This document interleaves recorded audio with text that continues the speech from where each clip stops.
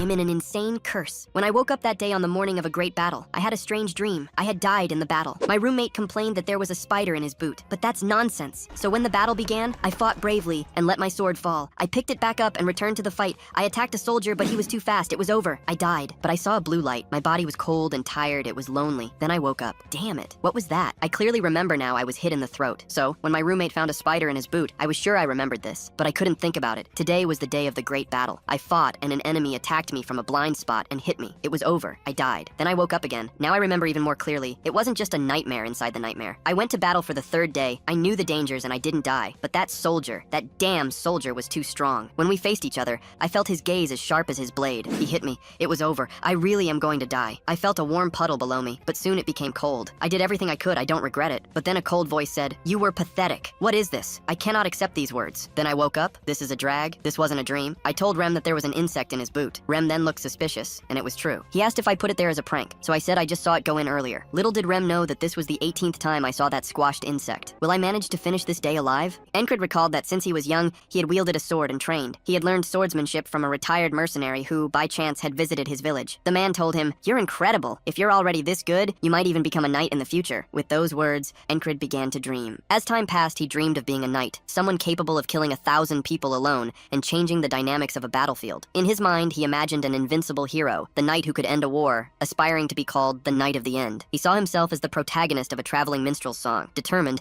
Encred left the village to become a knight. But at the tavern, reality struck him. People laughed at him, the rookie who had fallen so pathetically. They laughed at the coward who was afraid of a simple stray dog, questioning if such a person dreamed of being a knight. They said he wasn't even fit to be a wandering mercenary. Wounded, Encred felt the pressure of reality. He who had left the village to join mercenaries realized his talent might not be special. However, it was too early to give up after one failure. He convinced himself that hard work alone wouldn't get him anywhere. Even without talent, he believed that with time and effort, things could change on the battlefield. He gradually improved, convincing himself he could overcome anything. He slew beasts, gained experience, acquired strength and stamina, and earned recognition from others. He thought he was becoming strong, that he could be a knight. However, that strong hope began to crumble in battle. He lost his sword and was knocked out by someone much younger. Hope was fading. In a village he was in, a child challenged him to a duel. The child looked at him with boredom and said, "That man is weak." The child was 12 years old and had only started learning swordsmanship 6 months ago. Encred, who had spent over a decade wielding a sword to the point his palms were ruined, realized he was infinitely more pathetic than a genius's 6 months. He felt as if all his effort had been in vain, questioning if there really was no way to make his dream a reality. As time passed, Encred continued to dream of being a knight. Even with everyone disparaging him and saying his dream was impossible, he believed that by dedicating less time to eating and sleeping than others, incessantly swinging his sword, one day he would achieve what no one else had. While training, he looked at the tree, his companion. Then, he thought that even if he couldn't become a knight, he could at least be an experienced soldier. He continued training, filled with hatred. 3 years later, in the present, in Divine Cyprus, there were 4 companies, 4 platoons, and, beneath them, 4 squads. Encred became the commander of a second-class squad. He claimed this was the best position he had managed to achieve after his tireless training. However, being a regular soldier of the kingdom was better than being a wandering mercenary. Then he spoke with Jackson, who was behind him. "What is it?" Jackson questioned. Encred told him to do the morning rotation. Jackson looked at him with great disdain, saying, "Pay me later." Han called Jackson a bastard. "He looks like a wild cat, especially the way he looks at you." Encred then spoke with Han, asking if he would also try to push something on him, referring to the beast's heart, which Encred wanted to learn again. Han questioned, "Didn't you give up trying to learn that last time? Do you think you'll succeed now?" They headed for training. Encred thought that the hand-to-hand battle between Niaulili and Aspen, which was restarting, was the same one in which he had died, the one that made him relive the same day repeatedly. During training, he realized that although he learned the beast's heart from Han with each return to life, he still couldn't predict the tip of the sword that always stabbed him. He thought that on that day, he would surely succeed. Encred and his platoon went to the battlefield. It was the 21st time in that scenario. Giving his all, he had completely memorized the repetitive situation. He dodged several predictable attacks, like the spear coming from behind and the enemy's attack right after, evading them all. He remembered a member of another squad saying he would die soon, so Encred acted to protect the man, remembering he had died last time. Death continued to pursue him. Another soldier tried to kill him from behind, but Encred acted again, killing the assailant who threatened his ally. He thought it had worked. Even though he had blocked the first arrow, the man had died immediately. Encred completed his first objective of the day. Encred thought the rest was to kill the man who always killed him. As the enemy finished off another ally, he looked at Encred. Encred thought he always ended up facing that man inevitably. The enemy walked towards Encred. Encred told himself that man had pierced his neck and killed him 20 times, but this time he would survive. As the enemy advanced, Encred remembered Rem warning him, "You always close your eyes in dangerous situations." The enemy hurled the axe, aiming at Encred's neck with killing intent. And indeed, Encred closed his eyes once again. However, Rem's voice echoed, "If you do that on the battlefield, you'll die immediately. You need to be brave and not let yourself be easily agitated or intimidated. Become an individual who does not know death." like a beast. Encrid looked at the enemy with an intense and savage gaze, the same one the assailant had in his eyes. This time, Encrid kept his eyes fixed on the sword's tip. He thought, a beast does not know death. He started to wonder if he was afraid of it. No, death made him stronger. This time, he managed to deflect his neck from the sword, evading it and avoiding death. In that adrenaline rush, his heart beat harder and harder. For the first time, on the 20th attempt, Encrid had dodged the blow. But the instant he turned, euphoric, to try to strike his opponent, the adversary had already changed his grip and thrown his sword at Encrid's neck. On that 21st attempt, Encrid managed to dodge the first attack, but not the second. Thus, he returned to Karen. The ferryman said that on that endless day, Encrid had been trapped, feeling pain and despair, telling him to give up and get on the boat, so he would recognize his weakness and find peace. But even prostrated, Encrid refused. Waking up once more that day, he thought that on his 22nd day, he would challenge death again. Back in the war, on the 33rd time, Encrid thought he could clearly see the man's sword. He promised himself he would dodge before the blade reached him. However, in the counterattack, he was killed again. He barely failed to dodge, and the sword grazed his neck. As he fell, the pendant on his neck rolled across the ground. He remembered his mercenary days, when he accepted requests to subdue monsters. He wasn't obligated to do so. He merely found a village that asked for his help. The reason for helping was his dream of becoming a knight, and protecting the weak was his duty. The village leader said that because they were poor, that was all they could give as a reward. Encrid looked at the amulet. A ridiculous reward for risking my life, he thought. However, at that moment, the elder had told him the amulet would grant him what he desperately desired. Encrid wondered if that was the cause of everything. Could it be the amulet making that day repeat, just so he could become a knight? This time, as Encrid writhed on the ground, the knight approached. You must be in pain, he said. Here's a bit of my mercy, he added, about to plunge his sword into Encrid's back. Encrid thought that wasn't mercy, but a farce. He looked into the eyes of the bloodthirsty killer, who smiled as he slew him. You're just a pervert who gets pleasure from skewering people, Encrid thought. Once again, Encrid woke up on that same day. He spoke to Rem, who had put an insect in his boot. What is this? Encrid asked. Why are you playing tricks right at the start of the day? Have you gone mad? Cendric ordered Encrid to stop grumbling and approach so he could master the heart of the beast. Thus, Encrid returned to training. This time he managed to keep his eyes open, dodging Rem's attack. Rem asked what Encrid had been doing, questioning how his heart's skin had thickened so suddenly. Cendric affirmed that Encrid had trained. Rem retorted that wasn't something that could happen so quickly. Encrid thought this had already happened over 10 times. He said it wasn't a secret family technique to be taught to another person, but Cendric insisted that it was, in fact, just as Encrid had said, a feeling he had learned from death. Encrid played it off, asking what the big deal was, and said it might have just gotten intense by chance. Still trying to hide his thoughts, Encrid challenged Rem to a sword fight. Rem found it odd, but thought it was a great idea. Even having learned the heart of the beast, Encrid thought he'd be killed if he couldn't land a single thrust. He tried to fight Rem at a faster pace, dodging his axe and evading with all his might. Rem questioned how long Encrid would keep dodging, trying to strike him with all his might. Encrid realized that the only sword technique he truly possessed was that of the mercenary Valen, an anomalous style he had developed. Some criticized it, while others simply called it a petty trick. Rem charged Encrid with full force, remarking that his inferior strength was quite weak. Yet, Encrid thought that, among the techniques he mastered, that one was certainly the most decent. As Encrid took his battle stance, Rem felt something. Encrid remembered the thrust he had already experienced dozens of times, and launched it at Rem. Barely, Rem managed to knock the sword out of Encrid's hand, sending it flying. Encrid noted that for a moment he had imitated the pervert's thrust. He realized he had died by that thrust more than 10 times, and his body remembered. Rem began to speak, saying it should have drawn blood. He stated that, among everything Encrid had shown so far, that thrust was the most decent. Rem then showed Encrid how it should be done, explaining it needed impact and that his hand should have bled. He noted that Encrid harbored significant self-doubt. This attack cannot fail, Rem stated. Encrid asked what he should do if it were blocked. Rem replied that he should declare he couldn't dodge, and that his opponent was dead now. This would ensure he wouldn't lose his grip on his sword. Encrid looked at his hand,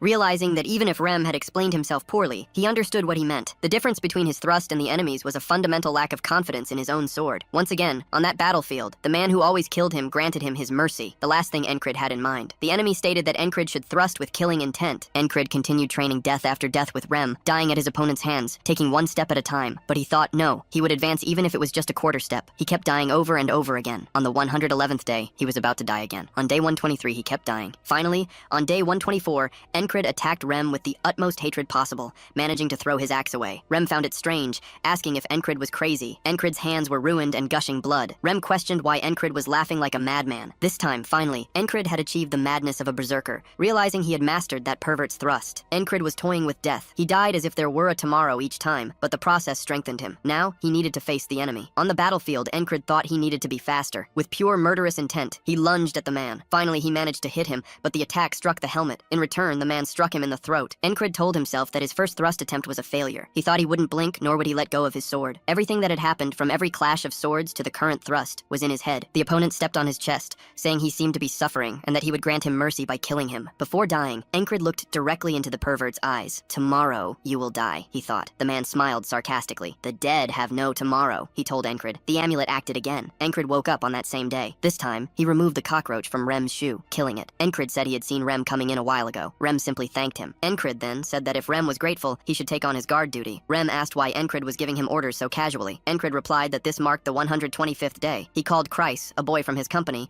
and asked him for shin guards, a shield, and a dagger. He promised to pay them later. Encrid thought about later, as he was the chief and normally didn't do favors for anyone. Rem questioned if the squadron commander had ever been so insistent with his commands. Jackson started saying they always pushed their tasks onto Encrid, calling them lazy. Rem questioned what he had said, asking if he wanted to taste his axe. Everyone there started finding it strange. Rem thought Encrid was really acting oddly, saying he wasn't usually so intense. As Encrid trained with his tree friend, he felt excruciating pain with each death. The possibility of never winning, even after thousands and tens of thousands of times, haunted his mind as the enemy deeply frightened him. Encrid questioned if it would be possible to find a way to escape and survive, if he would sleep and wake up the next day, or if he would even wake up that same day. He accepted that the tree was stronger now than before, wondering if he shouldn't be content with that. But Encrid thought no, that wasn't an option for him. He had to overcome that wall and learn to thrust. Thus, he continued attacking the tree with everything he had. He thought he wouldn't abandon that blessing. Finally, Encrid split the tree in half and prepared for battle, thinking he had to keep moving forward. On the battlefield, as the troops organized, Encrid took the lead. When the battle exploded, he thought that despite being a person without skill, he managed to survive because of three things: preparation, luck, and a cold mind. On day 46, his left shoulder was shattered by a spiked mace. On day 47, he rolled to dodge the mace, but someone crushed his head. He then added a spin to cut down the aggressor first. On day 71, the nearest soldier cut his foot, which prevented him from doing anything against the thrusting pervert. This time, however, Encrid had hard armor on his shin. He managed to defend himself and kill that man. Encrid thought that on day 89, his head was split open by someone who threw an axe. If he let him live, that man would interrupt his fight with the thrusting pervert. Letting him live was not an option. Encrid had trained throwing weapons throughout his countless practice sessions. Therefore, it wasn't difficult. Thus, he managed to kill the man. After that, one of his allies yelled from behind him. Encrid thought that adversary always appeared there. He was almost hit by an arrow, but Encrid managed to defend his friend. An elite sniper known as Hawk's Claw was approaching. Encrid didn't have time to kill him,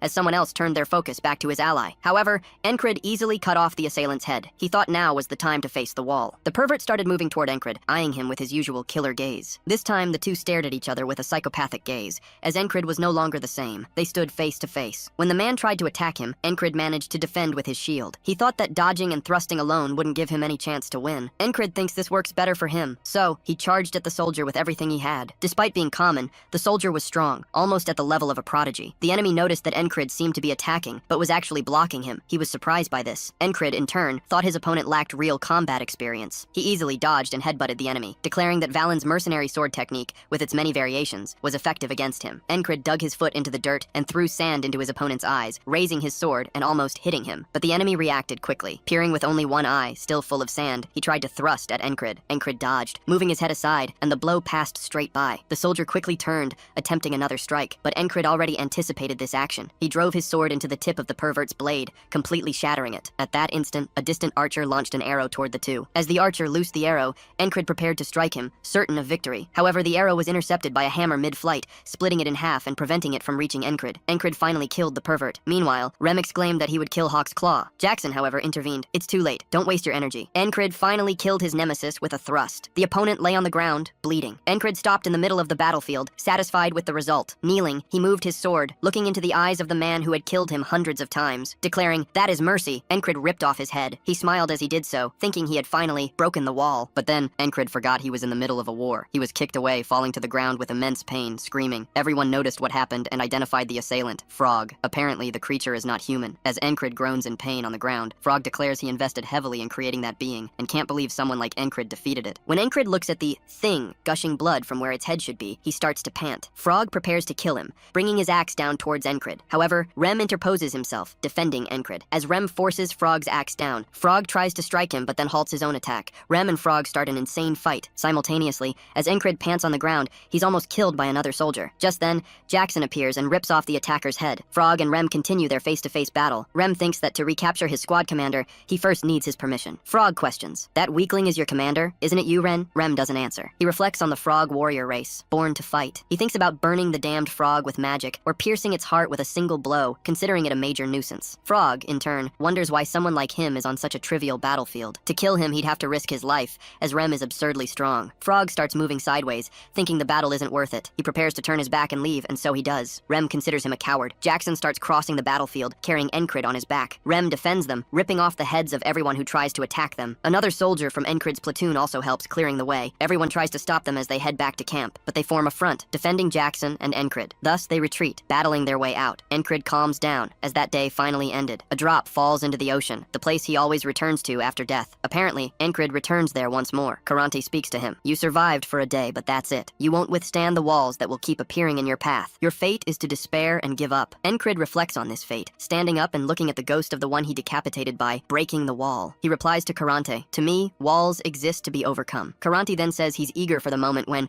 those eyes, full of greed and ambition, will completely lose their luster. Encred wakes up in the camp, all bandaged up. He's in the infirmary. Rem speaks to him. You were fine, slept for 2 days straight. I saved you from that damn frog. Remember? Encred thinks about Frog, remembering the pain he still feels. He realizes that, in the end, it was a frog. Rem adds, it's incredible that you survived. Your bones weren't broken, however. They said your head was badly affected. Do you remember him? Your best friend forever? Encred replies, I never said we were friends, calling him a noble hunter. Rem tells him to shut up because there are other people there. He questions, just because it's the secret of someone it doesn't concern, does that mean I can just reveal it? Encred retorts, am I someone it doesn't concern, or your best friend? Pick one. So, a new day begins. Encred survived. Kreis orders his commander to pay 3 times more, asking how much Encred cost for him to get in there. Encred thinks he was wondering why a regular soldier like him, who would be left to fend for himself, managed to get into the infirmary. But then he remembers that Kreis was nowhere to be found during the battle. As always, there's nothing to say. Kreis offers Encred a special discount, saying he'll only pay twice as much. In the afternoon, Jackson goes to Encred. Encred questions, what's wrong? If you have something to say, spit it out. Jackson throws something to Encred, turns, and says, use it tomorrow and at night twice a day. Don't ask where I got it. Encred thinks it's the ointment Jackson used to use and wonders if he didn't hate sharing personal items. Meanwhile, Alden also goes there to see Encred. Encred sends him away. I'm not dead. Encred questions their agreement to take turns, especially after all this time, when they were busy doing whatever they wanted. He asks if they're worried about him or if they're waiting for him to fall asleep. Just then, Ragnar enters the infirmary, finding it strange. He asks, why is the commander here? But then, he simply turns and leaves. Encred thinks there's no way Ragnar is worried since that scoundrel doesn't care one bit. Besides him, there are 2 soldiers in the infirmary. One is the platoon commander from another company with whom Encred used to fight. The other is a soldier whose name Encred doesn't know, who just spends his time staring into space. Encred notices he looks like a low-ranking soldier and wonders how he got there. As Encred observes everyone in the room, someone arrives. He finds it strange, noting that the person isn't a common human. Apparently, that woman is a noble elf with considerable status in the army. She asks, who is the commander of the 44th Squadron? Encred is eternally doubtful seeing the woman ask that question. At that instant, the commander who dislikes Encred asks, is it a fairy? She questions, which group do you belong to? He replies, I am Vengeance, the commander of the 3rd Platoon of the 2nd Company. She asks if his company teaches them to state their race when encountering a superior. He apologizes. Encred realizes she is the superior, the new commander of the 4th Company. Encred introduces himself to her. I am the commander of the 4th Squad of the 4th Company and the 4th Platoon. She says she's heard he's leading his problematic squad members well and looks forward to his contributions. Encred wonders if she came all this way just to say that, but then she stops, asking the name of the last person there. The young man gets confused and replies, it's Krang. Encred wonders if Krang just made that up, as his attitude in front of the company commander is also quite bad. He asks if he's a noble. The commander merely looks at him and leaves. Encred doesn't quite understand it. That night, Encred notices he's improving. Most of the pain is gone, and he can now put strength into his body, thinking he should start training. Vengeance asks, where are you going? Encred replies that he's going to the training area. Vengeance calls him an idiot, saying he's acting tough for a lower-ranked soldier. Krang merely watches Encred leave. Encred raises his sword again, thinking he needs to recall the past battle. He reflects that it's one of the useful new methods he spent a lot of money to learn when he was young. He also thinks about the lunge he made at the last moment, wondering what would have happened if that last desperate attack had failed. He starts to notice that it's not a good idea to put all his eggs in one basket, and if that attack fails, he will surely die. If the king's axe attacks are lethal, then after lunging with all his strength, Encred would have to make a next move. Just then, someone arrives saying, you're training in pain. Encred is startled. Krang appears sitting beside him, saying he doesn't know what Encred is doing,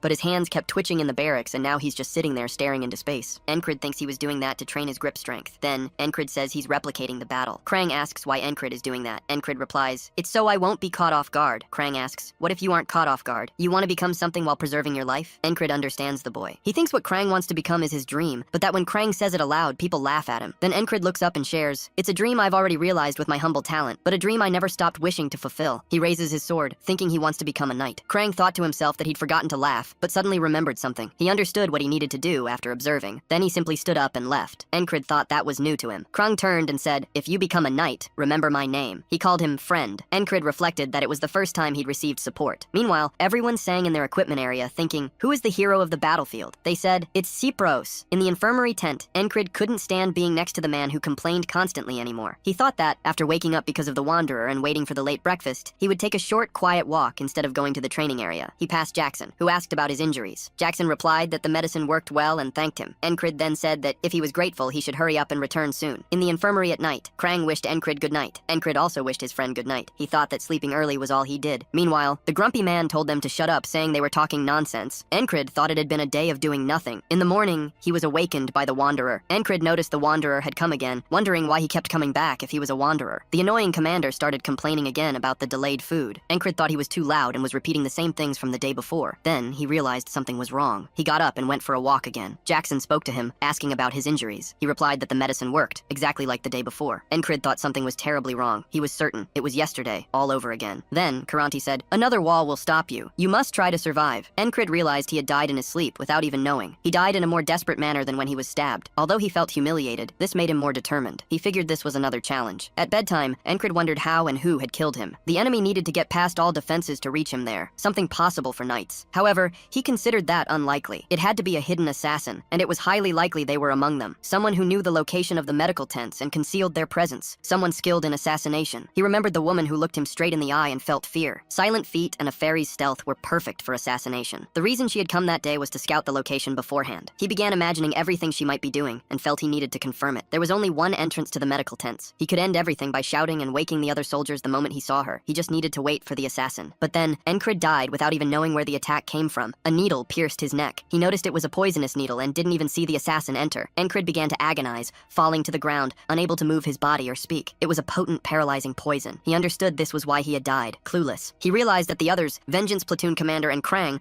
were also dying. Encrid identified the attacker as the assassin. The assassin killed Krang, plunging a sword into the boy's chest. Krang died without a chance. Driven by hatred, Encrid slashed the tent with a sword. He noticed there was another assassin. The person entering was the same woman who had appeared in the morning. The next morning, this was the third time Encrid was living that day. He realized that despite being alert, he still couldn't detect her presence. This wouldn't be easy. What's more, even if he managed to stop the assassins, he'd still have to face the company commander right after. He began to feel powerless. He'd felt the same way a few days ago, when he faced that knight. Despite that, he was the victor. Encrid believed he would find a way, as long as he didn't give up. At that, Encrid went up to the annoying Captain Vengeance and lifted his blanket. "What's with you? Are you crazy?" Vengeance asked. Encrid replied that he was wrong to assume the assassins would have already infiltrated the base. He thought he should stay vigilant outside and grabbed his sword. Vengeance, however, still considered him crazy. "Is today's training catching cockroaches with a sword?" Vengeance scoffed. "I find that appropriate for low-level soldiers." Encrid didn't rise to the futile provocation. "I didn't know you cared so much about me," he said. "I was being sarcastic," Vengeance retorted, starting to insult him. Encrid thought he was being sarcastic too. Vengeance then told him to leave, saying he didn't want to see him anymore. At that moment, Krang arrived, noticing the two were arguing again. He asked if he should come back later. Encrid said it was fine and told him to come in. Encrid continued observing Krang. Given how attentive the assassins were to him, Encrid was sure the boy was their target. He was suspicious, but Encrid wondered who exactly he was. He decided he wouldn't investigate something the boy wasn't willing to tell, unlike those insane. Encrid went up to Krang and said, "Thanks to you, I got involved in the assassination attempt." He thought there was no other way, so he asked Krang directly, "Who are you?" Krang didn't quite understand the question. Encrid wondered if he had done something wrong, or maybe his communication skills were on par with Rem's. Krang thought for a bit about the question. "That's not something I can tell you," Krang said. "Why not?" Encrid asked. "It's a long story," Krang replied. Encrid merely accepted it, but the grumpy man behind them started to fume again. "If you're going to accept that kind of answer, you shouldn't have asked in the first place," he exclaimed. "Krang isn't from this country, considering his rude manners. Be honest, what country are you a spy from?" Krang stared at him with a rather frightening gaze. The grumpy man started to become a bit more subdued. Krang walked up to Vengeance, getting very close. "I have not betrayed, nor will I betray the kingdom," Krang declared. Encrid thought he could see the aura of a knight in his eyes and movements. "Is that how you speak to your superior?" Vengeance asked. At that, Krang quickly changed his demeanor. Encrid thought Krang wasn't a knight after all, as he too was helpless against the assassins. However,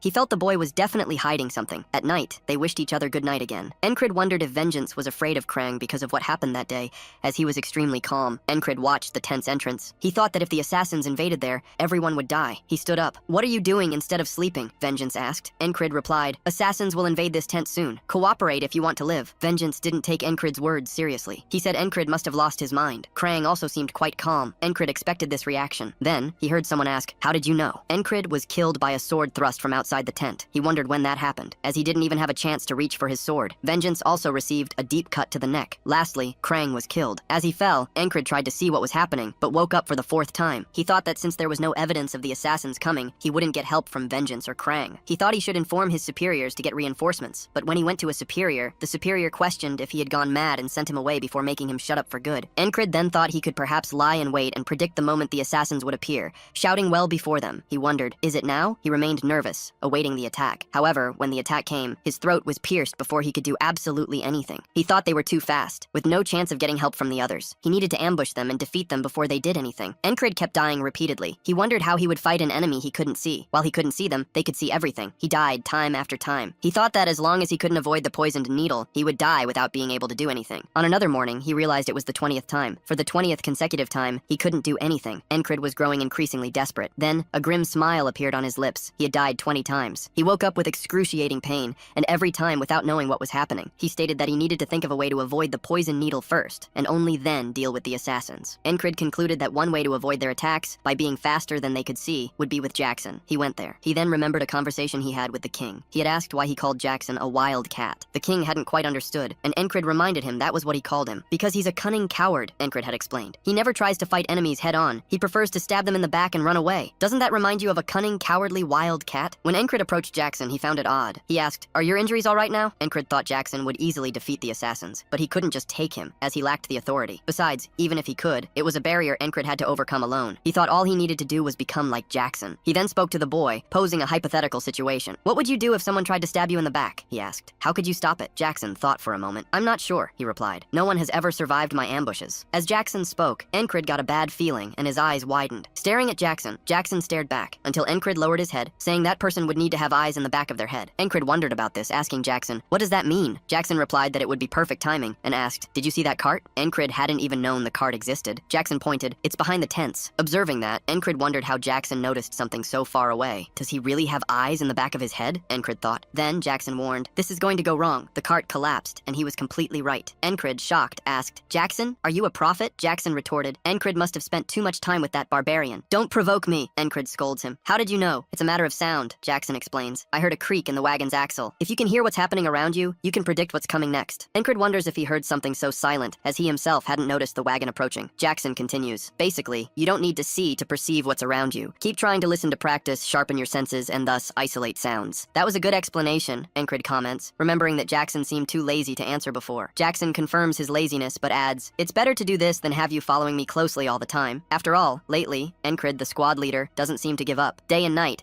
Encrid thinks he's facing his second wall, and this one is even worse, as it comes in the form of a merciless death. He believes he can survive if he can sense them. He thinks about irregular spaces, noticing it's the patrol and the sound of the torches. As the assassin approaches, Encrid keeps trying to find him, wondering where he is. He tries to sense the sound of that bastard, but then, when he hears the sound of someone jumping outside, the needle already pierces his neck again. Of course it failed, Encrid concludes. The next day, he states that he didn't take a single step forward. His body, however, clearly remembers everything: the learning experience, the beast's heart, and the thrust. He goes to Jackson to ask questions again. Jackson explains that one can get a lot of information just from sound. It's possible to know something's location by the sound's intensity and direction. Once you can hear faint and distant sounds, your ears practically become a second pair of eyes. Jackson makes a noise that catches Encrid's attention and explains that sound is a wave that resonates in all directions, no matter how silent it is. In the case of thousands of mixed sound waves, you need to isolate a single wave. Encrid starts hearing the sounds of everyone around him, observing and trying to identify each one. He thinks there are too many mixed sounds. He needs to capture an intertwined sound wave amidst it all. He begins to meditate, saying he needs to listen, categorize, and isolate them. He thinks about all the flags waving beside him, noting that they still sound like one single large flag sound to him. But then he wonders how many there were, trying to remember if it was 7 or 10. From right to left, soldiers marching close to him and 2 far away. He thinks he's starting to feel the waves, the familiar sounds, and the unknown ones too. Just then, Krang goes up to him calling him Encrid, and asks what kind of training that is. Encrid complains about the name. Krang replies that Encrid is his name, so Encrid must be fine. Encrid says it's not, but that Krang can stop calling him that if he wants. Krang just says Encrid is standing there looking like an idiot, asking if that looks like training to him. Encrid asserts that he's not an idiot who wastes time. Krang notes that he knows something. That night, Encrid dies once more from that poison, and he keeps seeing Krang die too. After another death, he states, "This is the 33rd time, another failure." On the 34th, he heard nothing new. He keeps having failure after failure. But Encrid continues training in the free time he has in the morning. He says he doesn't need more experience to overcome this wall, nor divine intervention, nor sudden realization. He just needs to repeatedly do what he needs to do. Thus, he starts hearing the hawk landing atop the flag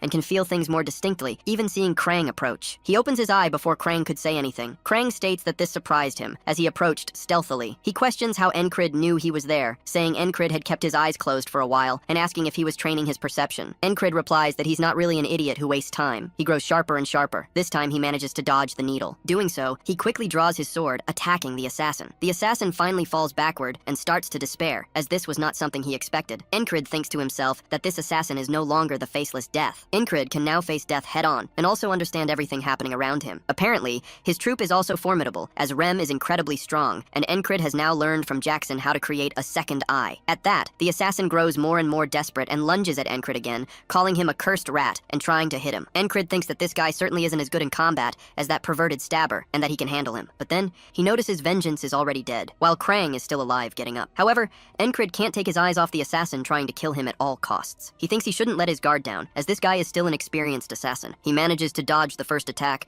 but the second thrown knife cuts his chest. The assassin keeps coming. Suddenly, a sword slashes through the tent. Encrid is surprised to see it's the ferry company commander entering. He thinks if he doesn't stab her first, he'll surely be the one to die. But as he lunges at her, the assassin asks if Encrid had a guard and throws several spikes at Encrid. Some of them also fly towards Krang, who tries to defend himself. While watching this, Encrid tries to keep going for the ferry, but she jumps over Encrid and whips off her cloak, defending Krang from all those spikes. Encrid says he thought she was with the assassin, but is surprised she came to protect them. He thinks that whatever the case, now is his chance. He goes all out against the assassin, trying to kill him. He actually manages to hit the assassin's knife, but the assassin stops the attack, and with nothing much else to do, simply retreats, leaving the area. Encrid relaxes, noticing the assassin fled. Krang notes that guy was probably after him. Encrid says he knows, but wonders how. Encrid asks who would pay an assassin to kill someone insignificant like him or Vengeance. The fairy confirms, "Exactly, you're quick to grasp things," but she places her hand on her sword. Encrid notes she was an ally until now, asking if she can't let this be known. He thinks she won't leave witnesses. As she draws her sword, Encrid also prepares for a fight, but Krang steps in between them, saying he has a favor to ask her. "I don't want anyone to die that day." Encrid simply understands. She lowers her head, saying she'll do as he wishes. However, Krang adds, "That also includes that platoon commander over there. He's not dead yet." The fairy replies they have an antidote, so he should be fine. Encrid notes she must have knowledge about antidotes. Krang says he's now thought about cleaning up this mess,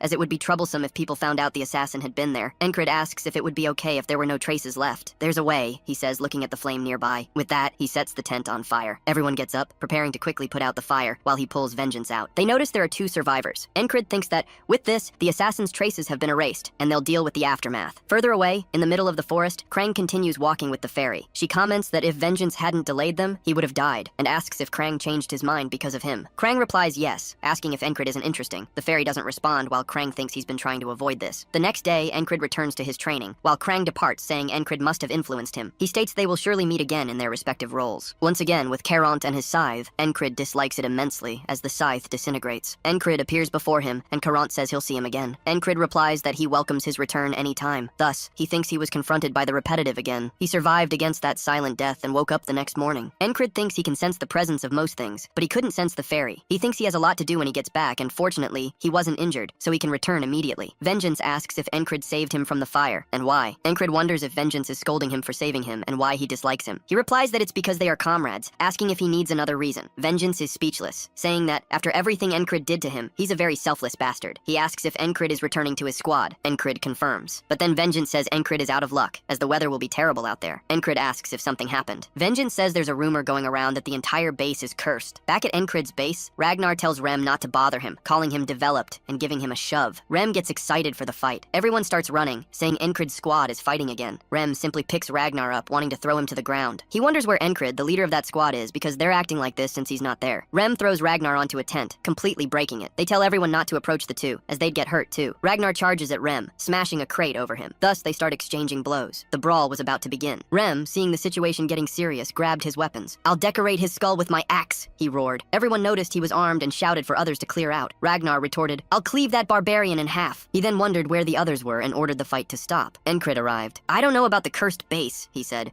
"but these 2 bastards could very well be its curse." He ordered them to stop, declaring that the squad leader was back. Ragnar asked, "You're still alive? Didn't die? I thought you did." Encrid replied that he hadn't died, but he might go crazy because of those 2. On a new morning, Encrid noticed that 4 days had passed since his return to the team. Upon waking, he saw Jackson beside him. Jackson was trying to quietly slip away. "You're awake?" he asked. Encrid replied, "I was going to wake up and train anyway." Jackson commented that Encrid had started recently, but was a great listener. "I've been practicing," Encrid said. Jackson encouraged him, "Keep it up. That will help you someday." Battles were few and far between, especially with winter approaching. Encrid used the extra time to train intensely, doing one-handed pull-ups. Others approached to greet him. Encrid noticed Alden training, doing push-ups under a massive stone. It was an impressive sight. Mid-push-up, Alden questioned Encrid. "Back from morning training? You keep yourself busy." He set the stone down. "That's good," Alden said. "However, a well-trained body is a weapon in itself. You should be able to withstand a frog's kick." Alden called Encrid a scrawny chicken. "You're still too skinny," he teased. "You need to keep training." Encrid replied that Alden was excessively large. "I'll try," he promised. Alden added that the training technique he mentioned earlier was very effective. Just then, they heard Rem shouting again and kicking Ragnar out of bed. "It's your turn on duty," Rem said. Ragnar was still asleep. Rem called him lazy. Ragnar dragged himself up, grabbed his sword and prepared to attack, but Rem didn't back down. Encrid showed up. "Are you two fighting again? He asked, asking for a break. Aldine commented that rampant violence solved nothing. Rem replied that Ragnar was the one worth starving. Encred told Ragnar that if it was his turn to work, then he should start cooking. Ragnar simply agreed. Rem kept provoking, but Encred paid him no mind. Encred asked Rem to stop. Are you bored? He asked. Rem questioned if Encred had noticed that the lack of battles was making him restless. Encred told Rem not to take it out on just anyone. Come fight me! He challenged him to a match. As they fought, Encred began to regret it a little. Rem said Encred needed to take hits better. He tried to hit him with the axe, tossing the weapon upwards. Encred almost lost his sword. He thought, I need to stay calm with the beast's heart. When Rem's axe approached, Encred defended himself calmly. He thought of using the technique he'd practiced hundreds of times while dying, the lunge. He almost hit Rem, who dodged with great agility, grabbing Encred by the collar and throwing him to the ground. I expected more from you, especially since you've improved so much recently, Rem said. What made you so boring all of a sudden? That thrust already bored me. Don't you have anything new? Encred realized he knew now. He was different from before. He could repeat everything hundreds and thousands of times and keep going. He told Rem to come closer again. I'll destroy you properly this time. Rem kept thinking Encred's skills were lacking, but he wasn't bored by it, seeing his eyes. Rem thought he could say that after leaving a mark on him. The rain started to fall, and they canceled the battle. Encred noticed the rain suddenly start and stop. Rem grew furious, saying mushrooms would sprout on his feet at this rate. Everyone hid. Kreis arrived,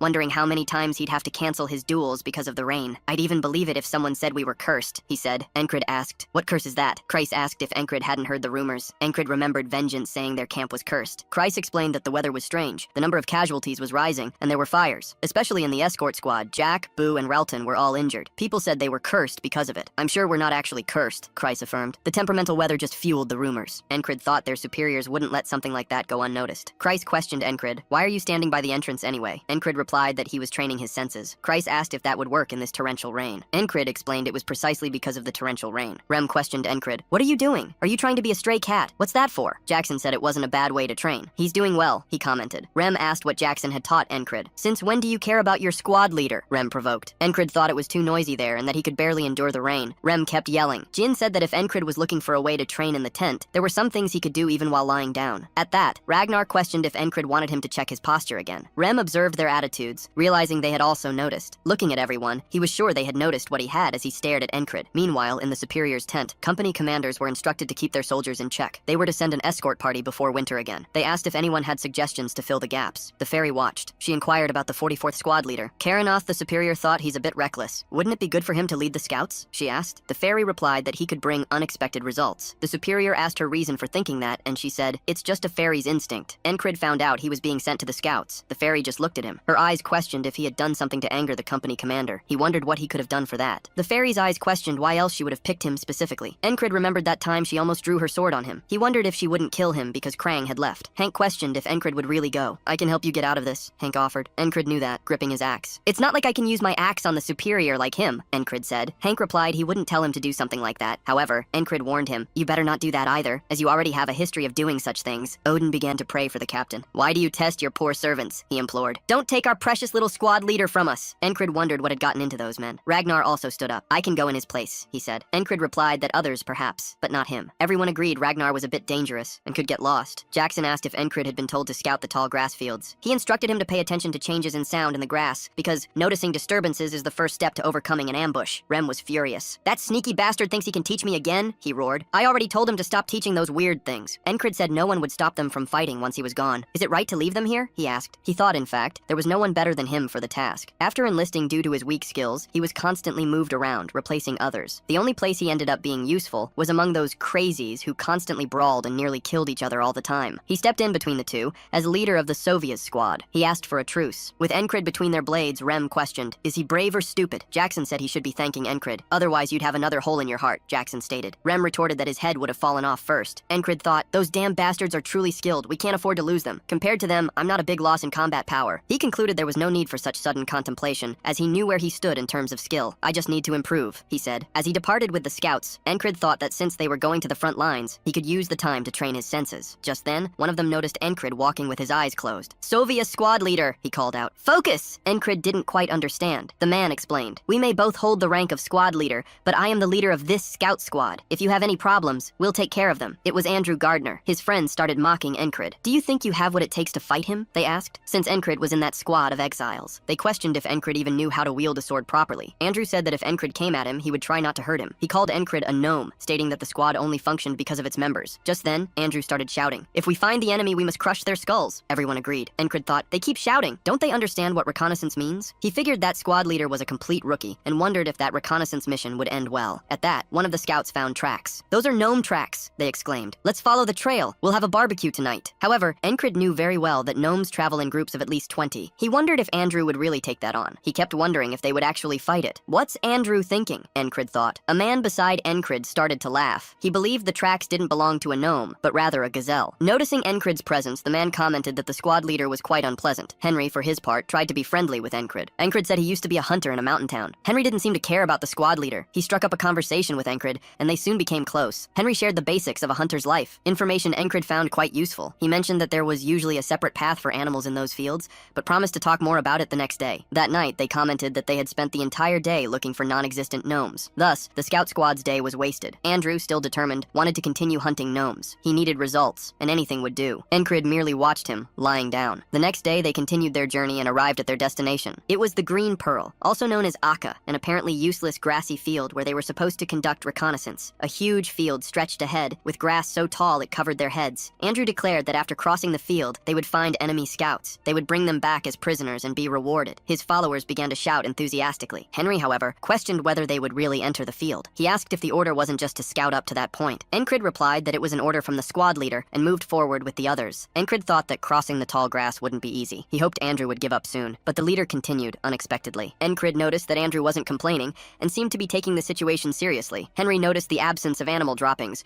and questioned if that was a problem. He explained that this meant there were no animals in a place with abundant food. As they continued walking, Encred heard the sound of paws that he was sure weren't human. This startled him greatly. He looked to the side and saw a beast running ahead of them. When it looked at them, Encred yelled for everyone to get down. Andrew shouted that it was the enemy, ordering everyone to run. The enemies, armed with crossbows, attacked in a group. Several soldiers were hit. Encred tried to run last, but started to be surrounded. Even while fleeing, Encred knew the enemies had crossbows capable of hitting him from a distance. He heard the sound of a crossbow being drawn and thought the listening technique he'd learned from Jackson would be useful. He managed to dodge the arrow. With all the noise, Encred couldn't distinguish the sounds. He thought the technique was only useful for delaying the inevitable, as targeted from all sides, he was brutally pierced and died there. In an ambush, the most sensible thing was to avoid it. In another attempt on the grassland, Encred warned Andrew. Andrew questioned what Encred had said, asking if he wanted to get his head cut off. Encred realized they couldn't possibly have heard. He would find a way to act alone. Soon, the ambush was noticed. Encred tried to run a different way, but the enemies intercepted him once again, piercing him from all sides. It's all right, he thought. He could always find another way after all. He had daily repetition on his side, but he kept dying again and again. He was caught by about 20 crossbowmen to the east, dying riddled with arrows. In another attempt, he went north to avoid the crossbowmen, but ran into a squad of spearmen and was killed again. During the night, in one of these repetitions, he remained alive, slowly dying and consumed by hatred. He thought that even if he managed to avoid everyone, they wouldn't stop pursuing him. Slowly, he saw people approaching. Their uniforms were painted green, as if they were preparing for an ambush. Encred wondered what there was to protect in that field for them to be so prepared. He continued crawling until he reached the middle of the camp, and there saw something that left him utterly incredulous. But before he could commit it to memory, someone plunged a sword into his neck. Those damn Iceman, he thought. What are they hiding there? Once again, Encred continued following Andrew, even knowing what would happen. They had already tried dozens of times. Once inside, there was no way out alive. But the Iceman were hiding something there, and Encred needed to find out what it was.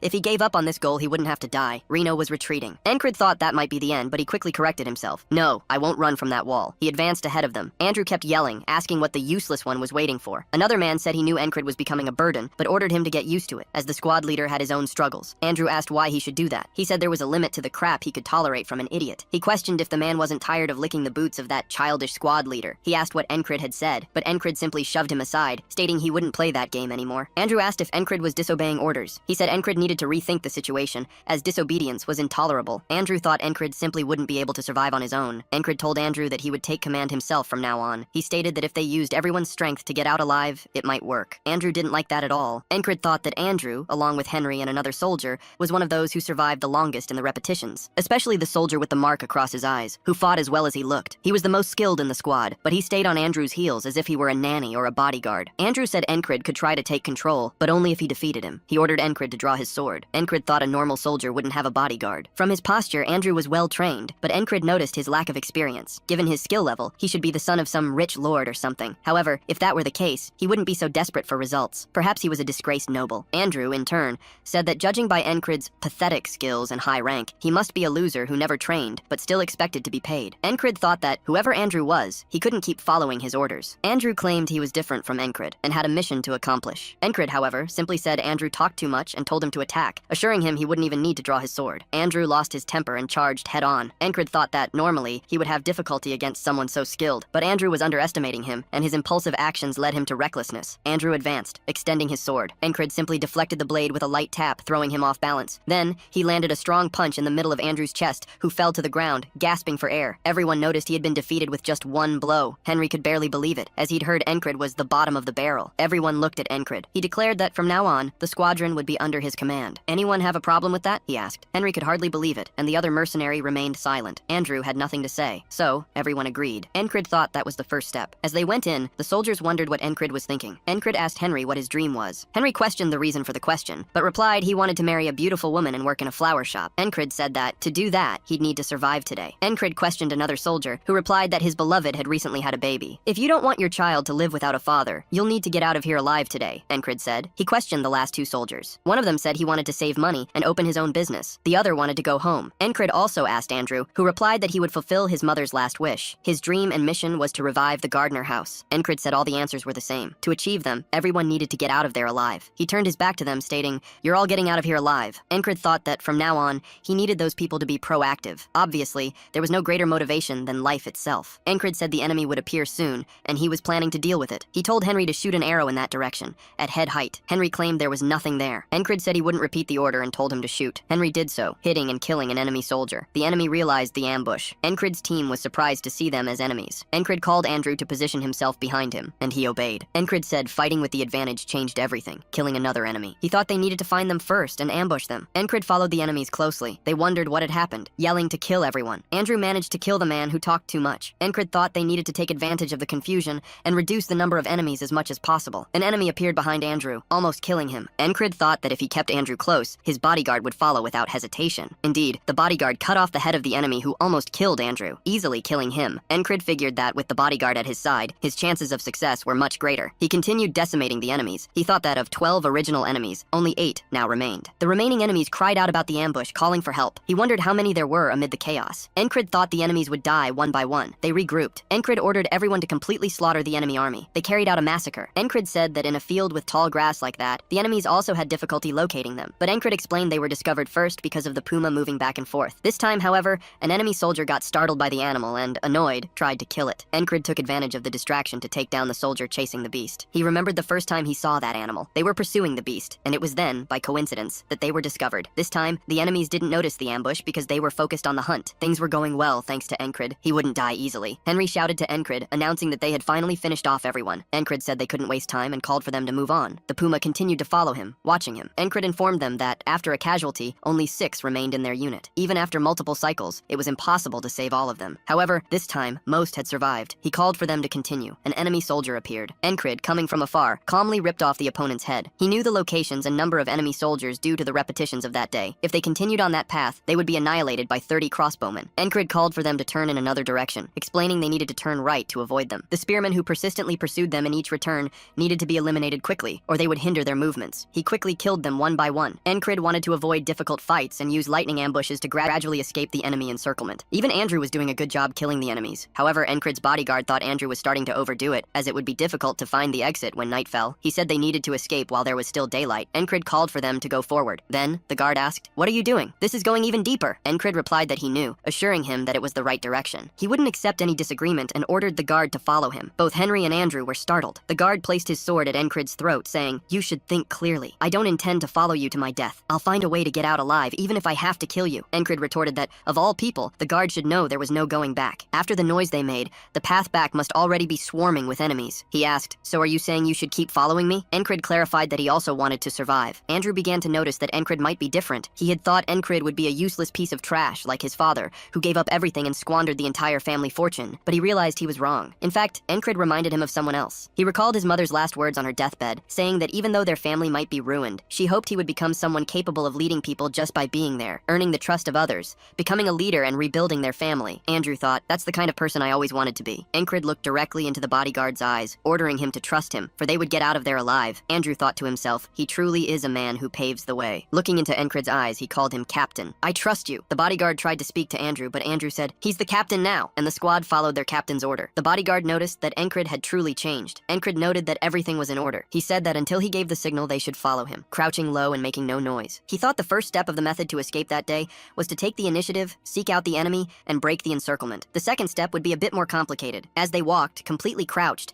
they looked to the side and saw many spears all around. Encrid said that was the critical point he had found after dozens of repetitions. Everyone was scared, but still silent. Encrid confessed that it was only at that moment and in that place that he felt terror. He thought that as they walked there, they could let the enemy pass without direct confrontation. Everyone was looking for them, but he kept moving, fully crouched, avoiding confrontation with so many enemies. Everyone was sweating while Encrid continued observing only with his ears. He remained crouched with everyone, the tension unbelievable. He said everything was according to his plan, and now it was the last step, as the sun was setting and darkness was falling. The reason he kept talking about escaping this field was clear. Encrid announced, "We've arrived." Henry couldn't believe it, and the other soldier thought that after everything they had been through, they were in the enemy camp. Encrid explained that Aspen soldiers were killing everyone who entered the field to silence them. This was happening because they were hiding something no one could know. In the middle of that camp, there was a peculiar monument, with several skeletal remains under a completely shredded flag. Encrid wondered what would happen if something more important than their capture occurred. He called them to go, thinking a way to escape would surely appear. As they snuck behind some tents, they asked Encrid if he would burn down the enemy camp. The bodyguard asked, "Are you crazy? We're in the middle of the camp. We're more likely to end up surrounded and dead." Encrid then asked for the bodyguard's name. He replied, "Call me Mac." Encrid declared he wouldn't tolerate disobedience. Mac even tried to complain, but Andrew told him to shut up and followed Encrid closely. Mac remained frustrated, saying he didn't need Andrew to scold him, and that they wouldn't be able to get out of there with the moon hidden behind the clouds. He argued that, in a situation like that, they couldn't trust anyone else but their squad leader. Encrid cut open one of the tents. Mac wondered what he was doing,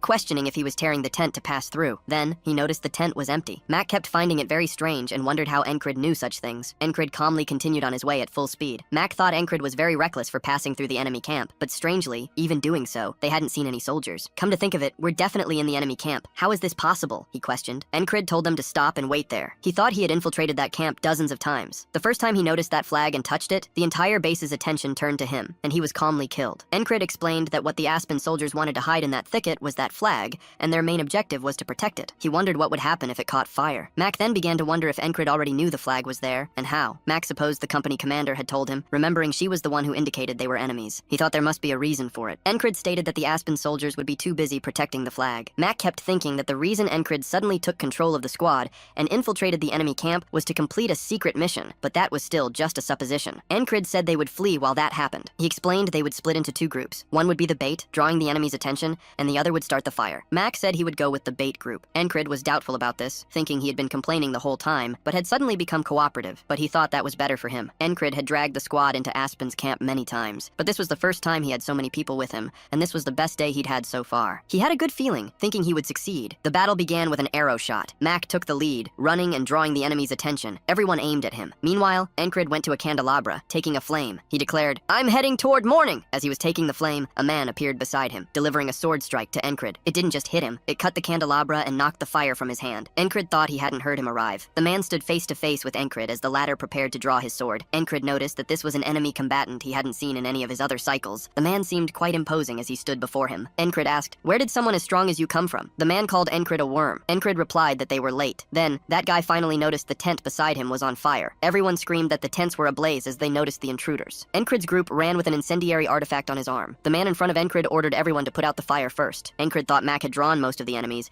and he himself had caught the attention of the rest. Andrew had set the tents on fire. He just needed to escape that place now. But then, Encrid acted against his mind, stepping forward. He thought all attacks started from the foot, preparing a lunge, aiming at the man in front of him. He had to kick the ground to propel his body forward. He would land that attack on that man. But as the sword approached, the man managed to quickly turn his eyes and evade the attack. Encrid missed him, passing directly past him. Then, Encrid was shocked. The man hit him in the meantime, and the pain in his side made him start to limp, while the man remained calm after striking him. Encrid thought that was the most perfect lunge he could have made, looking at the man behind him. The man said Encrid was weak. Encrid thought he couldn't defeat him. He wouldn't be able to defeat him with his current skill level. He thought he had barely made it there, through countless deaths and field ambushes and everything he had endured until that moment. He had thought he had finally overcome the challenges this cycle had to offer, but he noticed that the real wall he had to break was that guy. With that pain in his side, Encrid thought he would simply die if he challenged him. He would need to regain control of the squad, escape through the fields, and repeat the cycle countless times in the process, dying again. Then, after going through all those insignificant deaths, the man in front of him looked at Encrid, who was badly injured. Annoyed, he asked, "Are you laughing?" Encrid actually was, thinking, "I'm still going to finish him off." The man said, "You deserve to be cut up and fed to the dogs." Encrid continued to think, "I'll overcome this wall." While Encrid faced the knight, the latter easily stopped the attack. Encrid noticed he had parried his blow and was about to launch another. Encrid got out of the way in time. However, the knight, with such mastery, continued a sequence of attacks, heavily pressuring Encrid. Encrid was surprised he had attacked from above that position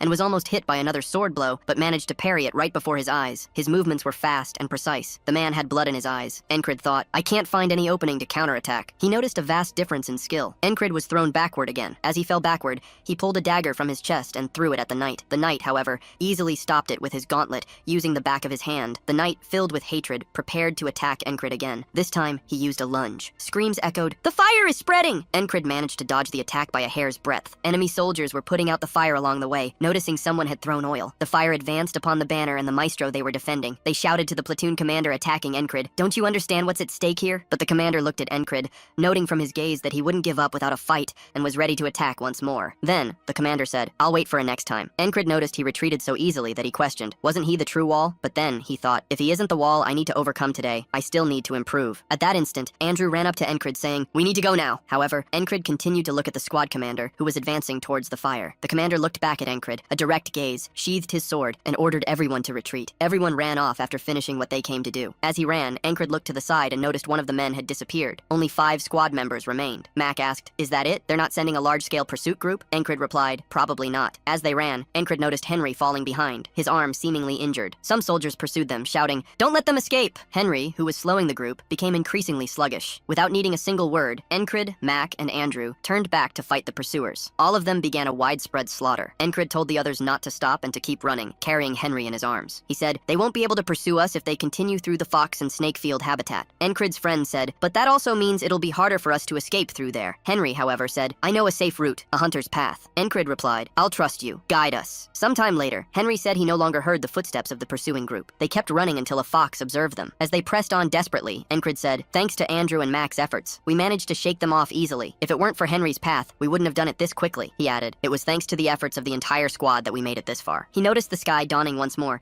and realized the day had finally come to an end. After running through a long field, they finally reached the camp. The others questioned, what happened to you all? But they just wanted to collapse. Encrid felt the wind, thinking, another year has passed and a new day begins. Meanwhile, at the enemy camp, the flags were completely burned. The commander questioned about them. The one who looked like a mage said, we need to prepare everything again. Who would have thought the famous gray dog wouldn't be able to stop a few strays? I truly don't understand, because the soldiers camped in the tall grass fields were the best of the gray dog. But a few enemy soldiers attacked head-on, started a fire, and escaped. He described the gray dog as an independent company, whose name derived from the dog residing in the Principality of Aspen. With a persistent temperament, its members had the need to connect with their targets, whether in love or war. Because of this characteristic, the company was also known as persistent lovers. He then spoke with the man who fought Encrid, asking platoon commander Meade, was this person you faced strong? Meade replied, if it weren't for the fire, I would have finished him off right then. The gray dog thought, he was lucky, and that alone is a skill. But Meade said, that won't happen again. Meanwhile, Encrid thought, what bothers me is that I faced that wall, but I couldn't overcome it. I wanted to keep fighting him, and soon, eventually, we'll have to face each other again. Meade thought, I'll kill him with my own hands. Encrid, in turn, thought, I'll overcome him too. Thus, it was said that the persistent lovers had chosen their next target. Meanwhile, Rem was in the tent, tossing his axe into the air, thinking, I'm bored. The squad leader should be returning from the reconnaissance mission. Why is there no news of him? He caught the axe, questioning, did he die? He thought, he's really improved a lot recently, but he's still a rookie, so it wouldn't be surprising if he died. It doesn't happen often, but I really liked him. Rem considered what he would do if Encrid were dead, thinking, nothing interesting. Then, Ragna woke up and came face to face with Rem, who was looking at him with an expression like he'd found something to play with. Ragna questioned, what are you staring at? Rem simply gave him the middle finger,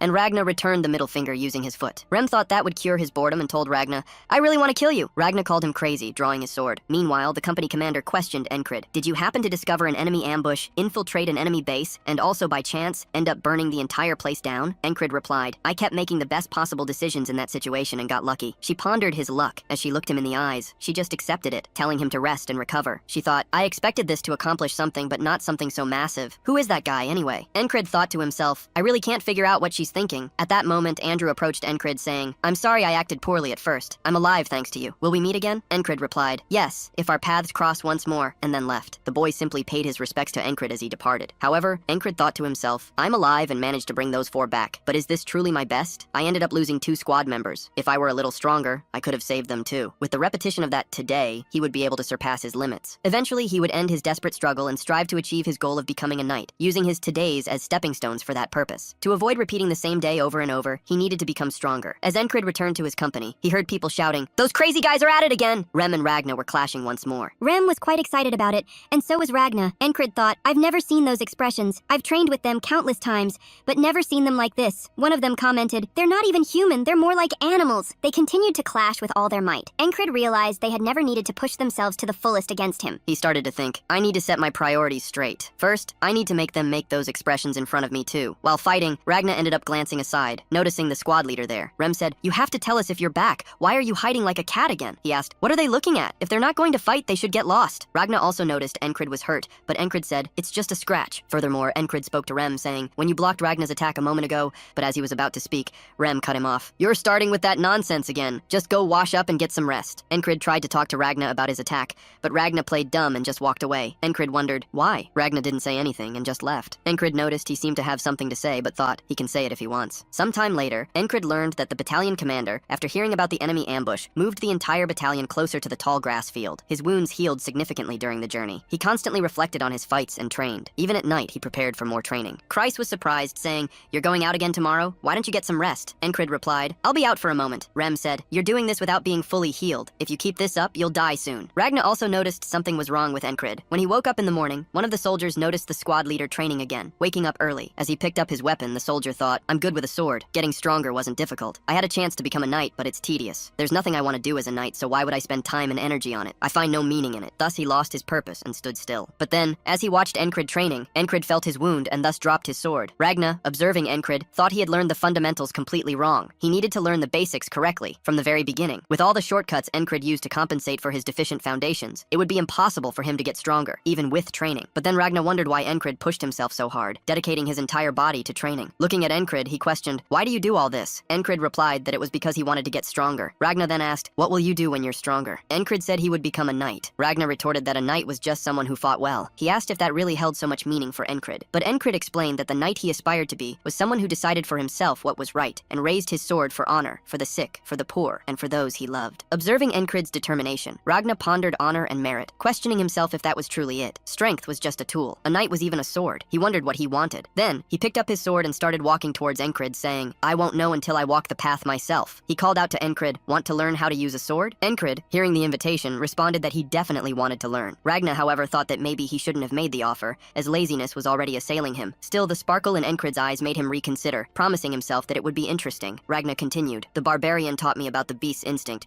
or rather the beast's heart. You need to forget everything but that and the thrust. Encrid questioned, do I even have to forget the sword technique of Valen's mercenary? Ragna was emphatic, especially that. If you don't abandon it, even if you learn a new technique, you'll end up falling back into old habits. If that happens, you might as well give up. Choose, forget everything, or stay in the same old rut. But Encrid didn't let him finish his sentence, stating that he would start from scratch. Ragna was surprised. Are you serious? He asked. Encrid questioned where he should start. Ragna thought that Encrid certainly wasn't normal. He had a good physique, so he didn't need a light weapon. A longsword would suit him well. Switch, Ragna ordered. Encrid asked if it was okay to give him his sword. Ragna said it didn't matter, that there was nothing special about it. Hold it with your right hand above your left, he instructed. When Encrid held the sword, Ragna questioned the strength of his grip. Encrid replied it was so he wouldn't lose it. Ragna then asked who had taught him that way. Encrid mentioned it was the king in Ragnashama during the night. Ragna told him to just stay in position and simulated an attack with his sword. Encrid quickly brought his own sword forward to defend himself, but his hand began to tremble. He questioned what that was because it hurt. Ragna replied that it was expected. If you stay rigid, you'll only end up breaking. You're like a branch or a pillar, he compared. Encrid wondered why everyone in his squad was so bad at conversation. What does he mean by that comparison? He thought. He realized, does he mean I'm too rigid because I'm holding the sword too tightly? I need to be flexible to prevent my sword from breaking,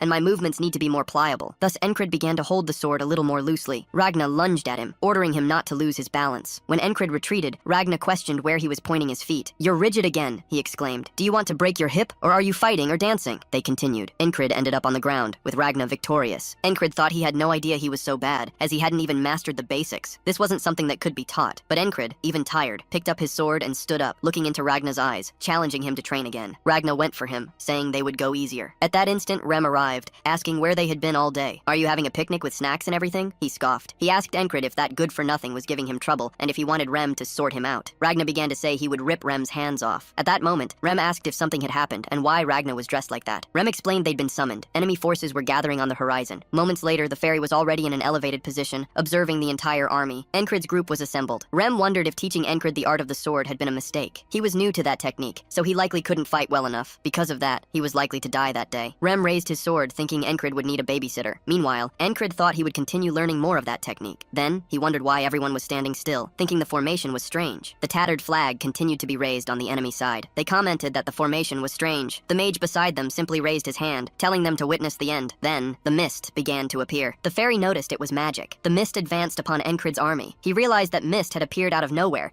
and he couldn't even see who was beside him. In the middle of all that mist, they wondered what was happening. Encrid's ears grew increasingly alert. They began to hear strange noises, wondering what that noise was, noticing something was happening above. Encrid yelled to them that they were flashes, but it was too late, as several of them were killed by them. Meanwhile, the fairy began to use her wind powers. She said it wasn't normal mist, that there was no predicting such a tactic. She ordered everyone to take cover, raising their shields, and noticed that they had lost. The mage began to laugh, saying it had been very complicated to get that magic right. He had to offer the blood of various animals, collect the purest water from lakes, and constantly use rain magic. The moment the magic was activated, it obscured all vision, unless one was below the point where the magic was cast from the flags. "This battle is already over," he declared, calling it the Mist of Annihilation. Mithy arrived behind him, saying he looked rather pleased. The mage replied that it was obvious, since he barely managed to make it work, especially with the flag nearly burned away. If it weren't for that, it would have been an easy task. Mithy remained deeply irritated, noting that Guy must be on the other side. At that instant, with flashes coming, someone ordered Encrid to duck his head. He noticed Ragnar was behind him. Beside him, he noticed Gakiru and the manifestation of a spell. That mist was a spell. Ragnar started swearing. Encrid noticed it was Rem's voice, right in front of him, but he couldn't identify him just by looking. He figured he couldn't fight like this. He was almost hit by a weapon. His breathing was growing heavy and he was starting to tense up. His legs wouldn't move. Like this, he wouldn't be able to use anything Ragnar had taught him. He thought he didn't expect to succeed on his first try. Ragnar had warned him that for now, he'd end up reverting to old habits, even if he learned from him. It would be better for Encrid not to fight until he finished learning what Ragnar was teaching him, but Encrid knew he would die unless he fought on the battlefield. Encrid pondered his own death. Then, he started walking. At that moment, Ragnar came close to him, telling him to stay behind him. However, Encrid said he had found a way. If he couldn't do it in one attempt, he could move on to the next. He charged toward the enemy team. "Are you crazy?" they asked. He ended up being killed in front of everyone, stabbed in the throat by an enemy soldier. The soldier rejoiced in the kill. However, Encrid thought that with that, he would go back to learning from Ragnar. The soldier almost couldn't believe this man who threw himself onto his own spear. He pulled Encrid. Encrid returned. Already mid-training, he kept giving his all. He thought honestly, Ragnar wasn't a great teacher. Encrid felt that for Ragnar, a genius, everything was too obvious, and it ended up being difficult for him to put into words what was wrong. Ragnar wondered if this was what they meant when someone understood something, but couldn't put it into practice. He said he was just asking Encrid to swing his sword downwards, and asked if it was that difficult. Encrid knew Ragnar wasn't mocking him. He was genuinely confused, but Encrid asked him where his center of gravity should be. However, Ragnar had an absurd difficulty demonstrating where it was. Encrid thought that, as he'd imagined, people like Ragnar had no idea how they did what they did. He found Ragnar's explanations vague, but observing and listening were among his strengths. He would remember his posture no matter how many times it took, and so he returned every time thinking he was still too stiff. And so he let himself die, saying it was fine, because he could die and keep learning. Thus, as he returned, he kept getting better and better. On the 31st day, he could already move flexibly. Ragnar noticed that the footwork Encrid used was very good, asking where he had learned it. Ragnar said he should now be able to start learning the basics. Then Ragnar explained that the 3 basic sword attacks are cutting, thrusting, and slashing. He told Encrid to use the tip of the blade to defend himself, and that if the sword was of good quality, he could use the sides as well. He pointed his sword at Encrid, saying that the shortest distance between him and his opponent is called the line of attack, and sword fighting is all about blocking your opponent's line while expanding your own. He should visualize his opponent in his head and reach them with his sword. So, as that lancer came at him trying to kill him, Encrid managed to dodge. He thought his feet felt light, managing to evade him with ease. But other lancers came and pierced him with 3 spears. Then he thought that, little by little, his today was starting to change. He began to face Ragnar with a little more ease. Ragnar was surprised that Encrid had stopped his strike,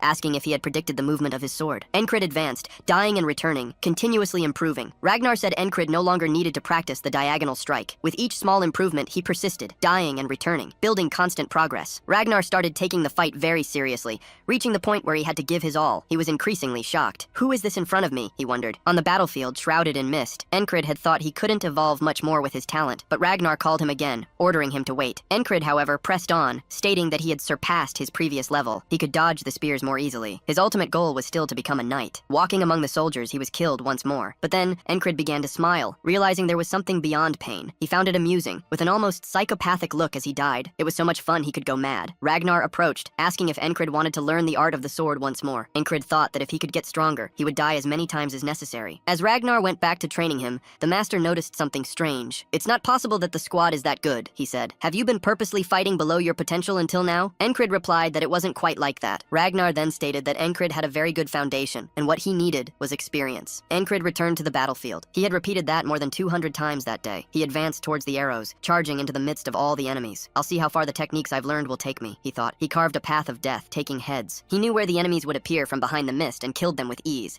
even executing multiple strikes, stating that he could finish off some of them without seeing them. The enemies wondered, "Who is that?" Encrid moved through the mist, knowing their exact location, but they couldn't see him. One of them questioned if anyone was there, but lost his leg without even knowing where the attack came from. Encrid finished finished that man, and the enemy army erupted in chaos, questioning what was happening and telling everyone to be careful of the ground. One of them even pointed his crossbow downwards. Encrid remembered Ragnar, who had instructed him to remember the eyes, feet, and hands, observe with the eyes, anticipate and move with the feet, and then act with the hands. Encrid became increasingly determined, transforming into a killing machine in the middle of the field. He thought it was different, that the feeling was completely distinct compared to when he had no idea of the principles. He wanted more, asking everyone to come at him. At some point, he noticed several crossbows pointed at his body. A soldier said, "You did well infiltrating this far, but do you really think you'll get out alive?" Encrid, however, simply looked at them, saying he wanted to fight with swords and challenged them. "I want to fight like men." He kept wanting to test himself. Obviously, they didn't fall for the provocation, firing their crossbows and completely piercing Encrid. In the astral plane, Karen said Encrid walked into his own grave and must have lost his mind. Encrid woke up again, questioning what had happened because it appeared out of nowhere to offend him. He thought the entity really just appeared to offend him and then left. At that moment, they questioned him about what he was doing. So distracted, Rem looked at him. Encrid remembered the moment Rem said that it was a spell. He thought about the enemy formation, completely broken from a tactical point of view. It seemed they were guarding the flag like on a battlefield, but he wondered why. He asked Rem if he knew anything about spells. Rem, surprised by the sudden question, wanted to know why. Encrid replied that he just found it interesting and asked him to tell him what he knew. Then Rem asked if Encrid knew the difference between magic and spells. Encrid replied that magic was more common. Rem confirmed he wasn't wrong, but explained that a spell requires a medium, and the medium is much more important. Spells cannot exist without a medium. Encrid understood. The mist was an enemy spell, and the flag was the medium. In other words, if the flag were destroyed, the mist would dissipate. He questioned Rem if his tribe used spells, remembering that spells originated from the east, and Rem was from the western frontier. Rem said he had seen them and asked if Encrid didn't know that many true sorcerers existed, explaining that most of them were, in fact, wizards. Encrid simply left the tent. Rem asked where he was going. Encrid replied that he was going to train. Once again, he returned to Ragnar. Ragnar said that luckily, it seemed both of them had the same basic training. He spoke about the Onyak sword technique, asking if Encrid knew anything about it. Encrid explained that about 500 years ago, there was a rare prodigy, a child born on a sword farm who killed 12 bandits that attacked the property, using nothing but a fire poker. Having lost his parents early, he learned the art of the sword from a very young age. A noble who had heard the rumors adopted him. That prodigy was named Leonisis Onyak. However, as blessed as he was cursed, he began to lose his strength at 10 years old and became completely paralyzed at 12. In this way, the prodigy of runes and mists was lost to history. But Ragnar corrected. At 20 years old, Leonisis, completely paralyzed, immortalized himself in the history of sword art. He compiled all sword techniques from the earth and categorized them into 5 styles: the just and elaborate sword art, the strong and heavy sword art, the fluid and disorienting sword art, the fast and inconsistent sword art, and the gentle and deflecting sword art. Encrid thought about the Onyak technique. Ragnar said that Leonisis rewrote the history of the sword, and with that, the Onyak family became the greatest house in the empire. The effects of this technique can still be felt in the foundations of current sword techniques. Ragnar spoke about all sword arts, including the Oriental sword art. He explained that, among them, the technique he developed had roots in the heavy northern sword art. Then, Ragnar asked about the consciousness of the beast. Encrid corrected him, saying it was the heart. Ragnar affirmed that it should be more useful, instructing him to focus on a single point, forgetting everything around him and focusing only on his own sword and its enemies. "I'll show you what it's like," Ragnar said. He simply raised his sword and attacked Encrid so quickly that Encrid didn't even see it. The sword passed, making a cut on Encrid's neck, which he only noticed afterwards. He realized that it was a faster blow than Rem's axe and exclaimed that he almost died. Ragnar asked if he felt anything. However, Rem appeared there, scolding Ragnar. "Are you trying to kill the squad leader?" he asked. Ragnar replied that people focus better on the verge of death and that he was just helping. Rem argued that Encrid wouldn't be able to learn anything in that state and asked how long it took Ragnar to learn the beast's heart. Ragnar retorted that it was expected, since he had a stupid barbarian teaching him. They started arguing again. Encrid thought they were both terrible teachers. Rem said he was from the far north and questioned if Ragnar's people weren't more barbaric than everyone else. Ragnar replied that he was from the barbarian tribes of the sun. Rem was already starting to pick a fight. "That's enough," Encrid said. He asked Rem if he wasn't there because of the retreat order. Ragnar instructed Encrid to remember how alert he became in the moments before death. "If you can focus on a single point, everything around you will disappear, and you'll feel your sword doing its part," he said. On the battlefield, Encrid thought it was similar to the beast's heart, but still completely different. The beast's heart made him lose himself in the face of death, but focusing on a single point made him more alert. He said he needed more experience to recalibrate. He kept thinking about the flag, which was the spell's medium. He started aiming, stating that he needed to get rid of that flag to escape the carnage. With the fog, everyone became blind again. Encrid said he would set a new goal above gaining experience, destroying the flag. He kept advancing, thinking it would be easy to get there with Rem and Ragnar, killing their adversaries. He started thinking he would try until he couldn't anymore. Encrid thought that focusing on a single point was very useful. He died many times while unprepared. To survive the assassin, he trained his ears. To survive the battlefield, he learned the beast's heart. But focusing on a single point was something else. Ragnar brought his sword to the tip of Encrid's nose and asked if he understood. He said that if Encrid managed it, he should be able to feel the tip of the blade slowing down or something. Encrid, however, thought he didn't understand. He questioned if the boldness of the beast's heart was interfering, but he didn't think so. Ragnar said that Encrid should feel everything around him disappear, except for the opponent's sword. sword. Are you able to predict the sword's path? Haven't you felt anything like that yet? He asked. Encred began to think that channeling his fear of death wasn't the right thing to do. Encred asked Ragnar how he had learned that. Ragnar in turn asked, "Learn what? I've always been able to do that after all." Encred questioned if he was serious. Ragnar replied that it was in the name. He just needed to focus on a single point. Encred, frustrated, thought he wouldn't get any useful answers from Ragnar and that he would have to figure it out on his own. "I won't let myself get impatient," he told himself. He would continue practicing, focusing on a single point, but his priority was to take down the flag, minimize damage to his allies, and penetrate enemy lines. The moment the fog covered everyone, Encred shouted for them to get to the ground and raise their shields. They managed to contain a large part of the incoming arrows. Encred thought he had repeated that day 300 times and knew where the attacks would come from, even with his eyes closed. As he advanced, he killed enemy after enemy, forming a line of corpses. Then everyone advances against him, trying to get him. Encred, however, is relentless, tearing apart everyone around him. He truly focuses on a single point. The enemies order them to hold their positions, shouting to stop that individual. Encred continues smiling and advancing, killing many and becoming increasingly similar, both to Rem and to Ragna, in his berserker state. As he moves forward, the enemy soldiers disappear. Encred estimates it took 10 cycles to reach the flag, but when he tears it down, he notices something strange. He's sure he destroyed it, but wonders why the fog remains. Then Encred dies. The soldiers think he understands a bit about spells, but that he was mistaken. Encred thinks, "That's it. There's only one true flag. The others are just distractions. I need to find the real one among them." As he reflects, he continues trying to advance alone through the midst of everyone. Encred calculates he has 5 attempts to get it right next time. He orders everyone to the ground and to use their shields. He manages to defend himself, but many die. Encred wonders why he wasn't heard like last time. Was it a matter of time? Maybe he needed to give them more time to recover. He manages to tear down the second flag. After 3 cycles, the previous one revealed itself to be a copy, and 4 still remained. Encred dedicated 5 more days to tearing down the third flag, which was also a copy. The 4th flag took 7 days to reach, but it was also a copy. Encred thinks he only has 2 more. However, when he looks at them, he feels that the one with a burnt part is the true flag. Furthermore, it's the furthest one and also close to that call point. As soon as the fog appears, Encred orders them to get to the ground and use their shields. Everyone listens to him, protecting themselves from the arrows. Ragna questions, "Have you gone mad?" Encred thinks the flag is positioned quite far from him. He can't get tired until he reaches the barrier. He leaves, taking Rem with him, saying he'll let Rem attract the enemy's attention to seize the opportunity to get past them. Rem, in turn,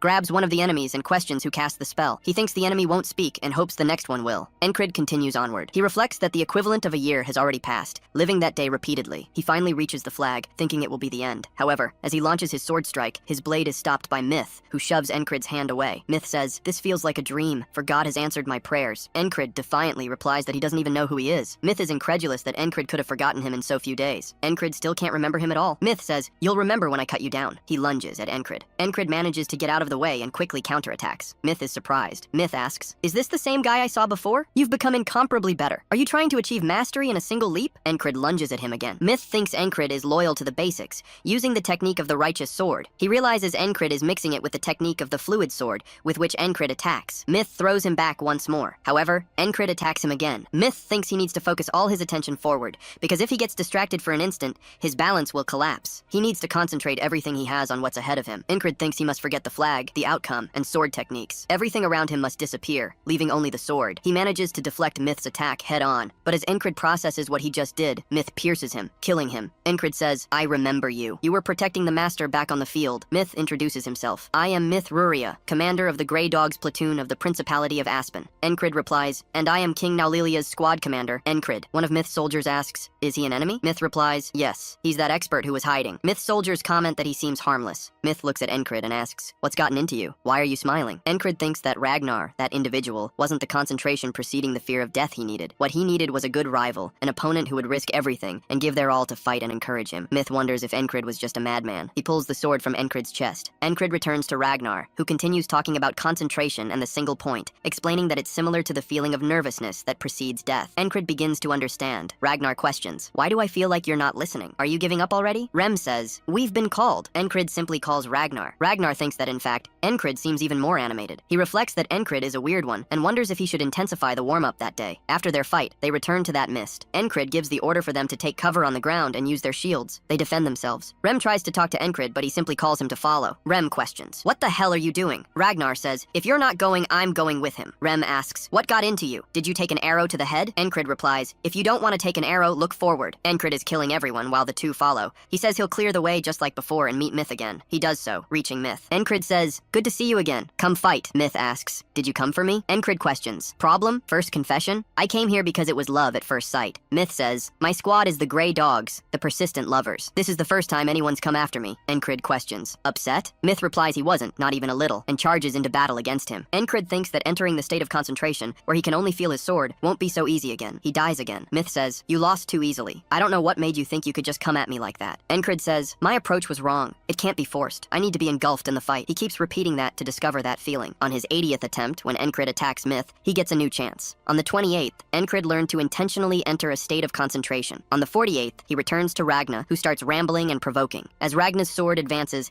attempting to cut the side of Encrid's neck, he manages to simply deflect Ragna's sword. This certainly surprises Ragna. Ragna wonders, how did he deflect it by focusing on a single point? Encrid thinks it's pure concentration, which means completely controlling his body and sword. His strength and technique had developed to a point where they could no longer be compared to what they were before he started the repetitions. Ragna calls, "Where are you going?" Encrid replies, "I'm going to meet Commander Plateau." It's time to overcome that day. He goes to the fairy, who is surprised by him wanting to see her. She asks, "What is it?" Encrid talks about spells, saying he remembered seeing them during reconnaissance. The fairy doesn't quite understand. Encrid explains that Aspen's soldiers were calling a strange man a sorcerer. She tells him to elaborate. He says he told her everything necessary to win the battle. So when the fog arrives, everyone goes to the ground and uses their shields. Encrid just hopes his commanders are competent. He states that what he needs to do now is go to Myth. He really will overcome that man. When Myth sees him, he immediately gets annoyed. Encrid calls him by name, and Myth is surprised he knows his identity. Encrid says he wanted to fight him from the start, and that he's going to defeat him going all out. Myth also gives Encrid a lot of trouble, but Encrid manages to defend himself much better from his attacks. Myth is surprised that Encrid has improved so much, making their fight difficult and causing him to break out in a cold sweat. As they exchange blows, Myth asks if he was hiding his abilities. Encrid replies that apparently yes. Myth asks for Encrid's name and he reveals it. Then they return to exchanging blows. Myth says, "I will remember that name." Encrid replies, "You don't need to. If you forget, I'll remind you myself." With that, Encrid enters a single point concentration mode, turning everything around him gray. He notices that Myth's balance has shifted to his right foot and that he's preparing a diagonal cut. Encrid easily dodges. He reflects that the technique he learned was the experience acquired through repetitions,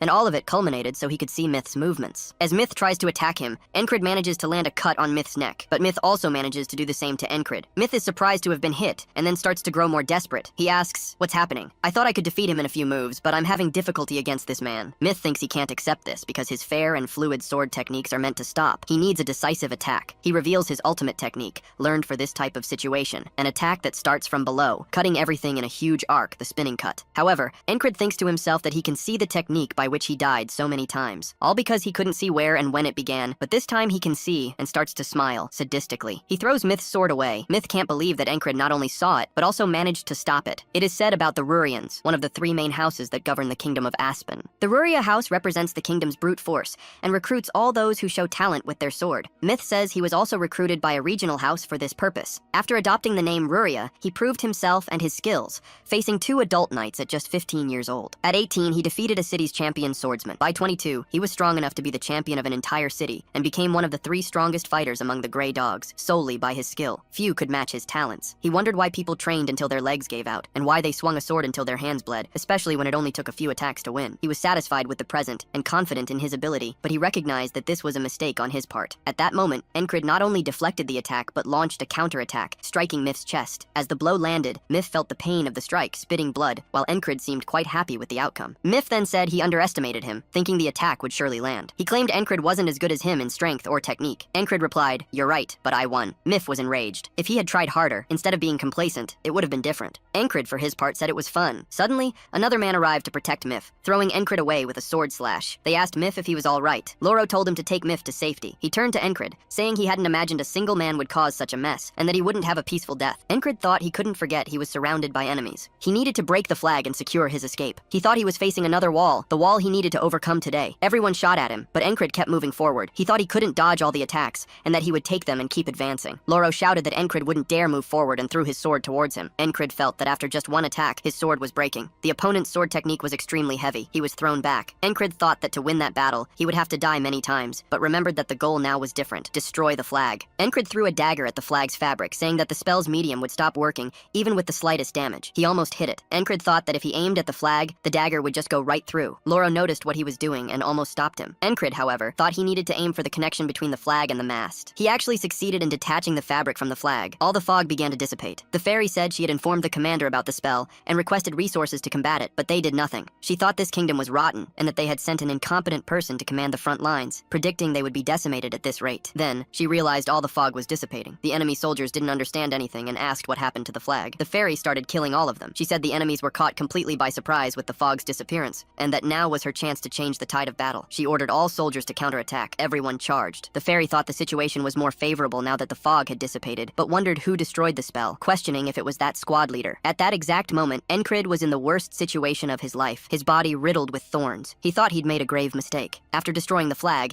he'd believed retreating to Allied lines would reunite him with King Anhagna. He wondered where they were now. At that very moment, the king was surrounded by several men, demanding sorcerers be brought to him, or everyone would die. Anhagna was also surrounded. Meanwhile, some of the allies watched. He ordered everyone to wait and asked, "What kind of situation is this? Do you want to be executed?" Encrid was also in a bad situation, with the men asking if he thought he'd survive and telling him to give up. Suddenly, the puma from before appeared. Encrid noticed it was the puma he'd seen in the fields. The men spoke of the beast and tried to hit it, but it kept leaping from soldier to soldier, stopping them all. It then stopped in front of Encrid, defending him. Encrid told the puma it was better to leave, because that blonde man was different. The blonde man continued to stare at Encrid with a terrifying gaze. Someone touched Encrid's shoulder, telling him to go back. Vengeance said he would save him, rushing towards the blonde man. But then, Vengeance was thrown far away with a single attack, and realized the opponent was very strong. Encrid questioned, "Didn't you say you'd save me?" Vengeance got up and ordered his companions to fire at all of them. However, the blonde man stopped all attacks coming his way. Vengeance asked, "What is that guy? He's a monster." The puma tried to attack him, but received a powerful blow and was thrown far away. Encrid began to enter a single-point focus. He thought he could see, but noticed he couldn't deflect the opponent's sword with his scythe. Then, he simply said he needed to let it flow, like Mithy did. He managed to do so, being grazed on his shoulder. The blonde man noticed what was happening,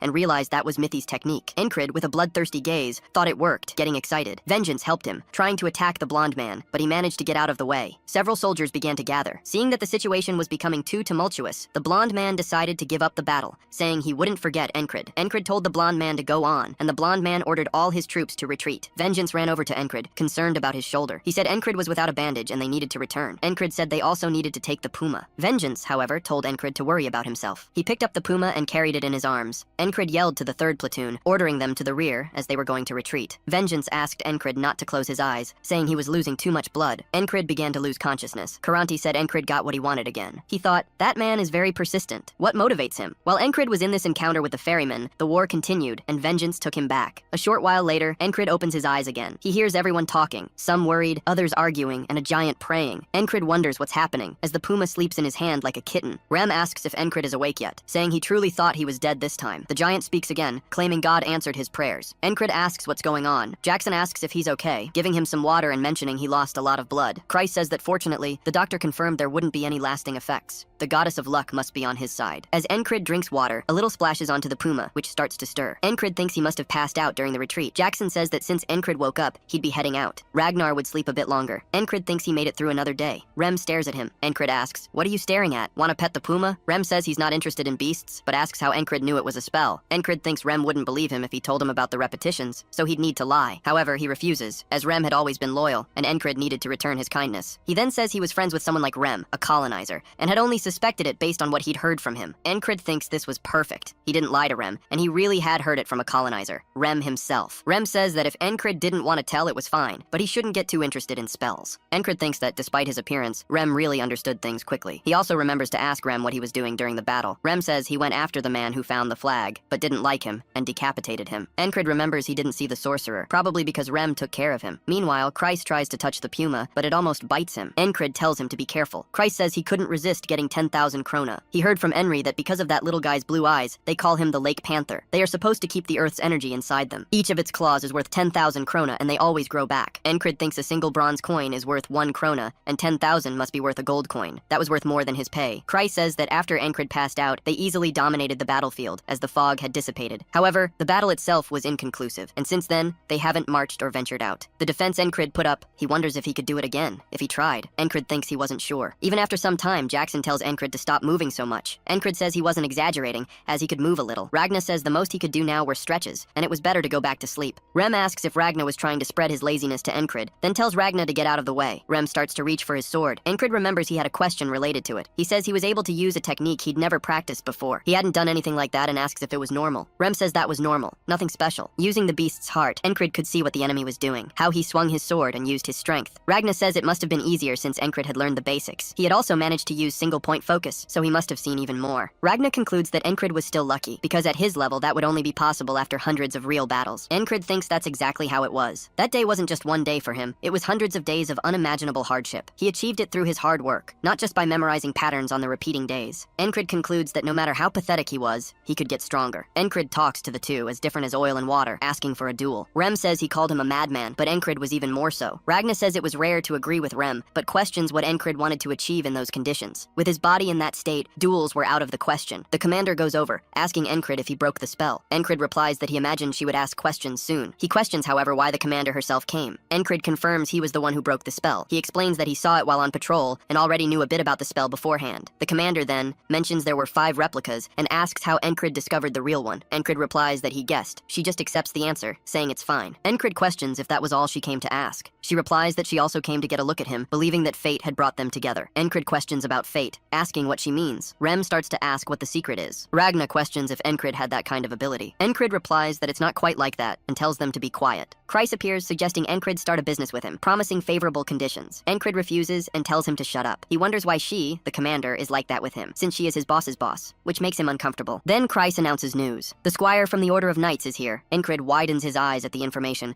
thinking of the renowned Order of Scarlet-Cloaked Knights. He remembers that his battalion, the Cypress Division, is named in honor of a knight from that order, known for having extremely skilled warriors throughout the continent. The Order of Knights is composed of various ranks: knights, squires, servants, and knight students. When a squire is approved by his knight, he becomes a proto-knight. Above them are the knights, those who have surpassed humanity. Encrid ponders that squires rarely fight in battle without their knights. He concludes that this squire then is about to become a proto-knight. The squire calls everyone to battle. Kreis comments that perhaps they were waiting for the knight, and now they are leaving. Rem suggests Encrid rest for now. However, Encrid thinks that he wants to see him. Rem looks back and notices Encrid's desire to go with them. Encrid assumes he probably won't have anything to do. He thinks that man is the ideal he held as a dream, a small piece of that dream. Encrid watches the man before his eyes. The proto-knight advances, accompanied by archers. A rain of spears approaches. He simply ducks, draws his sword, and prepares to run. Encrid realizes he fueled his legs with determination. The man advances with surprising speed, covering 100 meters in half a second and reaching the enemy army. With a single sword strike, he flings at least 20 people. Encrid can hardly believe what he's seeing. The knight's allies question what's happening as he continues to eliminate enemies simply by swinging his sword. Everyone wants to retreat. The enemy commander orders them to stop him, but his head is cut off before he even realizes it. The knight steps on the horse's head. Encrid remains stunned by the scene. Rem comments that the man is quite good, and it's no wonder he's called a war specialist. Ragna thinks that, at that level, he might be able to. Jackson, for his part, states that the enemy had at least 5 opportunities to stop him, considering the enemy commander incompetent. Kreis declares that the battle will end without them needing to do anything. Encrid wonders about the squire's sword style. He realizes that it's not just the fair sword art, but that there are elements of the heavy and fluid sword arts. Encrid reflects, the fair sword art is an intrinsic technique that draws the opponent into its movements. The heavy sword art is powerful and colossal, using strength to cut and dominate. The disorienting sword art is a confusing sword technique that deceives and corners the opponent. The fluid sword art is a swift technique that overcomes its enemy with speed, and the last one is a soft and gentle sword technique that deflects enemy attacks and counterattacks. Encrid thinks that the heavy and fluid sword arts are opposites, but he can see both in that man. He concludes that, although the techniques may have different characteristics, they all had a common beginning. The important thing is to understand what the 5 have in common, wielding the sword as if it were alive. Thus, he closes his eyes and begins to concentrate. Rem and Ragna look at Encrid smiling and comment that the squad leader is about to overcome something,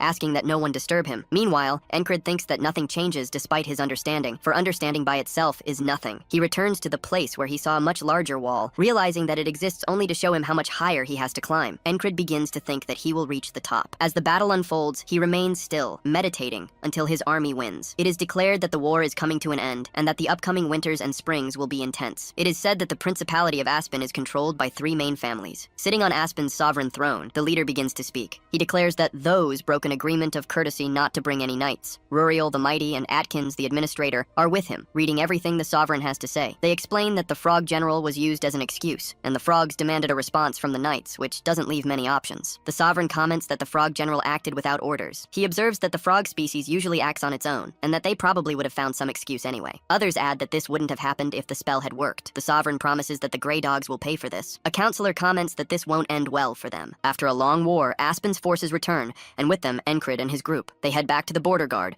a remote fortress near Aspen. The city is heavily militarized, with 1 in every 5 inhabitants a soldier. The leaders begin by thanking Norelia's heroes for bringing the war to victory. Next, they announce they will reward the common soldiers who proved their courage and loyalty. They call Encred from the 4th Squadron to be rewarded for destroying the Aspen soldiers' spell. Everyone is shocked to see the squadron leader called up. They question how Encred broke the spell, considering him weak and claiming it's impossible. Some suggest he's stealing his squadron's credit or that he flattered the commander. A soldier comments that maybe Encred is good at something else. Another soldier tells him to shut up. Angel states that Encred isn't someone you can talk about like that. Henry thinks Encred is much more than he seems. Encred receives a sum of money. Kreis and others quickly ask what he'll do with it, suggesting drinks or women and offering recommendations. Encred replies that he wants a good shop, asking for the best blacksmith in town. They are shocked that Encred will spend all the money buying a sword. Kreis argues that ordinary swords aren't bad and that there are many fallen swords on the battlefield, enough to supply the squadron for the rest of their lives. Encred explains that to become a knight, he needs to prove his strength. Kreis, persistent, asks why he needs something so expensive. Encred reveals he'll take the soldier promotion exam. He thinks his time as a low-level soldier is over. Kreis finds it strange that Encred wants to take the promotion exam, as he thought he had no interest. However, Encred states he can't stay in the same place forever. Kreis agrees and says they'll arrange everything. He explains that Norelia has a soldier ranking system to boost morale. Highest rank, high, medium, low, and lowest rank. Those stronger than the established ranks are designated as special, and treatment varies according to rank. Encred thinks that to be promoted to a rank,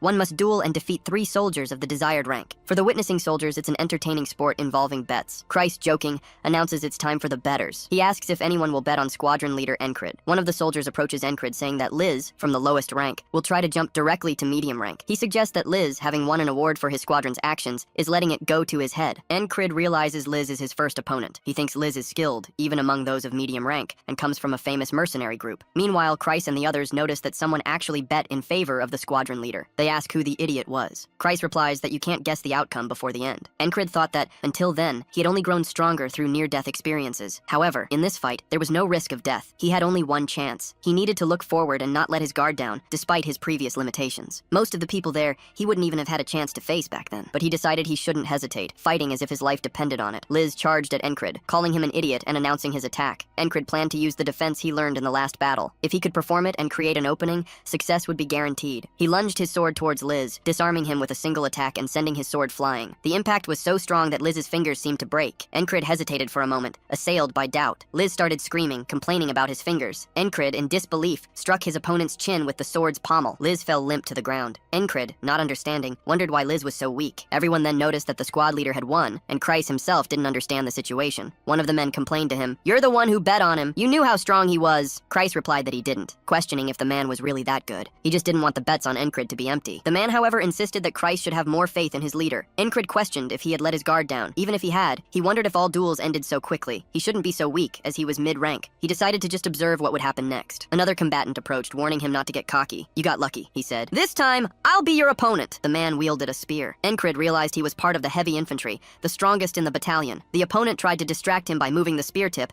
and then would try to surprise him with a frontal attack. However, Encred simply tore off the man's spear tip with enormous ease. He was still confused, wondering if the attack had truly come from that position. Was it a trick? He thought. He must have something else in mind. From his opponent's expression, however, that was his entire arsenal. Is this serious? Is it my turn to attack? With a single blow, Encred took down another mid-level man. Everyone was surprised. It wasn't a coincidence. He had won twice. Someone of the lowest rank had defeated 2 mid-rank individuals. Kreis began to shout, "Does anyone else want to duel him?" Many crowded together, thinking it would be shameful to lose to Encred. The insufferable squad leader called everyone idiots. He said they all got scared after belittling him. His friend Olado asked, "But weren't you the one who treated him with the most contempt?" The leader told his friend to shut up, saying he had no idea what he was talking about. Meanwhile, the noble who accompanied him on the mission thought that, after the previous defeat, he had trained with Mac every day and wanted to ask for a rematch against Encred. Mac, however, asked him not to. The noble hesitated. Mac explained that Encred had become much stronger and that he himself wouldn't be able to defeat the current Encred. The noble quickly sat down, knowing his place. Then, the barbarian went to another man. Encred noticed that it was the individual who, in the arena, talked about how he had flattered the commander. "Are you scared?" Encred questioned. The man replied that he wasn't scared, standing up to face Encred. Encred thought it was so common for him to struggle until now that he hadn't noticed. The thrusting pervert in the first opponent he faced, and the assassin in the next, as well as Mitchell Rourier recently. Even the squad member who trained daily. He had only struggled until now, and his old teacher always told him to never underestimate his opponent. The new opponent, approaching Encred, questioned if he was spacing out before the fight. Encred replied he wasn't. He thought that advice was irrelevant to him, as he never imagined he'd be superior to someone else in a fight. However, the opponent insisted he was spacing out. "What's with that look?" Encred looked at him, smiling. He had become strong enough. "It's just interesting," he said. He thought he had become strong enough to dominate his opponent. He charged the man, taking him down with just his sword. Encrid said that in the knight's realm, strength was respected. As Encrid completely dominated the fight, striking his opponent with his sword, the opponent's blade began to shatter. The man grew afraid. Then Encrid declared, "Here and now, I win this battle with exorbitant strength." He stopped his sword before the opponent's face, making him faint from fear as he fell to the ground. Encrid thought he had just proven himself in that moment. Everyone was in disbelief at what they saw. They realized it was he who had broken the spell, who had destroyed the flag. They noticed he wasn't just riding on his squad's achievements. It was him alone. Enro stood up, calling Encrid the Spellbreaker. Encrid wondered what that idiot was doing. Enro told everyone to speak up too, because if it weren't for Encrid, at least half of everyone there would be dead. Thus, everyone called Encrid the Spellbreaker, giving him a battle name. He thought maybe it wasn't so bad after all. Kreis approached him, saying Encrid was now a mid-rank, but Encrid stated it was too early to celebrate, as he still had to achieve a higher rank. Kreis was surprised he wanted to keep advancing. As they talked, a man asked them to stand, claiming, "This was interesting." He came down to Encrid. They noticed the man wore an eagle badge and was part of the border guard, those who served the crown directly. It was an elite squad, made up of high-rank individuals and above. "Why is the border butcher here?" someone asked. Encrid looked at the man as he spoke to the squad leader. "Why don't you duel him too?" the butcher asked. Encrid thought the border guards were equivalent to Aspen's gray dogs. This meant he could be as strong as Rurier. He wondered what would happen if he fought someone like him without dying, and started to get curious. "Go ahead," he urged. The butcher grew excited about Encrid,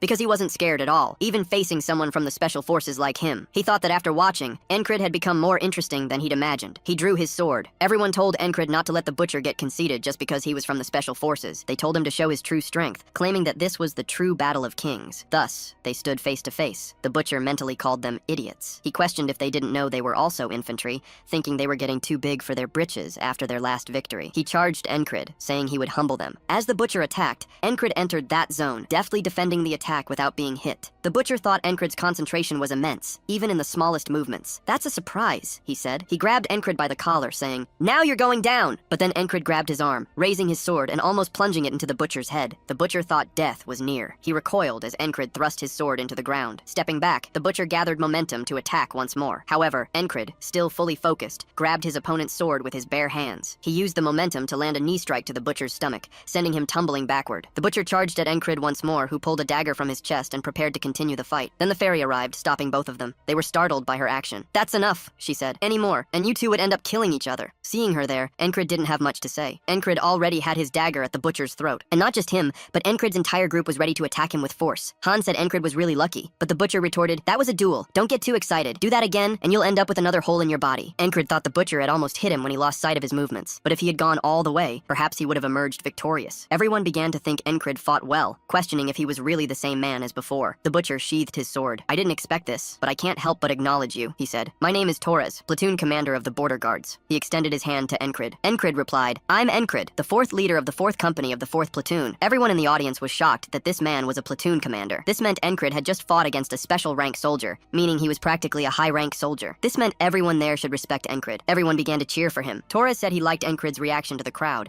saying he hoped to see him soon. "High-rank soldier Encrid," Torres said. Encrid thought that with that, he was one step closer. In the afternoon, a man sought out Encrid, calling him to his company. It was the commander of the 1st company, heavy armored infantry, Graham the Turtles. He said that was the 3rd consecutive recruitment request, coming from the 2nd and 3rd companies. He wondered if it was because of Encrid's role in breaking spells. A man from Graham's retinue spoke, "Our company, heavy infantry, is the foundation of this battalion. You must know how important this offer is." Encrid thought that if he accepted, he would be among the army's elites. It was a great offer, but he apologized to Graham. Graham asked why. He said that if it was about the commander of the 4th company, he would have a word with her, but Encrid said that wasn't it. Graham stated that he didn't seem bothered, but he let it go at that. He, however, insisted, "Know that I still want you." Then he asked if Encrid wanted him to send him Ram at least. Encrid replied that, respectfully, he rejected that man. Graham said he survived the last battle thanks to Encrid, so he would leave it at that. Kreis was surprised it was the 1st company to approach him this time. He asked if Encrid wanted him to pack his things. Encrid said no. Kreis asked why he was rejecting everyone. "At this point, you'd be treated well no matter where you went." Encrid grew thoughtful, almost revealing the reason. However, Torres arrived, speaking with Encrid. Everyone was surprised. Torres got straight to the point. "Join the border guards." Encrid thought the border guards were under the direct command of the crown, and it was a better offer than the Turtles. Everyone there grew thoughtful. They thought the squad leader couldn't have even dreamed of this before,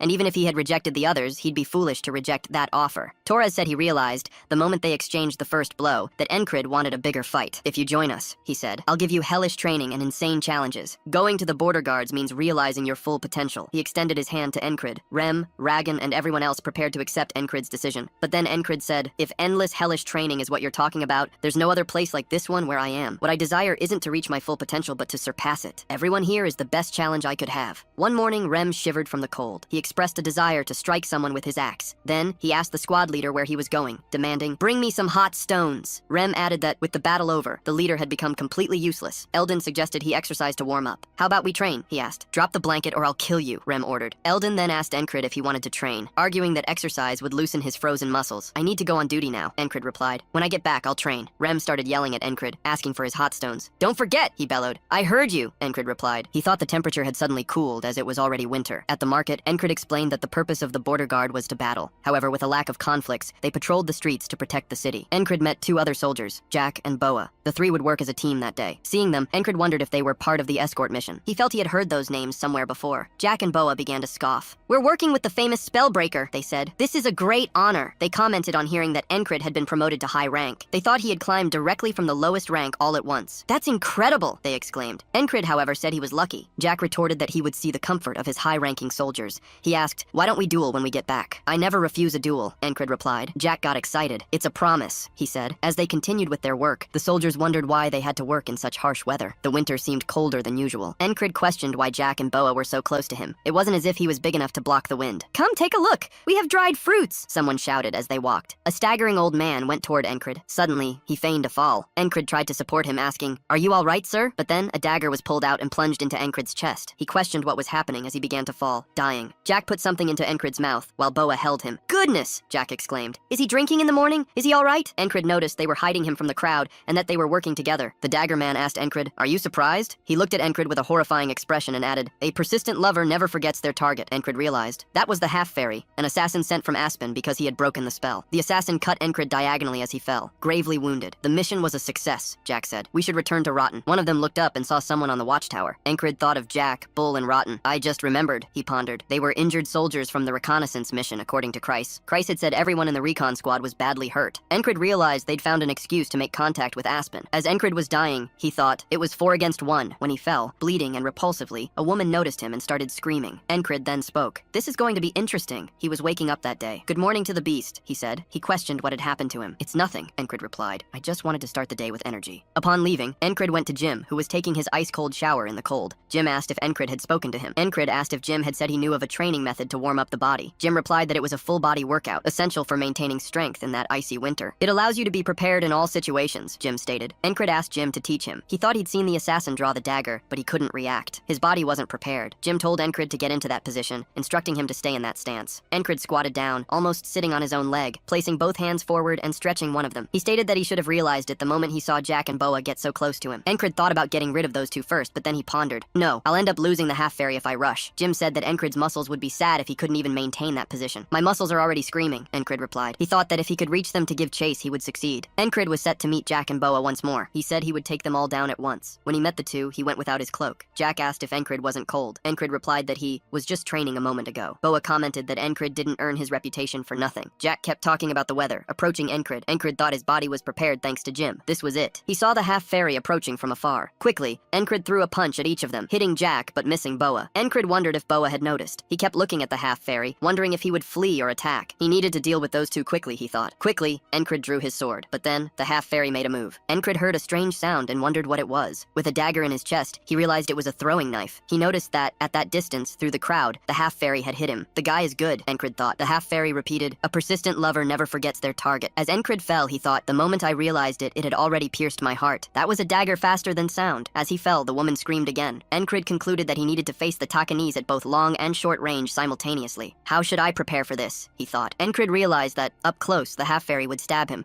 and from afar, he'd throw the dagger. "It's not hard to understand," he thought. "This wall is relatively simple." At that moment, he was still training with Alden. Encrid said he wanted to kill someone. "Was that a threat?" Alden asked. "No," Encrid replied. "I'm the one who will die." Ragna asked what they were doing. "Are you training for torture resistance?" he questioned. Rem asked if it was that difficult. He responded, "That's how it's done," stepping into the fray. Jackson spoke with the squad leader about the next shift, but then he saw the 5 men were in an almost supernatural synchronicity with their eccentricities. Rem said, "Just stretch hard." Ragna added, "If you can't even do that, you'll need to train your flexibility too." Aldine spoke about his lazy partners. "This territory is yours," he said, "so scram." Jackson, seeing that, almost didn't believe it. He questioned, "What is this? You're just training." Encrid thought he needed to find a way to block the dagger the half-fairy would throw. Its precision and speed were unlike other daggers. As Encrid sketched it on the ground, Jackson arrived. "Is this a whistling dagger?" Jackson questioned. "Is that what it's called?" Encrid asked. Jackson explained that it was because of the sound it made when thrown. If used well, the target would never know what hit them. "It's better to stay away from those things," he warned. Encrid thought he would remember remember that, he pondered. No matter how good he is at throwing, what could I do if I block it at the right moment? Once again, Encrid punched both of them, and Boa dodged again. Encrid thought Boa had noticed. He grabbed Boa and put him in front, thinking of using those idiots as a shield to protect himself from the dagger. But before he could get Boa in front,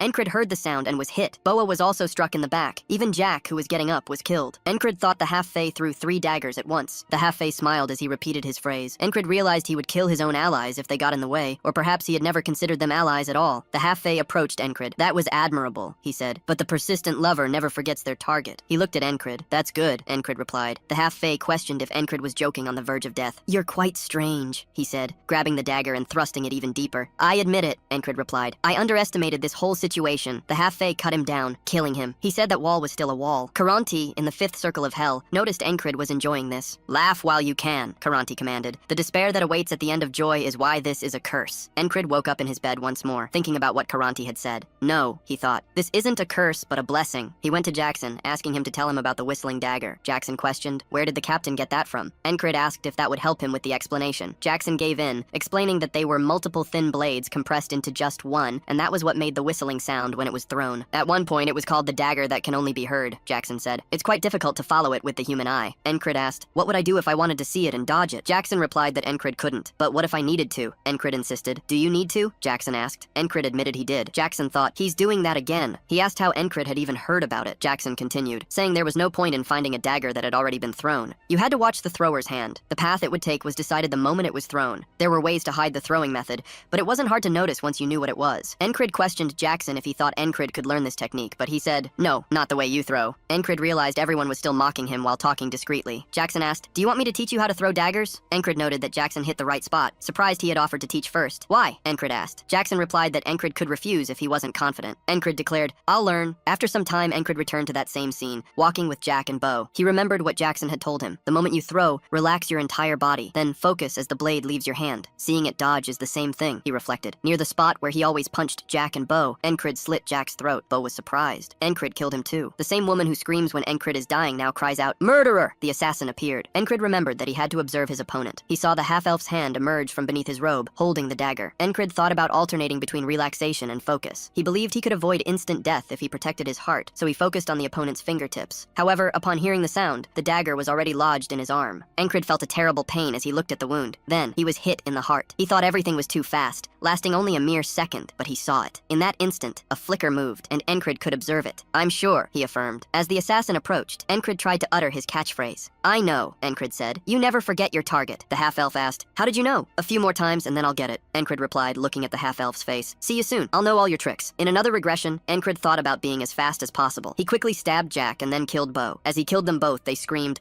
a murderer! Encrid entered a state of intense focus. He was no longer the type of person who dreamed of being the best. He noticed the dagger in the half-elf's hand, who threw it using only one finger. Encrid thought he could have anything he wanted if he tried hard enough. As the assassin threw it, Encrid managed to catch it on his arm, advancing towards him. The assassin held another dagger on his finger and threw it again. I'll attack from the front, Encrid announced. He thought about dodging to the side, but the assassin threw again. Encrid noticed it was a trick. He was hit and fell. Encrid thought he could adapt to the assassin's movements. This weapon was so effective that he wished he had one too. In another regression, Encrid starts using that type of dagger, trying to hit an apple. What are you doing? Jackson asks. I'm practicing with the whistling dagger, Encrid replies. Jackson notices that it isn't even a whistling dagger. Encrid smiles as he spins the blade on his finger and says, soon I'll have a real one. Then, one of the dagger's parts breaks, and the blade flies very close to Jackson's ear. He remains still, and a tense silence hangs in the air. Encrid is now on the 8th day of regression. This time, he manages to dodge the assassin's whistling dagger. He thinks he won't fall for his tricks again. However, he gets hit in the back. Encrid notices the other man was there for that. On the 9th day, Encrid kills the man who was upstairs. The half-elf says he looked away to attack Encrid. Once again, Encrid needs to return in time. On another day, Encrid manages to hit an apple in Jackson's hand, surprising him. When Jackson looks at him,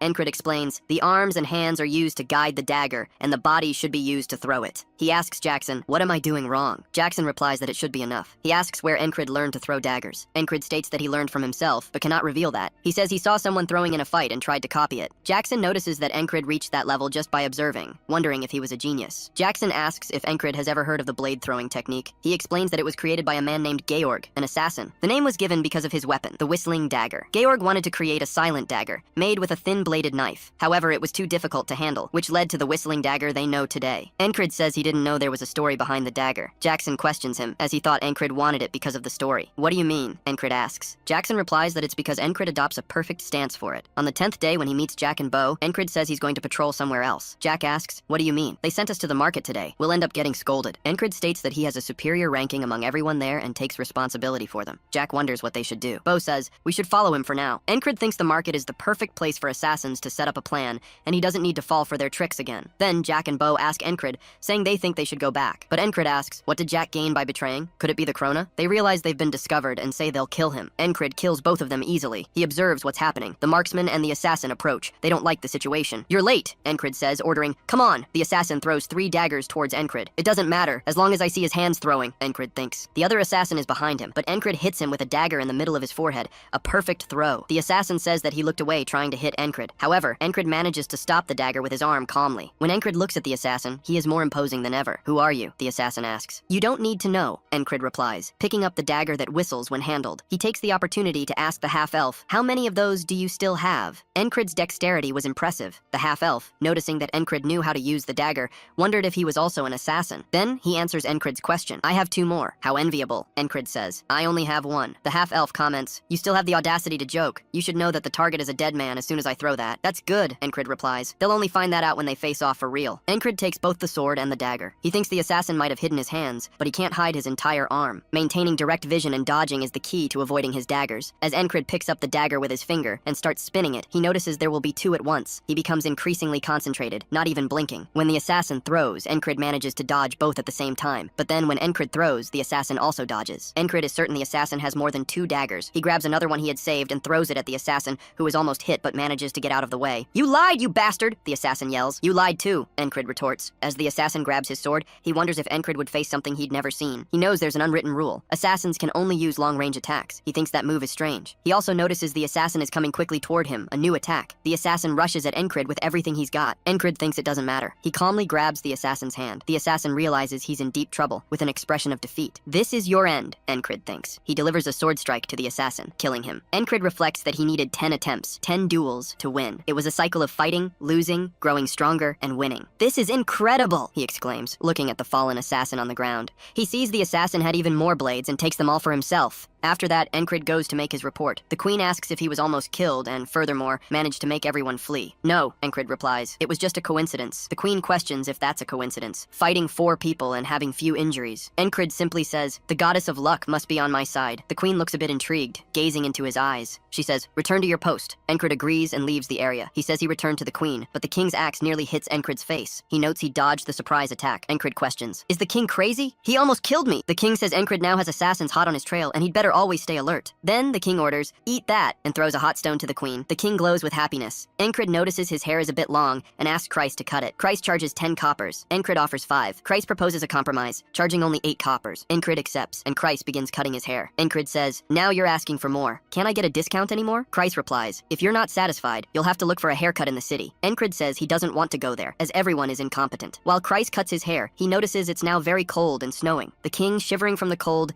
begins to say that it's a torment. Everyone agrees, but Alden says these are tests from God. Encrid wonders why everyone is gathered around him. He starts to wonder how an assassin got past a border guard. When Jack and Boy Rotten returned, Encrid also notices someone is working for them. Encrid asks if he knows where the 3 who died are from. Christ replies that Jack was exiled after being caught stealing, and Boy released a noble. He says that Hein was a nice guy. Christ says that Rotten was a mercenary from a failed merchant association. They all joined last year and must have been in the same guild. Encrid thinks about a guild that expelled its members a year ago. One comes to mind, the Guild of Thieves, a guild that lives up to its name, as it only has despicable thieves. A member of this guild must know how to get in and out of that city. It makes sense then that they belong to it. Encrid asks Jackson if he knows anything about this guild. Jackson asks why Encrid is questioning him. Encrid states he thought Jackson would know. Jackson notices Encrid's audacity and explains that after its restructuring, his contact within the guild disappeared, and he no longer has information. Christ finishes Encrid's haircut. Rem comments that it's much better than before. Encrid can see clearly again, and observes that the snow is falling more intensely. Jackson announces he will be on guard in the city that night. Rem reprimands him, realizing Jackson wants to avoid removing snow, and forbids him from doing so. Encrid asks why they don't go on a mission. If everyone agrees, no one will have to shovel snow. Rem declares he will go immediately. Jackson agrees with the idea and offers to go. Kreis also offers. Encrid realizes that even Kreis hates shoveling snow. Encrid mentions he still needs to ask the commander for permission. Ragna observes he hasn't done that, calling him slow. Alden encourages him to go ask now. Encrid thinks those men are truly out of the ordinary. He goes to the ferry and tells her he suspects the Guild of Thieves is helping the assassins. Therefore, he wishes to ambush them and asks for her permission for the mission. The fairy continues to observe him, looking deeply into his eyes, and realizes Encrid will do all this to avoid removing snow. Encrid seriously denies it, realizing the woman's intelligence. On the way to the mission, they ask about the origin of the Guild of Thieves.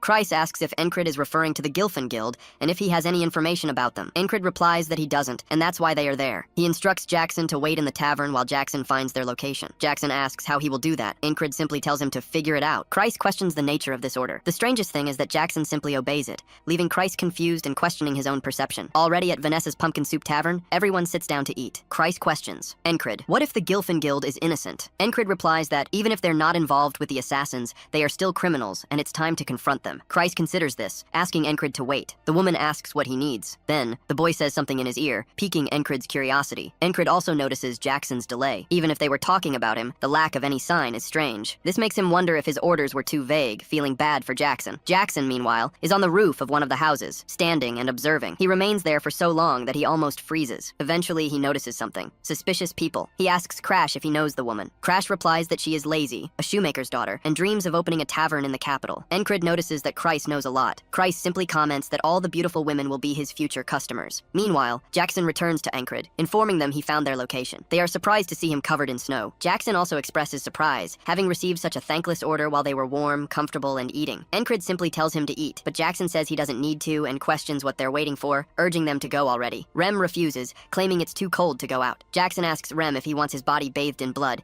guaranteeing it'll warm him right up. Encrid then says he also wants to go now, but his mobility will be impaired by the snow, and they need to be careful. They should go when it stops snowing. However, looking outside, Encrid realizes it's not going to stop. He realizes there's no other way and tells them to go now. Oswaldo starts to question Encrid's previous order. Encrid replies that they'll be careful enough. As they walk, with Rem shivering from the cold, they pass a man who looks like a beggar. Still, he pulls a dagger, trying to kill Encrid. Rem, however, whips off his cloak, attacking the assailants without giving them a chance, quickly killing them. He strikes one in the head with his axe and punches the other. He asks Oswaldo if they're their friends. Oswaldo replies that they must be from the Gilfin Guild. Jackson, in turn, finds the hideout where they were sitting. He says they were probably the lookouts, but wonders if the entrance is locked. Aldine steps forward, declaring he'll knock to see if anyone's home, and simply delivers a powerful punch, breaking the door with just his hands, inviting them inside. Rem asks if he knows the meaning of knocking on a door. Encrid, however, comments that at least the door opened. Rem then asks what they'll ask them first. Encrid replies he'll see to that later, and that first they'll subdue them with their strength. As they enter, the people inside the room question if the squad leader is there. They say that's what they heard, and reporting no progress will be disheartening. Their leader thinks they should be able to manage with everyone inside. They wonder if everything's okay, because his squad mates are coming too. But then the leader questions, who cares? That changes when Aldine simply kicks the door in, announcing their arrival. The leader realizes something went wrong. Rem says he's going to kill everyone, but Encrid begins to speak. All those who haven't killed innocents, and all those who prefer prison to death, must drop their weapons and cross that line. Those who don't, will die. Rem asks if they're not going to kill them all first.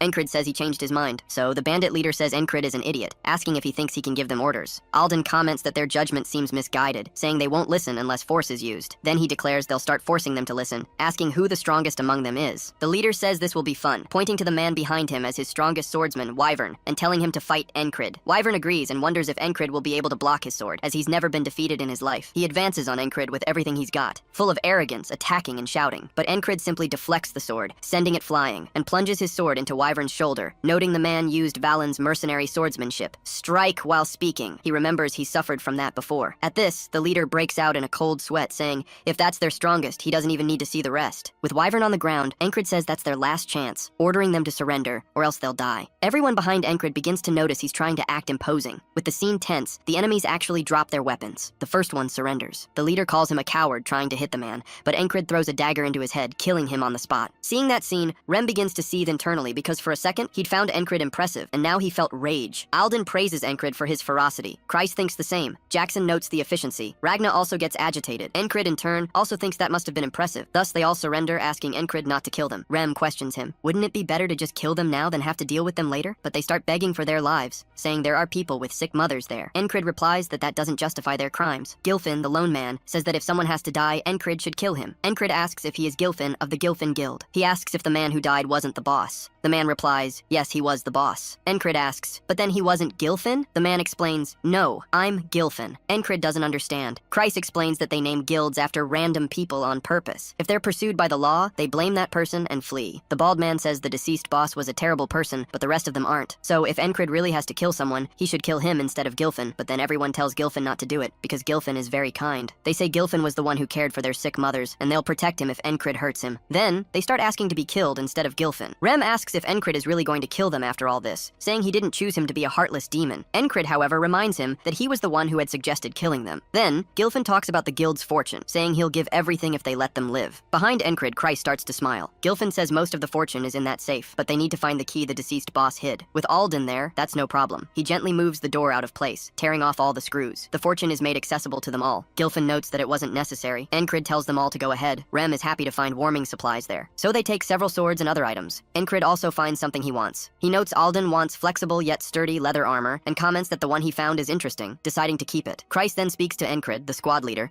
asking him to take over the guild. Encrid questions if he's asking him to become a thief. Kreis replies yes, but one who doesn't kill. He explains that even if they destroy this guild, another would appear in less than a month to take its place. Thinking about it, they'll just use that guy as a puppet to lead the guild. Encrid thinks all of this seems very convenient. He asks if it was then, and questions if Kreis spoke to that girl, saying they were there for a reason. He asks if Kreis noticed. But he says that either way, they caught them all at once, and if Encrid allows him, he'll give him a monthly payment in krona and gather information. Encrid pondered. Though he didn't chronically crave a lot of krona, money wouldn't be bad. Granted, he conceded. Kreis then addressed Gilfin with an air of confidence. From now on, we are the Guild of Non-Killing Atoms. We'll remove the bad apples and send them to prison, slowly working to reform the organization. Gilfin, however, warned, if we don't split up, we could all end up dead. Why? Kreis questioned. As I told you, Gilfin replied. The boss who died worked for Aspen and took orders from them. A frog comes to check on the guild every spring and autumn. If they realize what happened, that frog monster will kill us all. Kreis scoffed. That's not exactly a problem. We've got much worse monsters here. Rem interjected. Do you want to repeat that? Encrid stated. Now that we've gotten what we wanted, let's go back. Rem stared at him seriously. Do you think we're done removing the snow? Encrid realized it would be better to wait a little longer. Ragnar considered that they still had unfinished tasks there. Whatever they were, they wanted to reflect and preach a little more of God's word. Jackson declared, I have something I need to do now. I'll be back tomorrow morning. I had no idea you were so busy, Encrid commented. Everyone slept peacefully around the campfire. Back at the camp,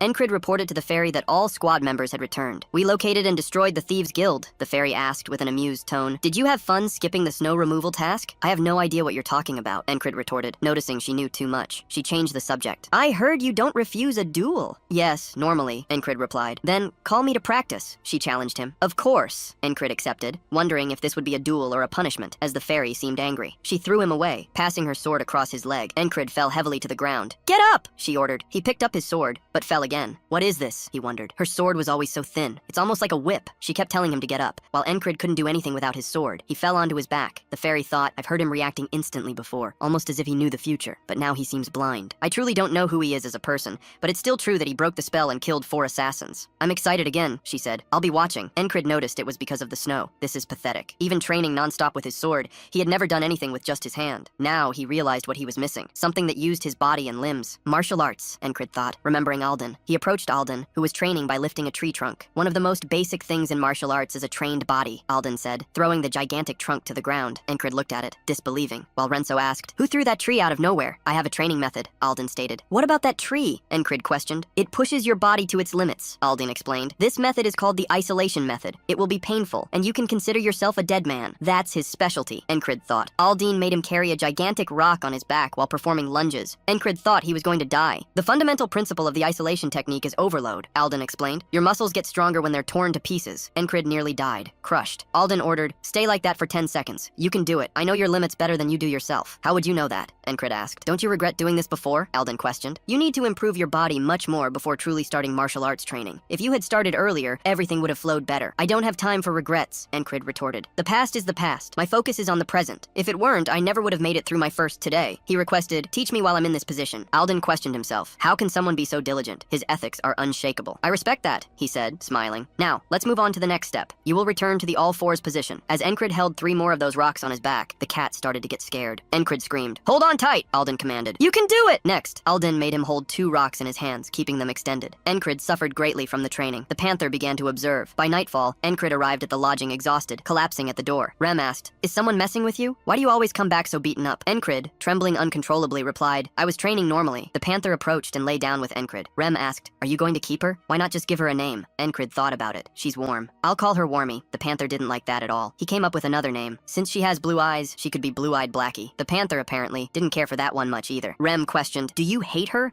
Those names are practically animal cruelty. Encrid was crestfallen. Blue-Eyed Blackie was supposed to be cute. I'll have to think a bit more about the name, especially if she's going to stay. With that, he lay down and fell asleep. In his dream, Encrid found himself in a beautiful blue field. What's that? He asked. He saw the northern lights and wondered if it was a dream. I don't see the boatman, he thought, but that place probably isn't really his vibe. When he looked back, he saw someone there. The woman looked directly into his eyes and spoke about Earth. That's my name, she said. When Encrid woke up, he noticed something strange. A woman was sleeping with him. Apparently, that woman was the panther. Encrid said goodnight to her while still holding her. She got all giddy as he hugged her. The next morning, as Encrid prepared to leave, Rem asked, are you going out again? I'm going to train, Encrid replied. You're not hurt from yesterday, are you? Rem asked. Actually, my body feels really light, Encrid said. Esther revealed, I'm sure it is. After all, I used magic on him. I need him to free me from my curse. Rem questioned, did you find last year's priest or something? Not at all, Encrid replied. Actually, I dreamed of a woman. Rem said he couldn't imagine Encrid being the type of guy to have such dreams. What kind of woman was she? He asked. Encrid remembered every detail of her. She was beautiful. Esther simply lowered her head, saying, at least his eyes aren't having problems. It's natural for mages to infinitely explore magic and mysticism, she explained. In my journey for knowledge, I ended up being cursed and transformed into a beast. My powers were sealed. While walking through the fields one day, drawn by the scent of a curse, I found that man. Since then, I've had this guide from Jocko Alden. It's unbelievable, Encrid commented. It normally takes a full week for a broken body to recover, but he's already stronger than yesterday. Nezel continued training peacefully, but when Encrid turned his eyes to the panther, she became furious, calling him an idiot. Esther, Encrid called her. Since when have you been watching? The world of magic is affected by the power of names, Esther explained. If I'm carelessly called by another name, my powers will weaken even further. I used the little power I had left to tell you my name, but I ended up making a mistake while doing so. However, thank goodness he's very tense, she thought. Surely he's under a curse, but it's not complete yet. It's more powerful than my curse, a potent curse that slowly devours the curses around it. If I stay by his side, I'll eventually recover my powers. So, as Encrid continued training with Aldine, he started applying a bit more force, enough not to be thrown away. Aldine tried a knee strike, but Encrid managed to get out of the way. Then Alden used a jujitsu technique, throwing Encrid onto his back. For martial artists, Alden stated, the body needs to be ready, just like a sword for a swordsman. All of this is useless if it's not fast. Encrid was still slow as a turtle, but his body was changing. Alden said that Encrid truly didn't know when he existed. Alden observed that the month of Mace had passed,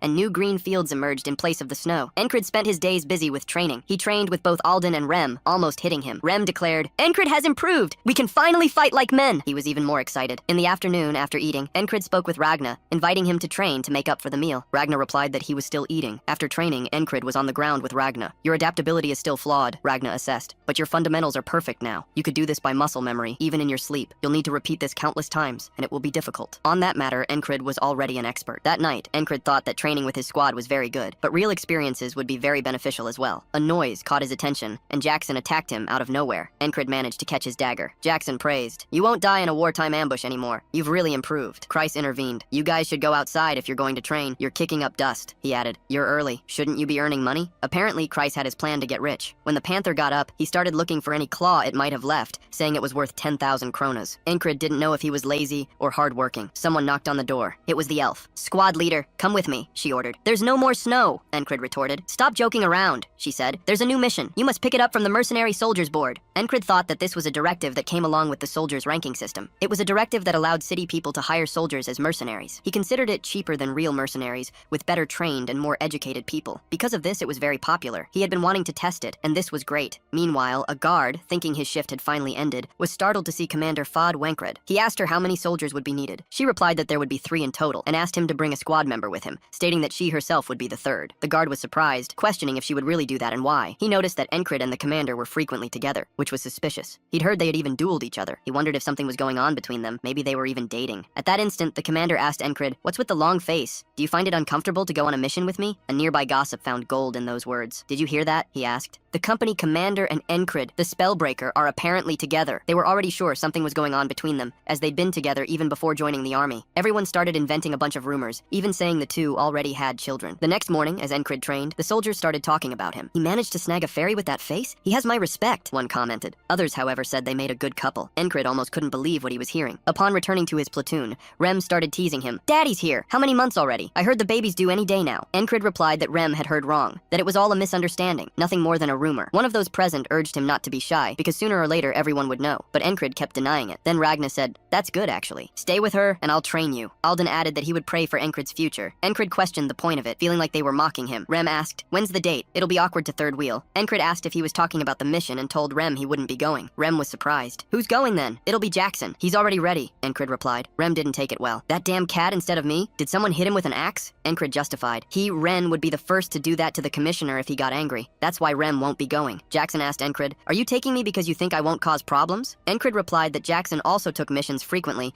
and that he'd be good help. Jackson then gave Encred some advice. "Don't share too much of your heart with a woman, or you'll just get hurt in the end." Encred, very serious, said he didn't need that advice. The three gathered. Encred asked when the commissioner would arrive. The commander replied it would be soon. Encred thought she probably hadn't heard the rumors yet and imagined how awkward it would be. So, Commander Fod Wankred asked Encred, "Did we do something to make the women think we have children together?" Encred seriously replied no, while Jackson started to laugh. Encred questioned, "Was that a laugh?" Jackson replied he had no idea what Encred was talking about, but Encred insisted he had. He'd heard the laugh. The commander asked Encred again if her questions made him uncomfortable. He replied no. She then asked if it made him happy. Encred hesitated. No, yes, maybe. She asked what he had enjoyed, but Encred didn't have much to say and wondered why she was asking him those questions. Just then, the commissioner arrived, catching Encred in an awkward situation. The commander commented, "He showed up right as it was getting fun." Encred glared at the commander, questioning how that could be fun and if that look was a joke. Their mission was to protect the wealthy merchant's heir. As Hogfrid, the trading company, was in the process of deciding which of its two heirs would become the next owner, they were hired to ensure they wouldn't harm each other. Encred had thought the heir would be a greedy toad, but it was actually a very beautiful girl. She stated her name. "I am Leona, heir to the company. It's a pleasure to meet you all." As they walked with the caravan, a maid went to speak with Leona. Encred thought no one had spoken since their first meeting, and what little communication there was happened through the maid. The maid said they would get a room at the first inn and wait for the other heirs. Encred realized they really just wanted them as escorts. He remembered Alden talking about age,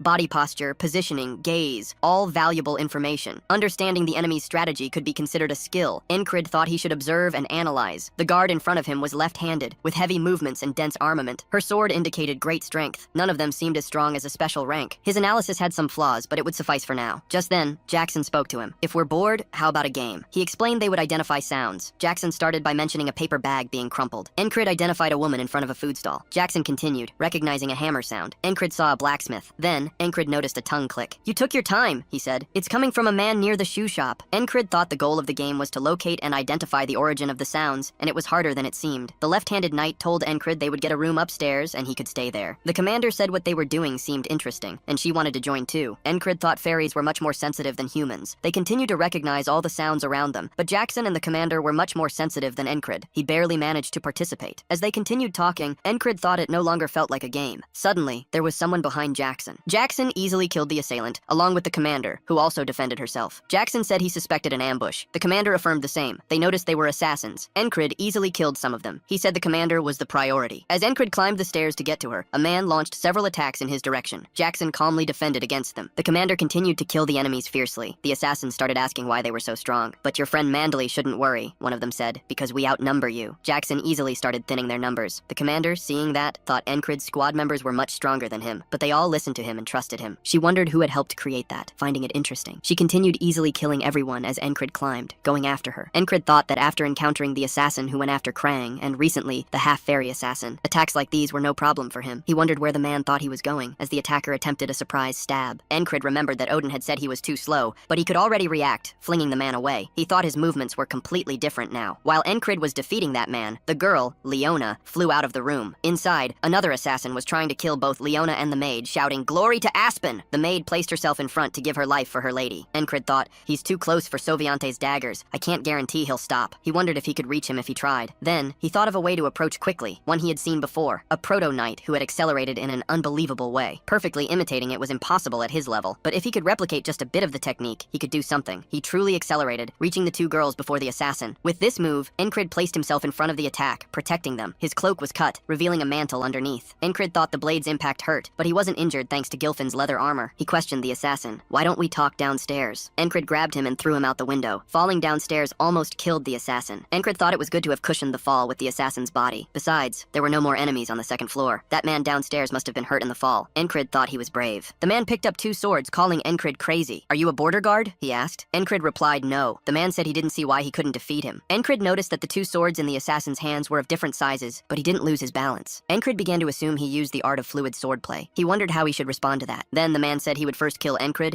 and then destroy the woman. Encrid asked, "Has anyone ever told you that you talk too much?" and called him up. When the assassin lunged to attack, Encrid thought it was his first real fight in a long time. He seemed strong enough, and Encrid wondered what he should try first. As he watched the assassin approaching, Encrid noticed that he used the style of two swords used in tandem, basically a Valen duet. When the man tried to hit him, Encrid managed to dodge beautifully. But with another sword, the man kept attacking. Encrid kept dodging. The assassin tried to hit Encrid's foot, but he managed to jump back. As the assassin gained momentum for a lunge, Encrid managed to dodge, moving behind him. The assassin was utterly shocked by Encrid's speed, who appeared behind him. He wondered if Encrid had dodged everything, especially this random guy. Encrid said he was impressed, as he couldn't learn that due to his lack of talent. He thought this speed and precision made him seem as good as the Dagger Master. The Barbaxenia asked what Encrid was talking about, attacking him again. But then Encrid activated his zone and could see all that action in slow motion. He noticed something, realizing that was his attack path, seeing what he would do and what he would attack. Then, Encrid simply moved his sword in the exact path to strike the man's neck. Encrid said he had tried to hit his heart, but still had much to improve, and thought he would need to practice with Ragnar or perhaps Jackson. As the man fell, everyone began to retreat. Encrid thinks he needs to catch them all. Jackson, however, says their fight drew too much attention. Encrid points out that the man is escaping, and Jackson replies yes, even while standing still. Encrid asks if he won't go after them. Jackson explains that they weren't hired to chase criminals, and they fled. "Your commissioner should be safe now," he adds. Encrid realizes Jackson only wants to focus on the mission. The fairy praises Encrid, saying he wasn't bad at all. Encrid asks if she's all right. She just looks at him seriously and asks if he's worried about his beloved, claiming he won't be able to sleep with butterflies in his stomach. Encrid realizes she's mocking him. Leona asks if the two of them are dating. Encrid denies it. The fairy then asks if all that was a joke to Encrid. Encrid starts to wonder what was wrong with those people. Leona asks his name. Encrid says he's Encrid. She thanks him for protecting her, saying she'll pay him appropriately in the future. Encrid, however, says there's no need, as it was all part of his mission. She finds that even stranger. Later that night, it's mentioned that the few captured were sent to the army. Reinforcements were sent in case of a second attack. Encrid questions the identity of those assassins, as some of them were quite skilled. He deduces they weren't just there to steal, and presumes they were sent by the other heirs. Leona descends the stairs, noticing Encrid woke up early. Encrid states that it's his shift. Leona speaks with the soldier, asking him to go with her. She offers him the opportunity to join her personal forces. She thinks the Rockfried Company leaves a bit to be desired. Her main partnerships include the Shepherds of Savagery from the Beastlands and the Black Leather Guild, famous for hunting dragons. Additionally, there are the Glacial Guardians, defenders of the permafrost. She continues, saying she possesses Rockfried's map, which shows the main routes and specialties of those areas. It's valuable enough to allow whoever sells it to live without any worries, enjoying any luxury they desire for the rest of their life. Leona states that all of this is too much to leave to the previous owner's children. She needs to protect and expand this organization,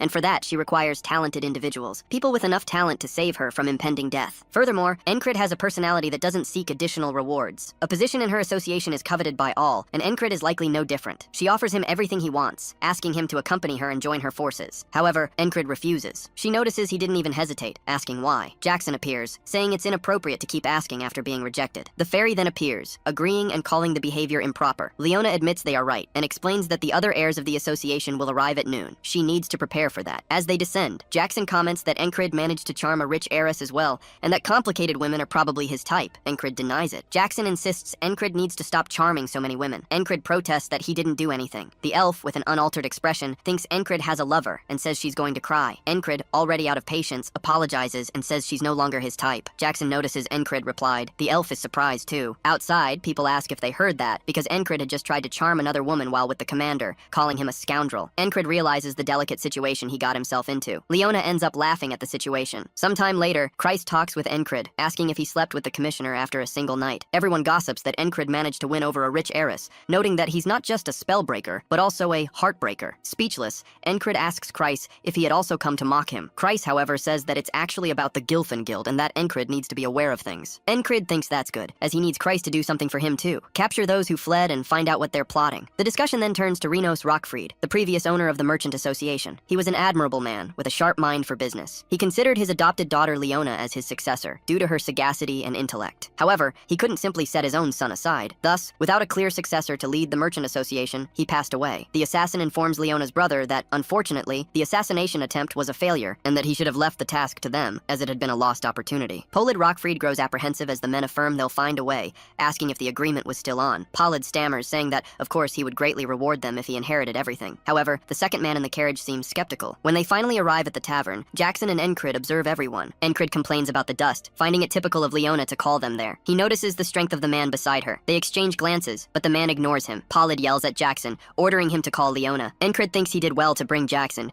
because if the king were there, things wouldn't end well. He would have hit Polid with an axe, splitting him in two. Jackson, in turn, also doesn't seem to be the calmest person in the world, almost drawing his dagger spear from his back. Encrid quickly grabs his hand, while Paulid continues to order Jackson to call him impatiently. Leona tells him to stop yelling, saying it's rude. She states that Paulid is the one who's late. Paulid, however, doesn't take the reprimand well, saying that she should give her bodyguard some education. Leona then slaps him in the face. Encrid comments on the violence, asking if no one he knows is normal. Jackson feels the jab is for him and asks if Leona is crazy. Leona retorts that he's the crazy one for messing with a border guard mercenary soldier, asking if he wants to rot in prison for the rest of his life. Paulid begins to calm down, saying he didn't know that. The man behind him gets him back on track with a slight cough. Paulid completely changes his stance, claiming it wasn't him and that she's trying to blame him. Furthermore, he asks how she dares to yell at him even though she's family. Leona affirms she knows she was adopted, but Paulid can barely analyze trade routes, nor even properly calculate finances. Paulid starts to break out in a cold sweat, saying that's work for his servants, and that he wouldn't even be wasting his time like this if it weren't for the will, and that it would be absurd for the successor to be chosen by an argument. Encrid notes that the previous owner must have been very kind, because no matter how you look at it, Leona appears to be the best choice for successor. He probably wanted to give his son one last chance. Leona asserts that Paulid's only argument for being the successor is blood relation. He asks what kind of reason could be more important than that. Leona retorts that no matter how much she looks, Paulid bears no resemblance to his father, and with his ignorance, she asks who he takes after. Paulid begins to curse Leona and prepares to draw his sword. Encrid acts, but the guard, who seems very competent, is also prepared. Encrid simply steps in front of Leona while everyone arms themselves. Encrid looks deeply into Pepede's eyes. He thinks the man's posture indicates he uses a fluid sword style, questioning his speed. Is he faster than the king's axe, or a whistling dagger? Encrid dares him to come and show his technique. As Pepede prepares to draw his sword, Encrid advances, smiling and eager to face him. Then, the border guard orders them to stop, stating that they serve the king directly and will consider those who don't sheath their swords immediately as traitors. Pepede calms down. Encrid notes there's nothing to be done. Jackson looks at him, recalling what Encrid had said, that no one he knew was normal. Jackson realizes the irony, stating that Encrid was the most eccentric of them all. The Crown Guard informs them that the hired assassins were foreigners, and that they would take over the case. They confess to having been paid by a merchant association. The guard questions Paulid,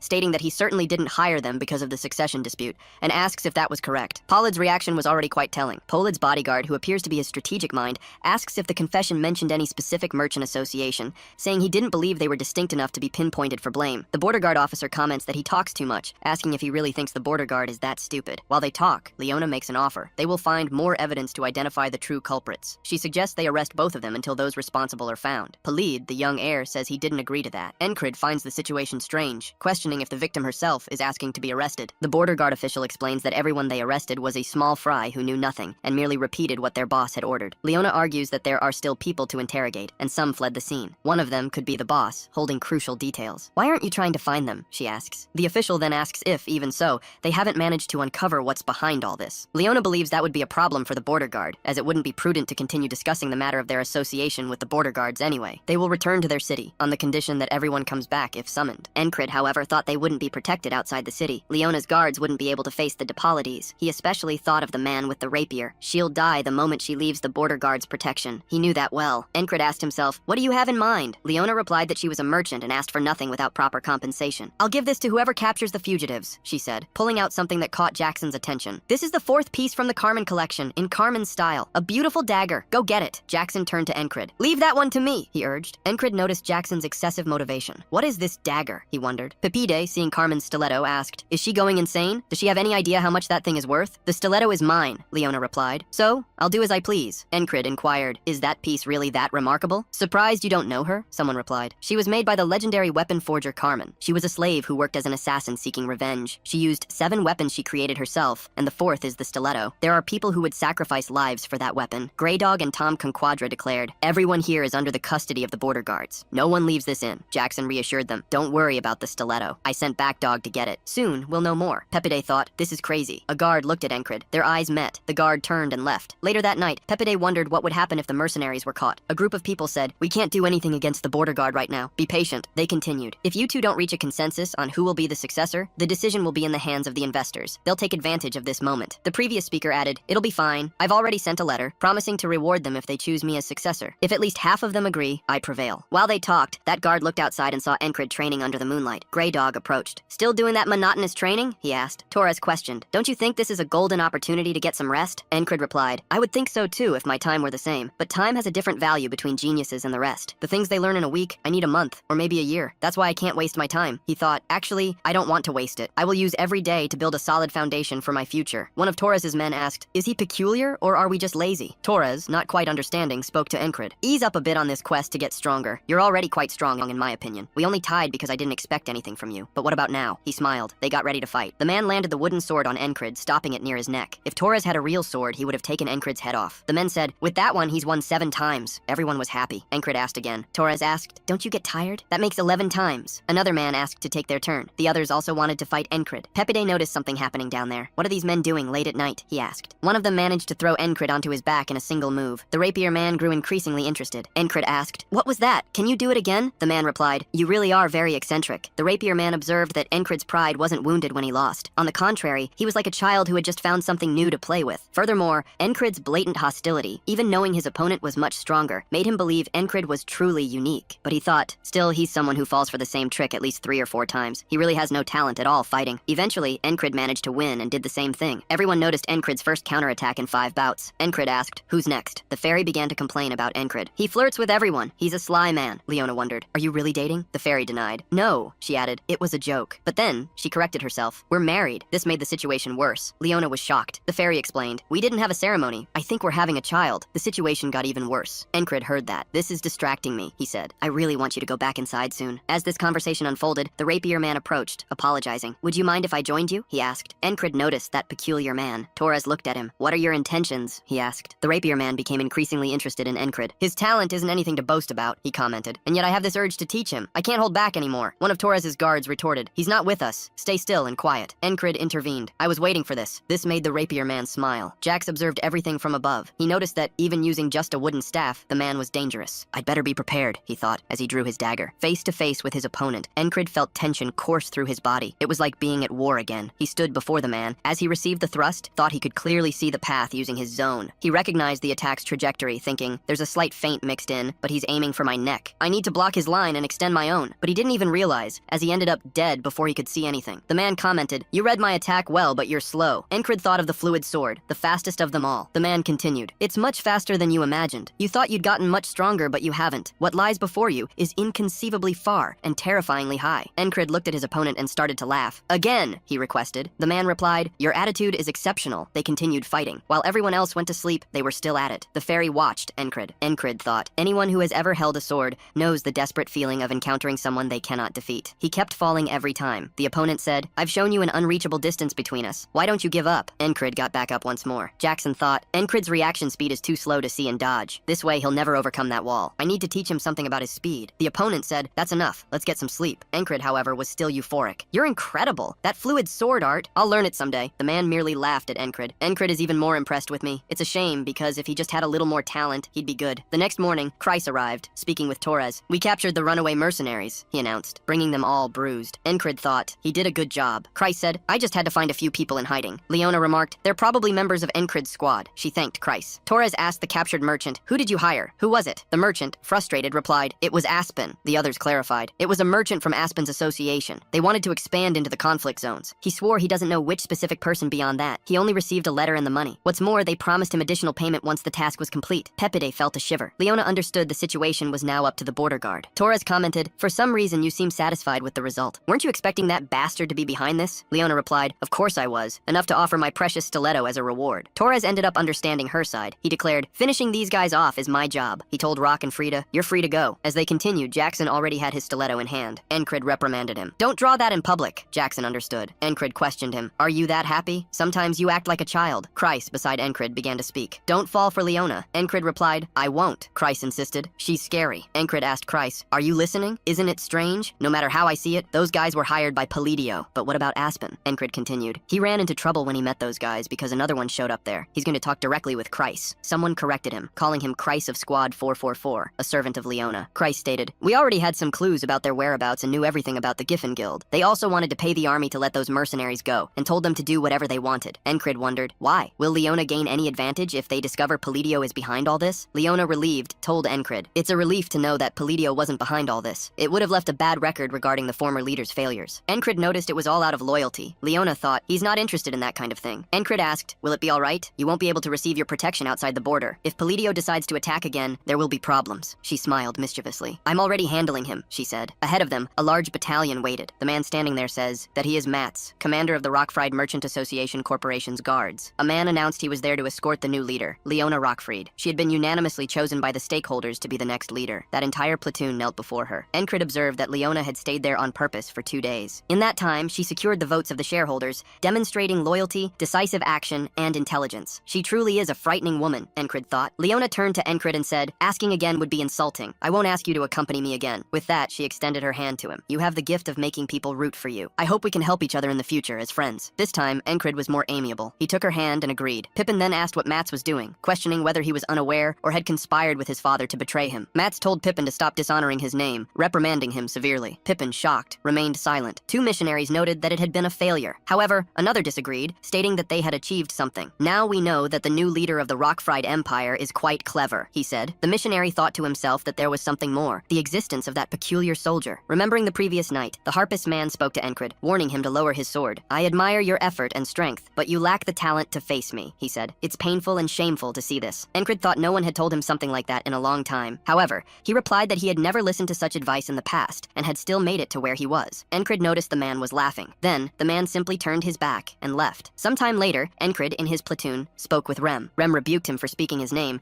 saying that Encrid would choose that wretched fox anyway. However, Encrid stated that he wanted to train and needed him. Rem, surprised and happy, asked if Encrid truly needed his help. Encrid thought that to learn the art of fluid swordsmanship, the first thing was to make quick decisions to find the most efficient line. As Rem attacked him, Encrid began to predict the move Rem would likely make. He knew he needed an explosive movement that would flow efficiently through his body. Encrid managed to make a cut on Rem's neck. Rem, startled, could barely believe it, finding it super strange. Encrid, in turn, realized he was faster than Rem. He thought about the repeated fundamentals, the fluid flexibility, the fortified muscles, and how all of that combined created that effect. Rem said that Encrid had surprised him. "You must have figured out how to swing your sword faster," he said, excited. "I'll be faster too." Encrid didn't quite understand what Rem was saying, but he felt it firsthand when he received a strong blow from Rem. He almost couldn't bear it. Rem continued to attack him even more fiercely. Encrid noticed that Rem's axe had always been fast, but now it was even swifter and more ferocious. Thus, they began an even more electrifying duel. Encrid thought he still had a long way to go. While training his sword swing in the afternoon, Encrid heard Jackson attack him and managed to defend himself. Encrid thought his eyes and ears were good, and he didn't need to train them anymore. He asked Jackson what he was talking about, and if he had come all the way there just to say that. Jackson replied that, for now, yes. Encrid didn't quite understand, and thought that was why Rem called him a fox. But when Encrid let his guard down, Jackson managed to wound him, but only mentally. Jackson explained that it was killing intent, which came from a person intending to kill another. He said that if Encrid couldn't predict the attack using his sight and hearing, he would have to detect that intent. This ability would allow Encrid to detect something that surpasses the 5 senses, the 6th sense. Jackson promised to teach him, as a token of gratitude for the stiletto. Encrid noticed there was always more to learn. Jackson said he would start the training, while Encrid felt an endless amount of fun awaited him. Jackson explained that Encrid's senses relied on his instincts, and that he couldn't depend solely on perception. Perception, after all,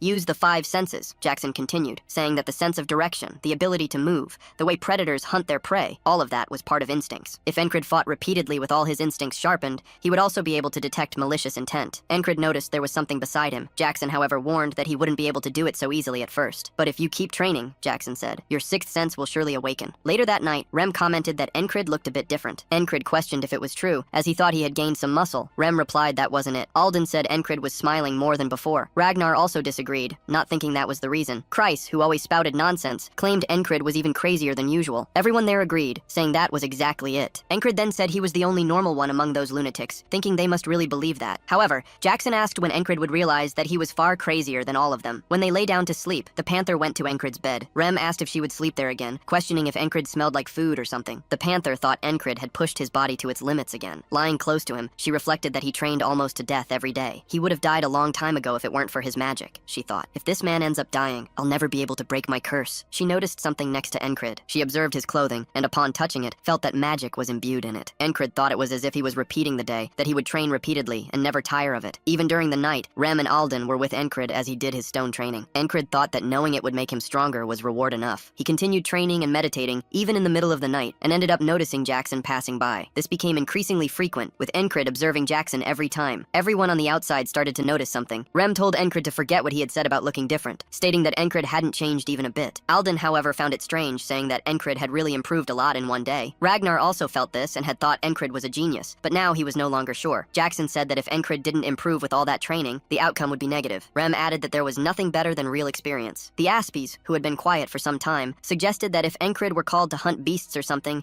he could improve. With that, Encrid went to look for something on the quest board. He thought the 4 of them were pushing him for more real experiences, as if they wanted him to test himself. Encrid disagreed, stating that even he knew he wasn't improving at all. While he looked at the board, someone spoke to Encrid, saying that if he hadn't found anything to his liking, anything, he should do that for him. Encrid noticed that the mission was to investigate a shoemaker's basement. Encrid questioned if a reconnaissance team couldn't handle that. Carolado replied that one team wouldn't be enough. According to the shoemaker, he thought there was an undead in the basement. Encrid was a little interested, saying it was impossible for something like that to be in society. He presumed the shoemaker must have heard a rat or something. Encrid argued that at the moment he needed more experience, and that would be bad. But then Carolado addressed the spellbreaker, saying that he must have guessed, but no one wanted to accept that mission. The shoemaker had a short fuse, but he was a good man. Carolado added that the shoemaker's wife had recently disappeared, and he must be distraught, asking Encrid just to take a quick look. Encrid initially refused, apologizing and saying he wouldn't accept that kind of request. However, he ended up accepting. When Encrid arrived at the location, a girl told him to go to the basement, as her father was digging the floor. Encrid mentioned he'd heard that the shoemaker had a short fuse. Upon arriving there,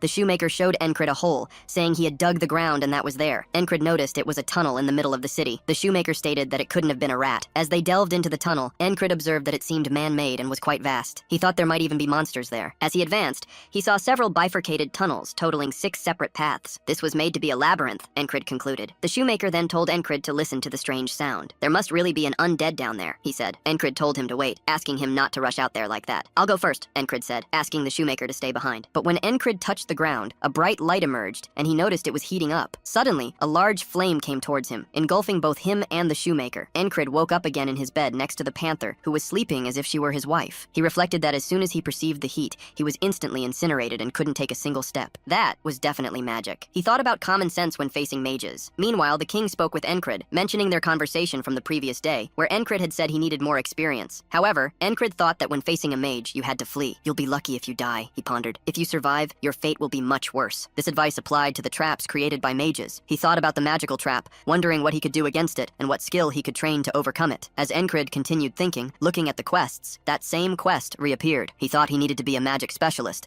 or have the support of a higher rank. That wasn't like other walls he could face head-on. He thought Commander Fod would hear his request, and before that impulsive man went there alone, Encrid decided he should do something. So he set off towards that house. Arriving there, he broke down the door, scaring the girl. He asked where her father was. She replied he was in the basement. Encrid rushed downstairs, but the old man had already thrown himself in. When Encrid arrived, it was almost too late. As he asked the old man to stop, that flame completely engulfed them, Encrid and the shoemaker. He woke up again with Courant, thinking he needed to find a faster way. He needed to see the shoemaker first and tell him to stay away. Death thought it might have been only for a moment, but he must have felt the pain of his flesh melting, his entire body turning to ashes. Still, Courant asked if Encrid intended to proceed toward those flames. Encrid said, it was truly as Courant had said. The pain was as if millions of needles passed through my entire body in a single instant. But it would hurt even more if I did nothing and watched an innocent man die. That's how a knight acts. Upon waking the next morning, Encrid simply left. I'm going to save an annoying old shoemaker, he declared. The king questioned if there was some leather-booted monster or something. Encrid went straight to the shoemaker's house. He thought he could stop him from digging and make him ignore the danger. However, he couldn't leave something so risky without doing anything. I'll go alone, Encrid said, asking the shoemaker not to follow him. No, the shoemaker replied. This is my house. I can't let you go there alone. Encrid, however, insisted. The shoemaker finally gave in. Encrid considered finding a magic expert, but questioned how long that would take and if the person would even accept his request. As he walked, Encrid pondered the mysterious trap. He had no information about it, and someone was bound to die exploring it. Encrid knew this applied even to himself and his squad. He needed to find out as much information as possible. Encrid thought one of the paths must be clear. The only way to find out would be by going through them. Using his return was the easiest method, but he believed there had to be a better way to do it, a clue he could use. If he could find something indicating the trap's location, that would make more sense. He wondered how many times he had already died, and what he felt with each attempt. When he thought he had already lost, he questioned when it was. Was it when he felt a blade piercing his throat, when he was disarmed of his sword, or when he felt his opponent's murderous intent? Encrid remembered Jackson saying it was something that wants nothing but your death. He recalled that murderous intent, with the Sinantivada magic before him. With that, he ended up perceiving the axe's arrival before it hit him, but died all the same. Upon returning, Encrid thought he had just felt that. As he repeated tirelessly, Encrid suffered more and more from various traps along the way, dying in all of them. He thought that, without a doubt, he felt the trap's murderous intent. Encrid said this while being split in half. Once again, returning to that hole, Encrid thought that the day's obstacle was to detect the trap's murderous intent. As he walked, he thought he shouldn't enter. He felt compelled. He needed to go in and out until he could feel it properly. So, Encrid continued, saying he hadn't gone that way yet. He felt nothing there, questioning if it was the right path. After a few steps, he got lost, but thought that's where the blades came from. Encrid followed the path of the blades once more. He began to think he hadn't perceived anything, only remembered what was going to happen. The shoemaker asked, "Why are you going back and forth? What are you doing?" Encrid reminded him, "I asked you to stay upstairs." Encrid stated, "I haven't gone that way before. I'll keep going until I detect something." As Encrid continued, night fell. The shoemaker asked what Encrid was doing out so late without eating. Encrid said, "I'll be back tomorrow morning. Don't come down. There are traps everywhere." The man asked for his help with the situation, as he could barely sleep, afraid of losing his daughter. Encrid then questioned if the shoemaker didn't have any clues about the whereabouts of his missing wife. He replied that lately many many people had disappeared, so the authorities weren't paying much attention to it. If you see a dark-haired woman with freckles wearing that wedding ring, please let me know. Encrid affirmed that he would do it. At night, sleeping with Pantera, Encrid began to meditate. He thought he had found Jackson, but ended up looking in the entirely wrong direction. Is it like this just because you're dating that man in leather boots? Questioned Pantera. Just give up and go to sleep. Encrid affirmed that, come to think of it, it was the first time he had ended a repeated cycle without dying. He wondered what would happen if the day passed like this, if it would advance to tomorrow. Encrid noted that there was only one way to find out. During the night, Karen apparently acted. The next morning, Encrid started saying the same thing as the day before. He noticed he had returned to the previous day, wondering what would happen if he didn't sleep. But the next morning, he ended up falling asleep and woke up in bed. Encrid thought that the day before, he hadn't blinked and appeared there. He saw the entire script being replayed. He probably couldn't get through that day without defeating the wall. However, Encrid concluded that there were no problems, as he had no intention of facing tomorrow without overcoming that anyway. Thus, 20 days passed. Encrid said, "This is different from simple fear. Just feel the imminent death." While he continued following the same path, 40 days passed. Then, 50, 60, and increasingly up to 70. At one point, rotten hands began to emerge from the ground, grabbing Encrid. He allowed himself to be carried away. Sometime later, Encrid realized he had accomplished something. While Jackson tried to kill him, Encrid managed to dodge. Jackson was shocked he had managed it in such a short time, but it had been 72 days in total. Encrid prepared himself once more, arming himself to the teeth. Rem questioned, "Are you going to war at the cobbler's house?" "I won't return until I've killed at least 10 boots," Encrid replied. Rem felt he was joking while Pantera watched him. Encrid thought there were 6 paths and that only one led to an exit without traps, but that was just what he thought. Whoever made that tunnel was a true eccentric. There were traps on all 6 paths. To begin with, Encrid never thought there would be a safe path. All the paths, whether with hands, blades, or fire, and all the other evils that could kill him, Encrid thought they would all go wrong. However, he noticed there was a way. He just needed to avoid stepping on the traps. Encrid thought that on the first path, he would be instantly carbonized if he stepped wrong. So, he started trying to step in other places, getting carbonized every time. But then, he managed to take a few millimetrically calculated steps. Encrid advanced, one step at a time, testing, dying, and taking other steps, one after another. Thus, he focused and memorized the path he had taken. As Encrid restarted, he sought to awaken his 6th sense. He kept remembering all the steps he had taken, making his way to the end of those traps. At the end of that path, he found another room. Encrid thought that, once again, he had overcome a wall, but an undead came at him. However, Encrid managed to slit its throat quickly, only feeling its murderous intent. He thanked the dead one. Several others came close. Encrid thought that was a fine gift. The undead continued advancing on Encrid. He thought Hongu's claws had a potent poison,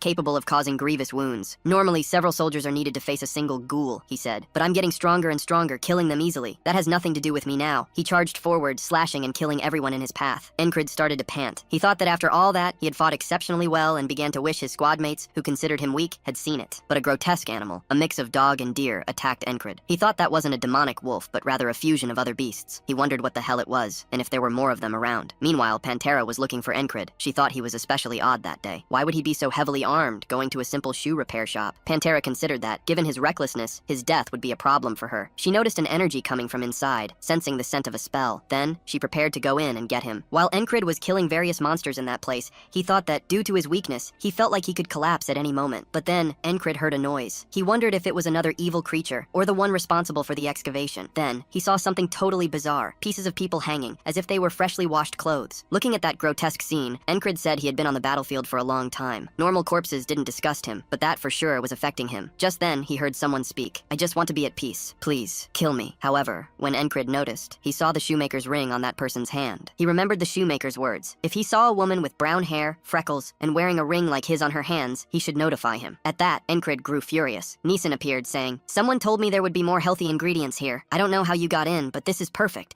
because with you I'll be able to create a friend for Bamilo, the creature behind me." Encrid asked, "Were all the corpses here killed by you?" Neeson replied, "Yes. If it wasn't me, who else would have done it?" Neeson said, "Those hanging are merely failures. The creature behind me, Bamilo, is a work of art. You will be too, for I will convert you into something incredible." Encrid thought Neeson was a mage, and remembered someone telling him to just run away. If he fought a mage and died, it would be lucky. But if he survived, something horrifying would happen to him. However, Encrid didn't care much for that. He gripped his sword with hatred in his heart, saying, "Even if it costs me tens of thousands of lives, I will kill him." Thus, Encrid drew his Oivante dagger, launching it at the mage. But Neeson obviously used magic to cover himself with a barrier. Encrid then tried to finish the job, getting close to him and attempting to strike, but he stopped at the barrier. He was thrown far by the mage, but even so, he didn't fall. Just then, Pantera, behind him, arrived. She thought, as expected, he's a mage. Even with the power I've accumulated still weak, if I use it completely, someone like him will die. At that moment, the mage cast a spell that ricocheted off Encrid. He was very nearly hit squarely. Encrid thought he couldn't see or hear, but he only felt the assassin's presence. The mage was surprised to see him dodge. Encrid advanced, activating his zone. The mage began aiming in various directions to hit Encrid. Encrid remembered asking his squad mates how to hit a mage. Rem had said, he must shoot with everything first and kill him. Using Using that tactic, Encrid was almost hit. Jackson, in turn, suggested he must kill him when he isn't looking, and Odin advised he must get as close as possible. Encrid did all of this. Ragnar added, if he's alive, if he cuts him, he will surely die. The mage became increasingly frightened as he saw Encrid approach with a gigantic, murderous aura. Encrid thought about the invisible shield surrounding the mage. If he couldn't break it with a dagger or an Eva Conte, he would break it with brute force. He would cut with everything he had. At that instant, while Encrid is airborne, the mage uses magic to pierce him. Magic surges from the ground, aiming for Encrid's chest. Both the Panther and Encrid have few options, yet the Panther calms, certain of his victory. The magic sheet imbued in Encrid's armor reflects the mage's attack. With that, the mage's shield shatters. He can't even believe Encrid is using a magical barrier. Encrid manages to cut him, splitting him in half. That death no doubt wasn't enough for what the mage had done. Still, part of the rage Encrid felt then was assuaged by the sword strike. After Encrid massacred the mage with a single attack, overcoming another barrier on his path to becoming who he is, his sword almost shatters. Luckily, only the sword broke, he says. Encrid thinks the impact could have shredded his body when the mage unleashed the counterattack, yet he remained unharmed. He wonders why he took no damage. Placing a hand on himself, he questions if his armor is truly that good. He looks back at the dead woman in that tunnel, the initial reason for his mission. He thinks even her faint breath has ceased. Encrid grows downcast at this. He mastered the door to the sixth sense and defeated the mage with one blow,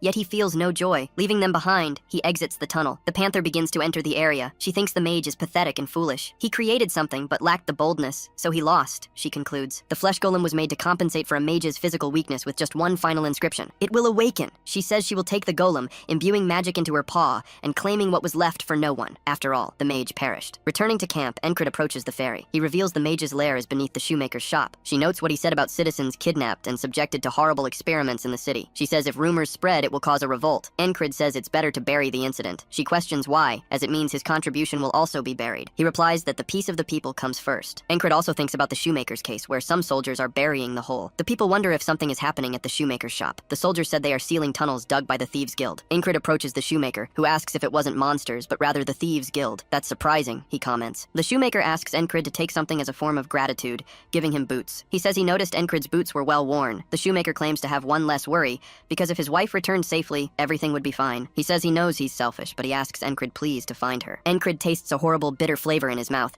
but he doesn't crush the shoemaker's hopes. He promises he'll do his best. Meanwhile, Encrid goes to a hill to watch the sunset. He sits, sticking his sword into the ground. He wonders if it was truly the right thing to give the shoemaker false hope. He questions if it would have been better to tell the painful truth. He wonders if, should he become a knight, he could prevent tragedies before they happen. Encrid states he still doesn't know, but he can only try. Sometime later, Encrid is with his squad, killing very strange canine beasts, with 4 identical eyes facing every direction around their mouths. Even though some soldiers are having a lot of difficulty fighting those creatures, Encrid and his squad seem quite calm. Encrid orders everyone to stay calm and hold their positions. He thinks that right after defeating the mage, he immediately accepted the monster extermination request. But even there, facing those creatures, the task is too easy. They manage to kill the monsters easily, even the lower-ranked soldiers. Encrid feels he isn't getting stronger, while Rem, beside him, even yawns. He thinks, this is the standard approach. Should I have taken a solo mission instead? Rem starts to look at Encrid, seeing that he is satisfied there. He says, I'll take care of this for him, pulling out his axes and charging at those wolves. Encrid wonders why Rem is acting like this. Rem kills the monsters very easily. Then they call Encrid, calling him Spellbreaker, and tell him to stop that lunatic. However, to the misfortune of all the other soldiers with Encrid, he is also crazy. A soldier asks Encrid if the insane squad corrupted him too. Encrid draws his sword and charges at the creatures, completely independent, cutting heads left and right. Rem says he wants to clarify something for the soldier, stating that it was the squad that was corrupted by their leader. Encrid retorts, the one saying that is the craziest among them. Rem questions, what part of me is crazy? The two continue killing, while arguing with absurd calm and animalistic ferocity. Those other soldiers watch the grim scene from a distance, not knowing what to do, noting that the two are completely insane. Without even looking, Encrid manages to kill the last of the beasts. The men around have no choice but to acknowledge that they fight very well. Encrid remains downcast. Rem says, looks like you're still not satisfied. Then, they question Encrid, if you want to go all out, why don't you go to the heavy infantry sector? Encrid asks if there are many forts around. They reply that the heavy infantry was sent to defeat a monster horde, but the monsters they're facing are pretty tough, looking like a mix of gorilla and dinosaur. They're in a really bad spot. They call for the archers, asking about their support, and order them to hold firm until they get there. Something truly awful appears. A gigantic harpy, which flies over with its companions, snatches soldiers, and carries them away. Once they reach a certain altitude, the harpies drop them, killing them with fall damage. The remaining soldiers are in disbelief at what's happening, knowing they could be next. Rem, watching from afar as he runs with Encrid, comments, that must have hurt. Encrid thinks about these harpies, remembering that the mercenary group he briefly joined was annihilated by them. Having survived, it hit him hard because they had been a really kind group. So he draws his sword, thinking, no more deaths. Encrid charges the harpies head-on, as one screams directly into everyone's ears. This forces some soldiers to cover their ears, shouting to shield themselves from the deafening sound. Encrid states that the harpy's scream shatters the human mind,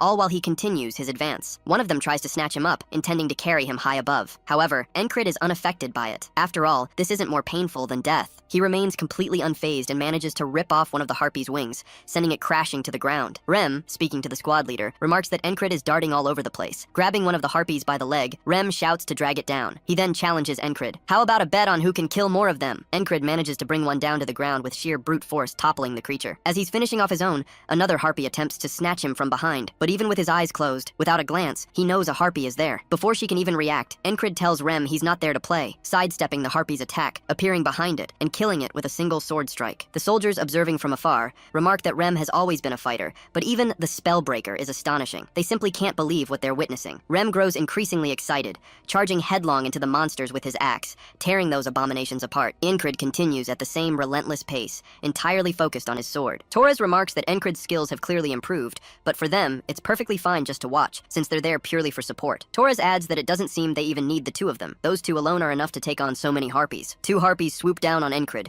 snatching his sword from his hand and throwing him backward. He spots where his sword landed. They immediately charge him, but he draws the howling dagger, striking one directly in the head to kill it with ease. Encrid remains intensely focused. As one harpy falls, the other attempts a frontal assault on Encrid, but he sprints directly towards it, for his sword lies right in its path. Before the abomination can strike, he snatches his sword, spins, and slashes, killing it with a single attack. The three remaining harpies begin to circle above the soldiers. One of them questions, "Are the harpies fleeing?" The other replies, "They're scaring even the monsters away. Those guys aren't human." On the ground, Encrid began to see the massacre scene, thinking of the harpies that had killed the mercenaries. They might not be the exact same ones, but this held great significance for him. He remembered when he was younger, a man from that group told Encrid he was weak. He said they had died to save him, flashing a ridiculous smile. As he remembered this, Encrid thought that now it would be his turn to save them. Torres suggested that, with no more harpies, it was time to return. However, the other argued it would be wrong to leave without doing anything. He asked if they shouldn't at least hunt the humanoid monsters. One of the soldiers stated they were only sent as support against the harpies, and could now leave. Rem asked Encrid what he would do. Encrid replied it was too early to go back, raising his sword. Everyone there thought he was insane, seeing he wished to continue the battle. As night fell,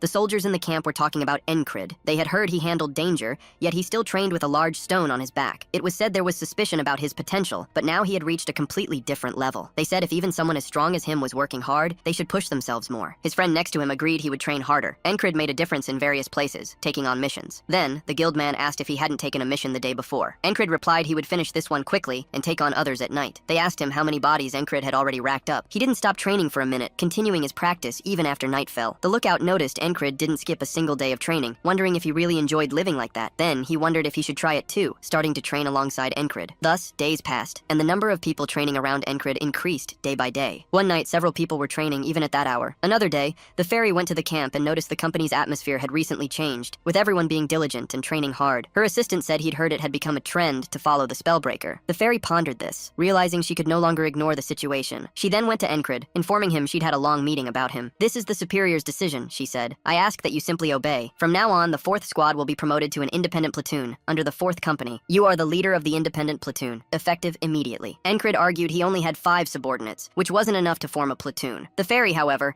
said she would handle the member issue. Encrid thought being promoted was good, but that if the unit grew, he would have to deal with more peculiar individuals. The fairy explained that, as platoon leader, Encrid would be free from regular duties, meaning he would have even more time to train. Encrid was convinced, hitting himself on the head and affirming he would fulfill the duty entrusted to him. The fairy said it would be a shame for him to leave just like that, asking, "How about a duel?" Encrid looked at her, and she instructed him to use only his hands, challenging him to hand-to-hand combat. Encrid remembered the beating he took after losing the fight against the commander last time. He had trained martial arts exhaustively with Aldina, that mountain of muscles, and believed he had improved a bit. Accepting the challenge, Encrid threw his sword to the ground, declaring it was time to see the results. He took his stance, preparing for combat. Facing her, Encrid recalled Aldina once said that unarmed combat is a technique for close-quarters battles, where speed is more effective than complexity. The fairy leapt directly toward Encrid, attacking first, hitting his hand, and completely closing the distance. Encrid thought it would be most advantageous to use his weight to gain the upper hand. He charged at her, forcing her to defend, then threw her backward with the full force of his body. Encrid managed to take her to the ground, putting his weight on her and pinning her neck with his forearm. He declared, "It seems victory is mine." She questioned, "Is it?" making Encrid wonder what she was talking about. She said humans definitely made bold declarations,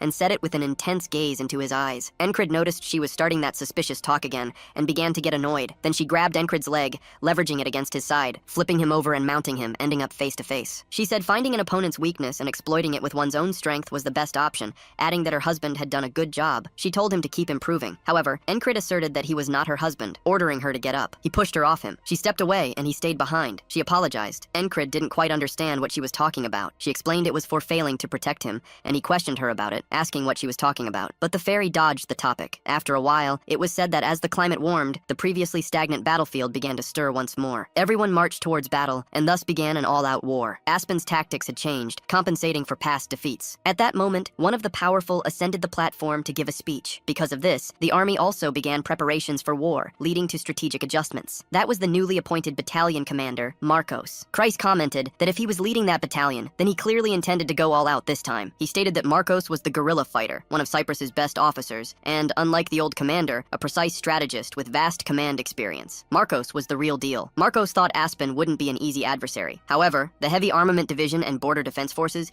meant his army mostly consisted of dispensable recruits. The only ones who stood out were the independent platoon, especially their leader, the Spellbreaker. Since the last battle, he had been racking up victories one after another. Marcos wondered if it was pure luck or genuine skill. Marcos asked Encred to prove his worth. In the afternoon, Encred went to speak with Rem and the others about the mission to scout the territory near the Panhanio River. Rem asked if it was a direct order from the battalion commander. Encred only then realized this was what the fairy, the company commander, was referring to. He kept thinking about it while being crushed by Alden. Christ said that if it was this location, it had to be the fortress city of Aspen. The other stated it was near Crossguard, and similar to the supposed border advance, it had been built for military purposes. This was Henry, the newest member of the independent platoon. Henry explained that going there now meant a reconnaissance mission. Rem told Encred not to go. However, Encred replied that he couldn't refuse a direct order from the battalion commander. Rem said he would go with him. Andrew, however, intervened, stating that all platoon members, except for the leader, had been instructed to wait under the command of the newly appointed squad leader. That was also a direct order from the battalion commander. Andrew ordered Encred to follow his command. Rem then appeared in front of Andrew, licking his axe with a menacing expression, as if he'd kill him if he spoke another word. Rem's demeanor made Andrew tremble. Rem questioned why they had an insect in their unit. Andrew began to tremble uncontrollably,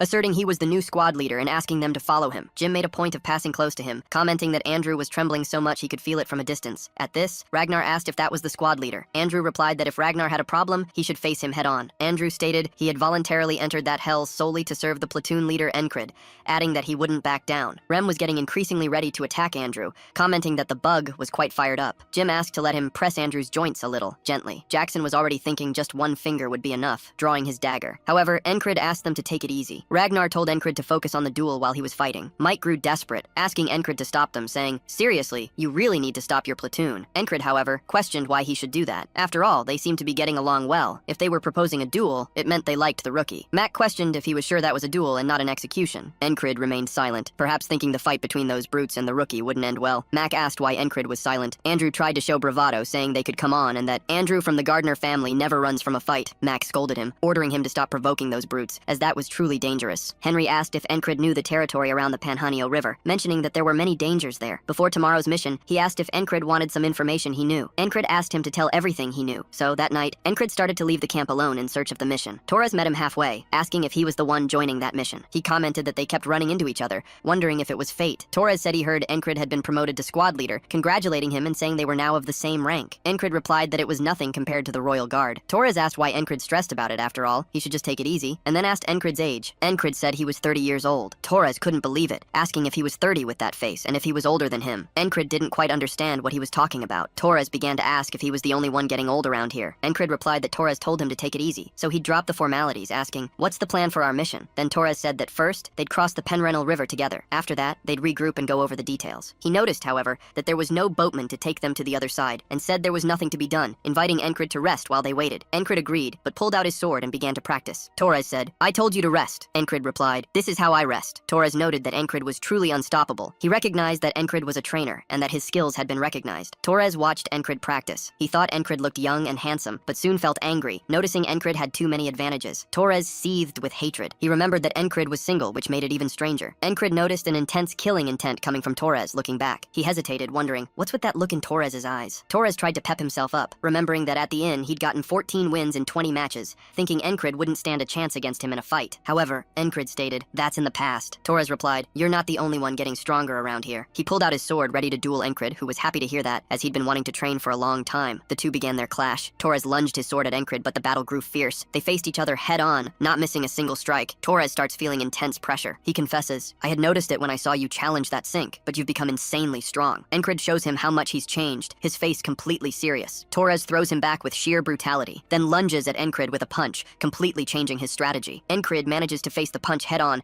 and notices that's not what Torres intends, as he was actually using a hidden dagger in his hand. Encrid calmly moves out of the way, avoiding a full hit and only receiving a scratch on his cheek. He questions Torres about the blade. "What's this blade that appeared in your pocket?" Torres replies, "This is my secret technique, hidden blade." Encrid exclaims, "That's unbelievable." Torres expects Encrid to call him a coward, but Encrid is smiling, completely joyful and madly excited about it. He pleads, "Teach me, that's too cool." Torres notes that Encrid truly is a diligent madman and instructs, "Start with a smooth stone using your wrist." After Encrid messes up, Torres tells him to observe carefully. "You're terrible with your hands," Torres says. "Do it in a completely different way than you're doing." A boatman approaches them, asking, "Shouldn't we cross the river?" So they're taken along with the boatman. Upon reaching the other side, they're quite tired, having spent the entire night in the water. Encrid asks, "Shouldn't we meet the reconnaissance team? Where's the meeting point?" Torres replies, "First things first, let's wash up a bit. We don't need to go in all sweaty from the start." Encrid realizes he really needs a bath, and the two strip down to enter the water. Torres exclaims, "The water's freezing! Hurry up and get in too!" As soon as Encrid takes everything off, Torres is shocked by what he sees, his face contorting in surprise. Torres exclaims, "You greedy bastard!" and adds, "My fighting spirit vanished." He teases, "Don't hold back, come at me." Torres calls him an idiot. "I'm not trying to duel." Then one of their allies appears saying, "I came to check on you guys since you took so long, and I see you're enjoying a peaceful bath." Encrid quickly turns, asking, "How long have you been here? I didn't even feel your presence." Finn, their ally, says, "We need to cross Crossguard tonight. Hurry up and get out." Torres asks, "You want us to leave while you're watching?" She replies, "There's nothing to see. Stop complaining." Encrid, without question, gets up to leave. Seeing him, Finn is shocked, and a mischievous smile spreads across her face. She asks, "I guess there was something worth seeing on his end, wasn't there?" Torres says, "Your look is pretty obvious." She tries to play it off, saying, "I was just talking about his abs, just his abs." Torres retorts, "My abs are cool too." She introduces herself to Encrid. "I'm Finn, captain of the reconnaissance team. I'm looking forward to working with you." Encrid just raises a hand in greeting, saying nothing. Torres wonders if his own abs didn't stand out. They get dressed and start walking. Finn explains, "Before I go into detail about the mission, I need to summarize the situation. Our informant in Crossguard, Gato, uncovered critical information we should have received 4 days ago. However, Gato never appeared at the meeting point and hasn't made contact since then." Encrid asks, "Did something happen to him?" Finn replies, "That's what we need to find out. We're going to infiltrate Crossguard and search for Gato." She continues, "Crossguard's front garden is a land of monsters and beasts. Luckily, the enemy sees it as a natural barrier and doesn't patrol it much. We've secured 3 infiltration routes. The first is using the Smuggler's Tunnel, a route used by the city's black market vendors. The guards know about it, but ignore it on purpose. The second is to climb the castle walls at night. It's a bit physically demanding, but it's the safest option. Lastly, you can disguise yourselves as merchants and sneak in. It's a bit risky since you'll need to use the main gate, but it's the most comfortable and convenient." Finn concludes, "All routes are equally difficult. Choose the one you prefer." Encrid thinks for a moment, noticing that Finn made it sound easy, but he knew it wasn't that simple. Torres questions, "Wouldn't it be better if you chose, since you know the situation better?" Finn decides, "We'll leave at dawn and infiltrate through the Smuggler's Tunnel." In that grim forest, a red moon and the normal moon shine in the sky. Encrid continues training, utilizing Torres's hidden knife technique. Observing him, Torres is a bit disappointed. With skills like that, how did he even learn the grimace? He wonders, but he soon cheers up. He'll get there eventually, just keep practicing. Finn walks over to the two, noticing they had skipped dinner. Curious about what Encrid was doing, she questions him. Encrid replies, "I'm training." Finn tells him to eat while he trains. "One of my squad members dreams of becoming a chef. You'll love it." Encrid eats, saying, "It's delicious." Torres questions, "What kind of jerky is this? The seasoning is incredible." Finn replies, "I can order more. That chef's parents have a shop at the border guard. We can visit them anytime." She also warns them, "If you're going to keep training, don't go to the spot I'm pointing at. Beneath that smooth reddish stone, there's a venomous snake." Encrid finishes her sentence and asks, "How do you know that?" She replies, "One of my companions is a former hunter. I learned from him." Finn noticed Encrid was ridiculously well prepared and smiled, saying, "I'm liking him even more now." She asks with a mischievous smile, "Want to train with me? A more mature kind of training?" Torres felt a pang of jealousy. Encrid looked at her seriously, asking, "What are you talking about?" She laughs. "That was supposed to be a flirt. Are you by any chance an idiot?" Then she asked, "How about it? I might look like this, but I'm actually quite gentle." Torres, feeling like a third wheel, asked, "Could you please not do that while I'm here?" Encrid refused. She asked, "Why? Are you in a relationship by any chance?" Then she remembered, "Oh right, you're engaged to the company commander. What a shame." Encrid started to get annoyed, asking, "When was that even confirmed?" Finn replied, "Anyway, you can speak casually with me." Encrid retorted, "If that's all right with you, I will." Finn said, "We're heading to Crossguard tomorrow. Get some rest." Torres noticed she ignored him until the very end. Later that night, under a red moon, Encrid started to fall asleep, but then he encountered death once again. He woke up, thinking it had been a while since her last appearance. She must have something to say, he thought. He remembered the fairy, who apologized for failing to protect him. Encrid began to realize this mission would likely be a huge obstacle, flashing his psychopathic smile. The next day, he thought about that massive wall as he, along with the other two, entered the Smuggler's Tunnel. Torres questioned, "Why are we moving during the day? Aren't infiltrations usually at night?" Finn asked, "Are you stupid? Even if the guards neglected this path, they wouldn't completely ignore it." Encrid explained, "They don't expect us to invade in the morning. That way we'll catch them off guard." Torres agreed. "That makes sense. As expected from you two, you're truly different." He asked, "Why do I feel like this has become a joke, with her showing so much favoritism towards Encrid?" Finn said, "The Rangers will go ahead." Encrid thought about Finn being a ranger. They usually take the lead to find paths, needing light armor and the ability to move silently. As she stepped, he noticed her footsteps were almost soundless and wondered if he could copy that. As Encred took a step, some soldiers appeared ahead, exclaiming, "We got the rats!" The three were surprised. Finn noticed it was an ambush and ordered, "Everyone fall back." However, the soldiers shouted, "Nowhere to run. You're surrounded on all sides." The soldier ordered, "Kill them!" Finn urged them to push through all those men. As they moved, crossbows launched arrows in their direction. Encred tried to react with his sword,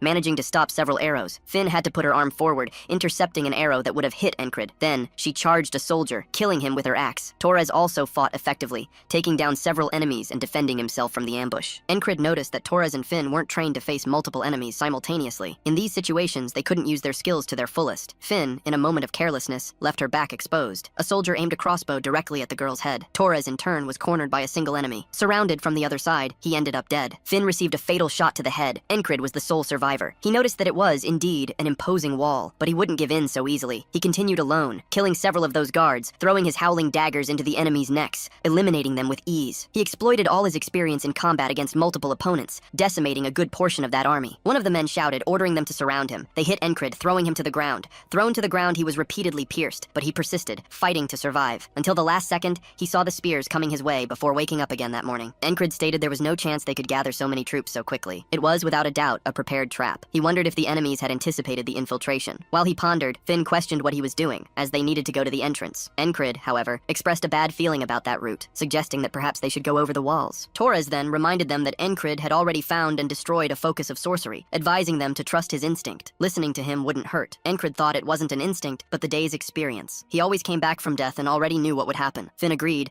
but pointed out that climbing the wall would be safer at night. They would have free time until then. Encred then proposed a duel. Finn blushed, perceiving the subtext of his words. She asked if he liked to do that in broad daylight, calling him courageous. Encred quickly clarified that he was referring to a normal duel, not an adult duel. Disappointed, she accepted, but explained that swords weren't her specialty. Encred proposed barehanded combat. She stated she was confident and prepared to fight Encred. Encred thought the enemy knew about his infiltration. Regardless of the route, there would be a high chance of a fight. Assessing Finn's strength would be useful, besides being good training. He offered the first move. She, in turn, invited him to attack. Encred threw a direct punch at the girl. However, she dodged. Landing a knee strike he barely managed to block with his hand, nearly getting hit. They took a step back, but she returned with a powerful kick to his face. He had to defend himself quickly, pondering his next move, with her foot dangerously close to his face. He decided to use the same strategy he'd employed against the ferry commander, leverage his weight to subdue her, lunging at the girl. Knocking her down, he thought he had won, but she grabbed his hand. Apparently, Finn was a jujitsu expert. She declared he had made a bad choice. Immobilizing his shoulder, neck, and hand, she prepared to apply an arm lock, threatening to break it. Torres ordered them to stop, saying it was enough. Finn had achieved a victory over Encred,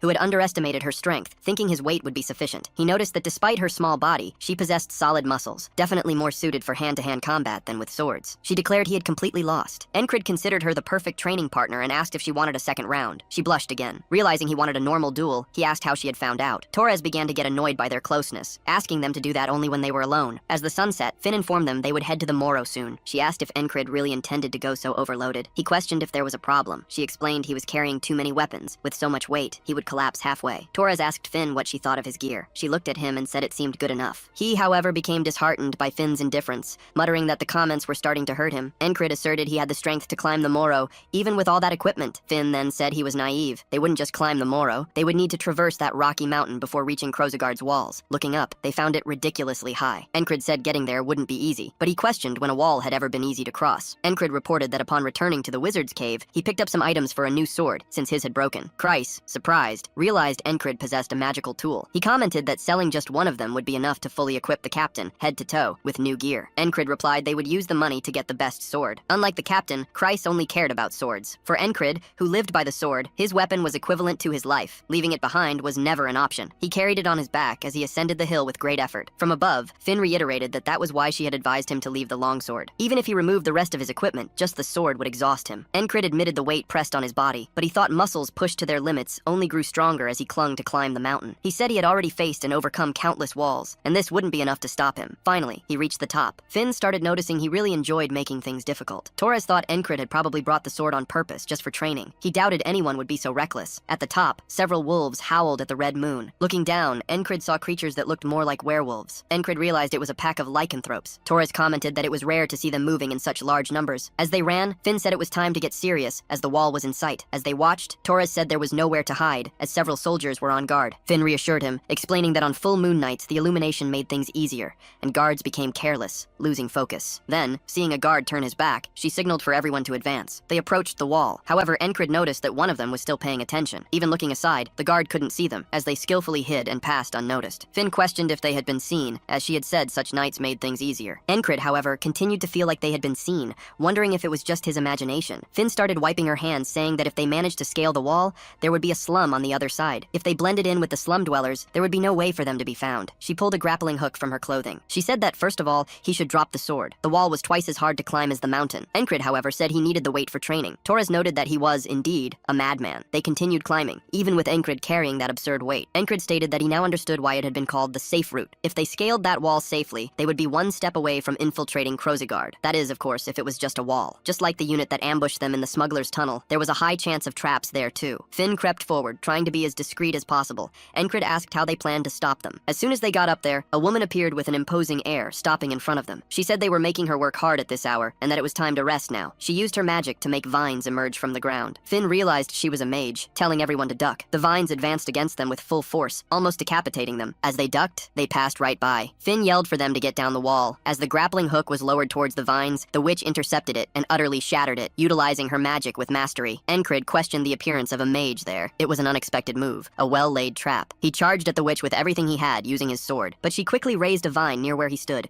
forcing Encred to cancel his attack and retreat sideways. He said he had defeated a mage before. If he used the gate to the sixth sense, he might be able to achieve something. The witch's vines drew near, even as Encred thought he could defeat her. As his sword neared the neck of the woman, who had an eye similar to João Felino's, he recalled Jackson telling him to use his instincts, but not to blindly trust them. A strong opponent could deceive the senses, and mages were a great example, and she truly did. She flung Encred upwards with a vine punch, sending him flying. The vines then ensnared him. As Encred descended, Finn realized his mistake, furiously questioning what he was doing. The vines then lunged towards the two below, killing them with a single attack, right through the chest. They fell, pierced. Encred, still clutched by the vines, noticed they were very tough and he couldn't break free. He was carried close to the witch. She praised his courage for not fleeing. "You're like a berserker biting at these branches," she said. "Ledia of the rose vines," she added, looking at Encred. Then, she crushed Encred's hand, ending him completely. Encred realized that just as not all soldiers have the same level, the same applied to mages. He had become overly confident, arrogant from having grown stronger, and had failed to correctly assess his opponent. Death appeared again. "Now do you understand your level?" it asked. A rare creature, trying to grow stronger by using its own suffering is uncommon, but before an overwhelmingly tall wall, you are nothing but a mere ant. Encred thanked Death. "Thanks to you, I recovered my original mindset. This was the wall I needed," he replied. "I want to see if you can still say that after facing the third wall," Death said. After talking with Death, Encred went to speak with Finn. She questioned, "You want to infiltrate, pretending to be part of the merchant company? Why suddenly?" Encred replied that he had a bad feeling about that hole. Finn reassured him. "It's all right," she said. "You just need to infiltrate with the merchants who frequently pass through the area." Encred asked when they would go in. "Tomorrow morning," Finn replied. Encred questioned that. If they couldn't get past that wall, they wouldn't be able to sneak in. He asked about the wall's condition. Torres then asked if they needed to wait another day. Finn suggested, "Since we have free time, why don't we have a party? Tell them to bring everything we have." They agreed. Encred asked what she meant by that. Then, jerky, beer, and several other things were tossed around. Encred was incredulous. They planned to eat and drink right next to enemy lines. "Are you crazy?" he questioned. He asked Finn if it wasn't dangerous to let their guard down. She replied that being too tense wasn't good for them either. "When your body stiffens, your vision narrows and your focus vanishes," she explained. Then, she called him to drink and eat, saying Encred's shoulders were stiff as a rock. Encred had thought that using all his energy fighting was the only way, but he reflected that Finn was right, as his vision had indeed narrowed. He assumed he had always thought that pressing forward was the only way. He sat near them. However, he realized that resting had meaning, and that desperate effort wasn't the only answer. It was time to stop and clear his thoughts. "I'll make this day meaningful," he said, raising his sword and preparing to train. "I told you to rest. What is that?" Finn exclaimed. Torres explained. "It's just his way of resting." Finn remained unconvinced as Encred swung his sword. She said she didn't care. "You really have a good body," she commented. Torres told her to stop it. It was already night and they were still there. Encred claimed to have witnessed something rare that day. That alone was enough to make his day. Previously, he would have already reached the wall by now. The Cancino's unit ambushing them in the tunnel, a mage on the wall. This time, there must be something else, he thought. He wondered what might be in his way. Then, a lycanthrope began to howl. Finn, her men, Torres, and Encred realized what had happened. Encred noticed that the sound came from the pack of lycanthropes they had seen before. Finn told them to run, as they tried to get out of there, fleeing from the monsters. But the werewolves completely surrounded them. Torres said that to face a single lycanthrope,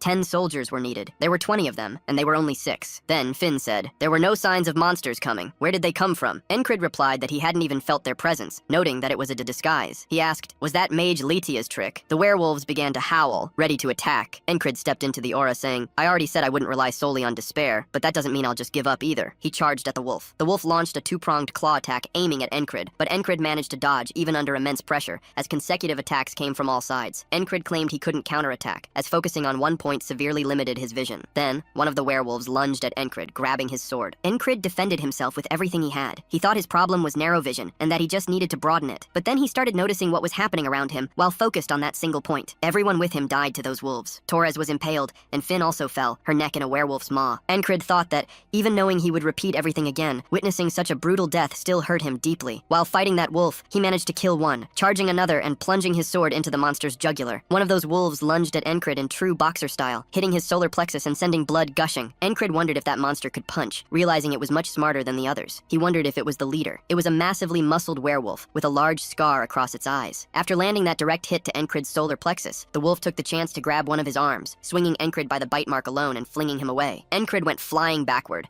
as he watched those wolves charging at him. He grew desperate, seeing the bodies on the ground, until he met death. She said that no matter which wall he chose, all were difficult. As long as this today continues to exist, you will keep reliving these scenes, she declared. Do you still think this is fun? Encrid replied yes, because he felt restless. Actually, everyone questioned, while Encrid was still talking to Death, why he felt that way, asking if he was sick. Encrid said, that's why I can't just sit here like this. I'm fine. He urged them to move on, because even if all paths were blocked, he needed to create a new one. He thought about the 3 timelines, with the soldiers, the mage, and the werewolves. He said that if all paths were blocked, he would have to find a way. So he returned to the path with the soldiers. Encrid claimed to have thought about what he could do if surrounded, but he had no ideas. He wouldn't face the Cansinos in individual combat, but if they surrounded him in that cramped space, he'd be finished. The best course of action was not to get surrounded. If he used his instincts to figure out where they were, then he could do something. So, when the soldier arrived, saying he'd caught those rats, Encrid already put himself in a combat stance, looking back. He said he didn't feel anything with his instincts and ended up getting caught, unable to do much, being completely pierced. He declared he had no chance, as there must have been magic there too. As he went for that mage, he asked her if the magic in that hole was her doing as well. She reacted strangely and wondered if she'd been caught, saying Captain Roger wasn't doing his job properly. Encrid dies, discovering something that might help him. While training with Torres, Encrid questioned why the stone wasn't leaving his hand. Torres said he was truly clumsy. Encrid explained that when a mage gets involved, it's impossible to avoid traps using instincts, and even if he managed to avoid them, the enemy was composed of persistent fanatics. He asked if it was possible to shake off so many. So, while he was with the lycanthrope, Encrid said the same applied to them, as it was a fight of many against few. He needed to find a way to compensate for the difference. As he advanced, he thought it was no use just trying to attack with everything, and ended up realizing he needed to do something better. Returning to the path of the soldiers, killing some of them while surrounded, he received an instruction. Don't rush your thoughts, for it's a rare chance to fight a real battle, as much as you want on each of these routes. Thus, he fought against each of those enemies, both the soldiers, the lycanthrope, and the witch. He managed to advance little by little each time. He said he couldn't waste this time without improving his skills, and began to handle each of the challenges better and better. Death, seeing him die all those times, spoke to Encrid. How long do you plan to play around? If you don't want to be stuck in this today forever,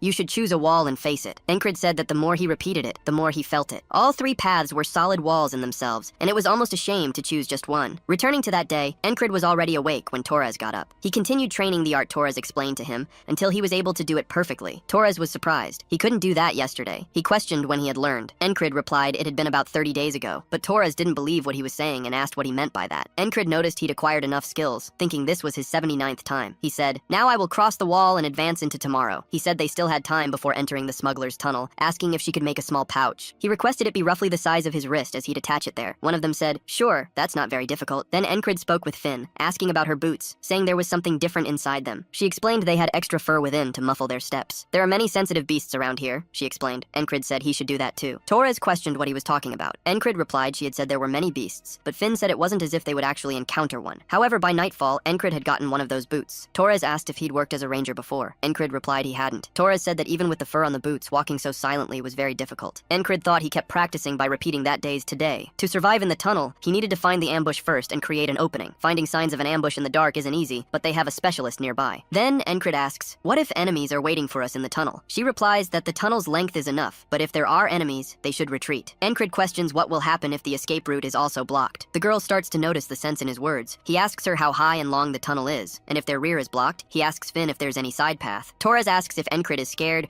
or if it's just a bad feeling, as he's asking too many questions. Encrid replies that if armed troops are waiting for them, everyone will die. Finn suggests that if Encrid is scared, he can withdraw, as it's better than saying ominous things. Encrid, with a serious expression, states he's just saying they should be careful. She takes Encrid's words into consideration. Encrid thinks about how to move his companions the way he wants. Considering his status, he can't use brute force as he did in the tall grass incident. He needs to persuade them. The pressure Krang emitted in the old infirmary, an invasive will that conveys exactly what it wants, has more impact than 100 words. She eventually agrees, admitting she'd been too relaxed. Encrid notices the change in her mood, realizing she's becoming more cautious. When Finn starts using her senses, is, she'll notice something. Lando notices it's strange. There are rays that seem to have been erased on purpose. Then she understands what's happening, gets annoyed, and tells everyone there's something wrong, asking them to retreat. They need to secure the escape route first. However, the soldiers, who were about to ambush them, hadn't found them yet. Rose is terrified. Encred thinks the archers are positioned precisely on the escape route. He dashes out, declaring himself a messenger from Captain Rogers. Finn is surprised, thinking he's completely insane. The archers ponder, as no one had said anything about sending a messenger. Encred thinks this is very good, because the confrontation will begin there. He remembers that Roger is the name of the enemy commander, information obtained by Litia, who described him as someone who doesn't do his job properly. Encred thinks it's impossible to recognize faces or clothes in the dark. He says the city has a demonic creature. Then, the soldiers question Commander Roger, asking what Encred is saying. Encred replies that upon hearing the name Roger, they mistake him for a soldier from Aspen. When Encred gets close enough, he draws his sword. He knows that if he gets too close, he'll be recognized. But in that brief window, he's already managed to kill one of them. It's too late. The soldiers finally realize he's not an ally, but an invader. The enemy orders everyone to kill Encred. However, Encred grabs the soldier who is giving orders and yells for them to shoot him. The startled soldier orders his men not to shoot, but others insist they shoot immediately. Encred scoffs that they don't even have training, asking if they're the kings of Aspen. He implies that even he alone couldn't resolve the situation and demands they do something. Torres and Finn, hidden, wonder what Encred is doing, provoking the enemies. They think that if there are more enemies nearby, the situation will turn chaotic. Encred questions if these crossbows are just for show, asking if their brains are decorative or something. Finn realizes she needs to sense the enemy's presence. Encred continues to provoke them, asking if that's how Commander Roger taught them. Finn comments on the damned noise, saying she can't hear anything else, but then she understands what Encred is doing and declares it can't be true. Encred continues to shout Roger's name,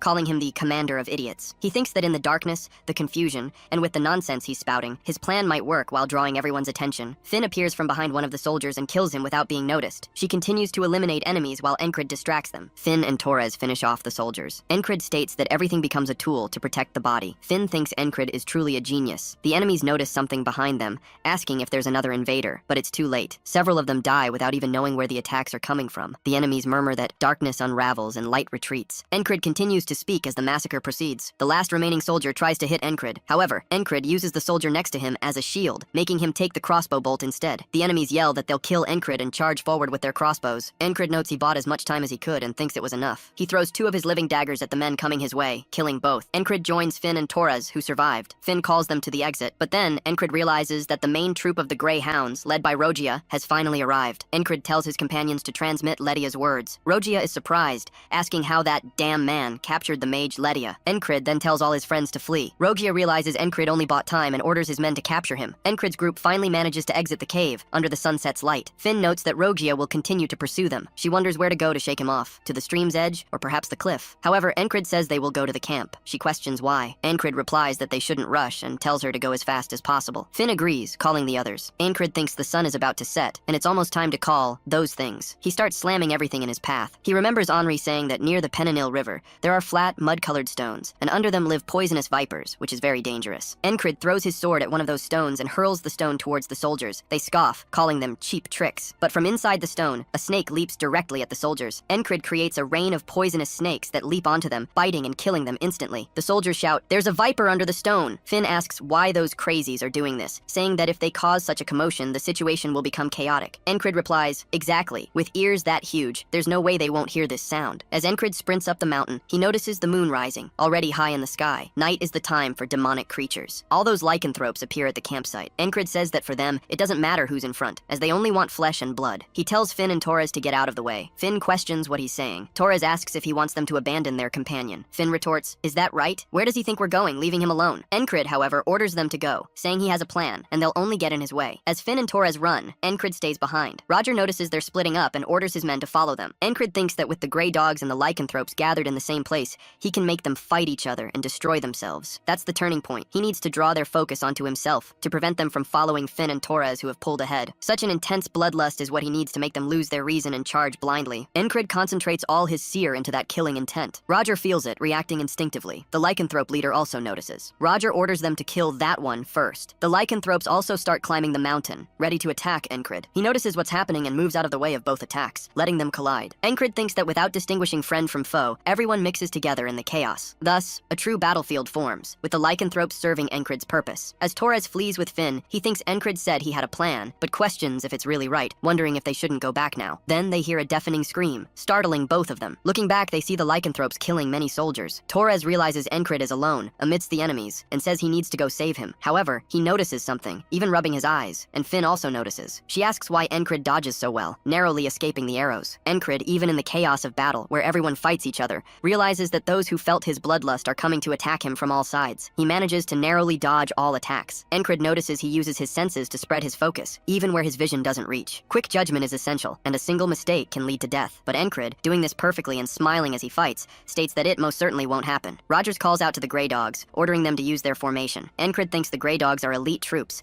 and if they form up, the lycanthropes won't be a match. For his objective, the chaos needs to continue. Something he discovered by chance in the last today he had can be used. He remembers battling one of those soldiers. The soldier called Encrid an idiot, saying he attacked Rogers, who never takes off his helmet. The soldier asked if Encrid truly thought someone like him was a match. Encrid then questioned why Rogers never took off his helmet. Encrid went straight for Rogers' helmet, revealing he was bald. Everyone stared at the captain, unwilling to believe it. Encrid told Rogers that being bald was nothing to be ashamed of. However, Rogers didn't react well, flying into a rage. Encrid realized he was ashamed of his baldness. He yelled at Rogers to take off the helmet, saying, "You killed your own hair and sent it to heaven yourself." He demanded, "Show me that barren desert, devoid of a single strand of life." Rogers grew even more infuriated, but thought he should calm down, telling himself it wasn't worth falling for the provocation. Then Encrid simply ran a hand through his flowing hair, causing immense envy in Rogers, who watched him with a scornful expression. The two observed from afar, realizing Rogers was enraged. Rogers couldn't control himself, calling him insolent and promising an agonizing death. He charged at Encrid, who dared him to try, attacking with everything he had. His sword gleamed in the light. Rogers persisted in his attacks, but Encrid parried them with ease before launching a counterattack. He almost ripped off Rogers' helmet, who narrowly defended himself. Rogers declared it was time to reunite with his hair, attacking Encrid from top to bottom. But before Encrid could retaliate, a lycanthrope's hand reached for the enemy captain's neck. Rogers' head was ripped off, and he died before Encrid could do anything. The lycanthrope then positioned itself face to face with Encrid. Rogers' men screamed their captain's name, but were quickly killed. Encrid realized the lycanthrope had been targeting him from the start. The monster tried to attack him, but Encrid managed to dodge. He noted that the werewolf had taken advantage of the final moment, when he was surrounded and uncomfortable, to strike. Kaoru revealed himself to be an even more formidable opponent than Rogers. He claimed that, with the power of monsters and exceptional intelligence,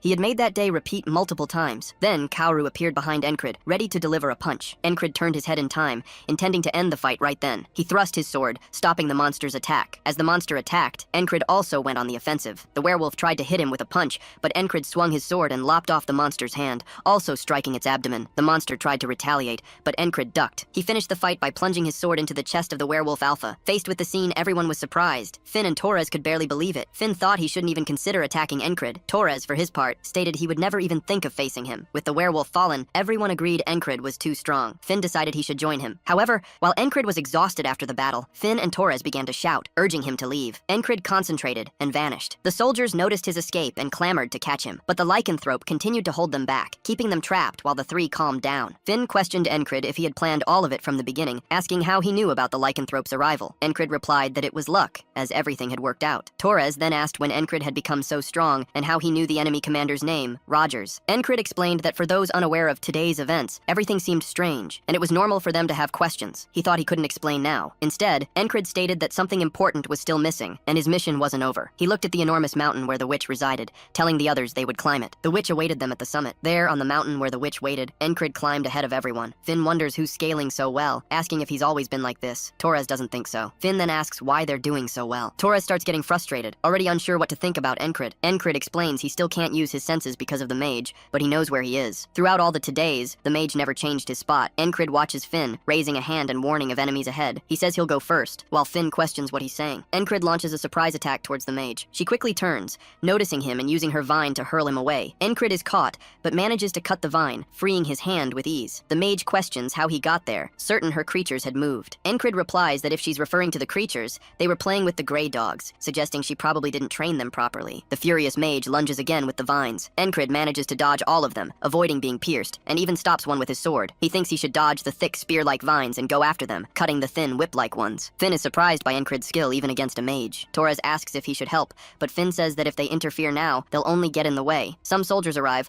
offering help to Litia and promising cover. Finn then appears behind them and throws her axe into one's neck, ordering Torres not to let anyone get close to Encrid. They notice more enemies. The witch grows increasingly irritated with the swordsman and starts launching vines with roses sprouting, questioning if they think they can go all out. She unleashes the attacks towards Encrid. Encrid enters his zone, making everything seem slower. He says he already understood how to break the magic last time. After all, they are also human. If cut or pierced, they die. He questions how to create an opening to cut. Encrid thinks that luckily he found something for it. Actually, it's a trick he learned from Torres. He advances against the darts, getting rid of each one. He approaches the mage. When close enough, she starts to retreat, casting more magic towards Encred. Then, Encred raises his hand, thinking of the prepared secret blow. Using the hidden dagger, he remembers Kreis asking about the magic artifact left over after taking the sword, questioning if they should sell it. Encred had refused, telling him to keep it, as it could be useful in the future. At that moment, he has the magic stone in his hand. The witch sees the glow extend before her eyes. Encred notes that it's a magic artifact he picked up in the mage's cave. A large explosion occurs between the two, blinding Finn and Torres, who start complaining about their eyes. Beggars beneath the wall see the flash up above. The witch is blinded, bringing her hands to her eyes and providing a perfect opening for Encred. He cuts her in half. Encred says that by relaxing his shoulders, he managed to see. There was no need to choose just one. All three were excellent punishments. She falls dead to the ground, while Encred is bathed in the red moonlight. He says he used all of them to create that today, and is happy with the result. The enemy soldiers continue to be killed by Finn. She observes that Encred used that artifact. Torres intervenes, saying it's not time for questions, as enemies will soon be attracted by the light and surround them. Finn tells Encred they must move first, getting out of there quickly, while the guards search for what's happening. They hide among the beggars. Encred notes that the infiltration of the crossguard was a success. If they rescued the cat as planned and returned,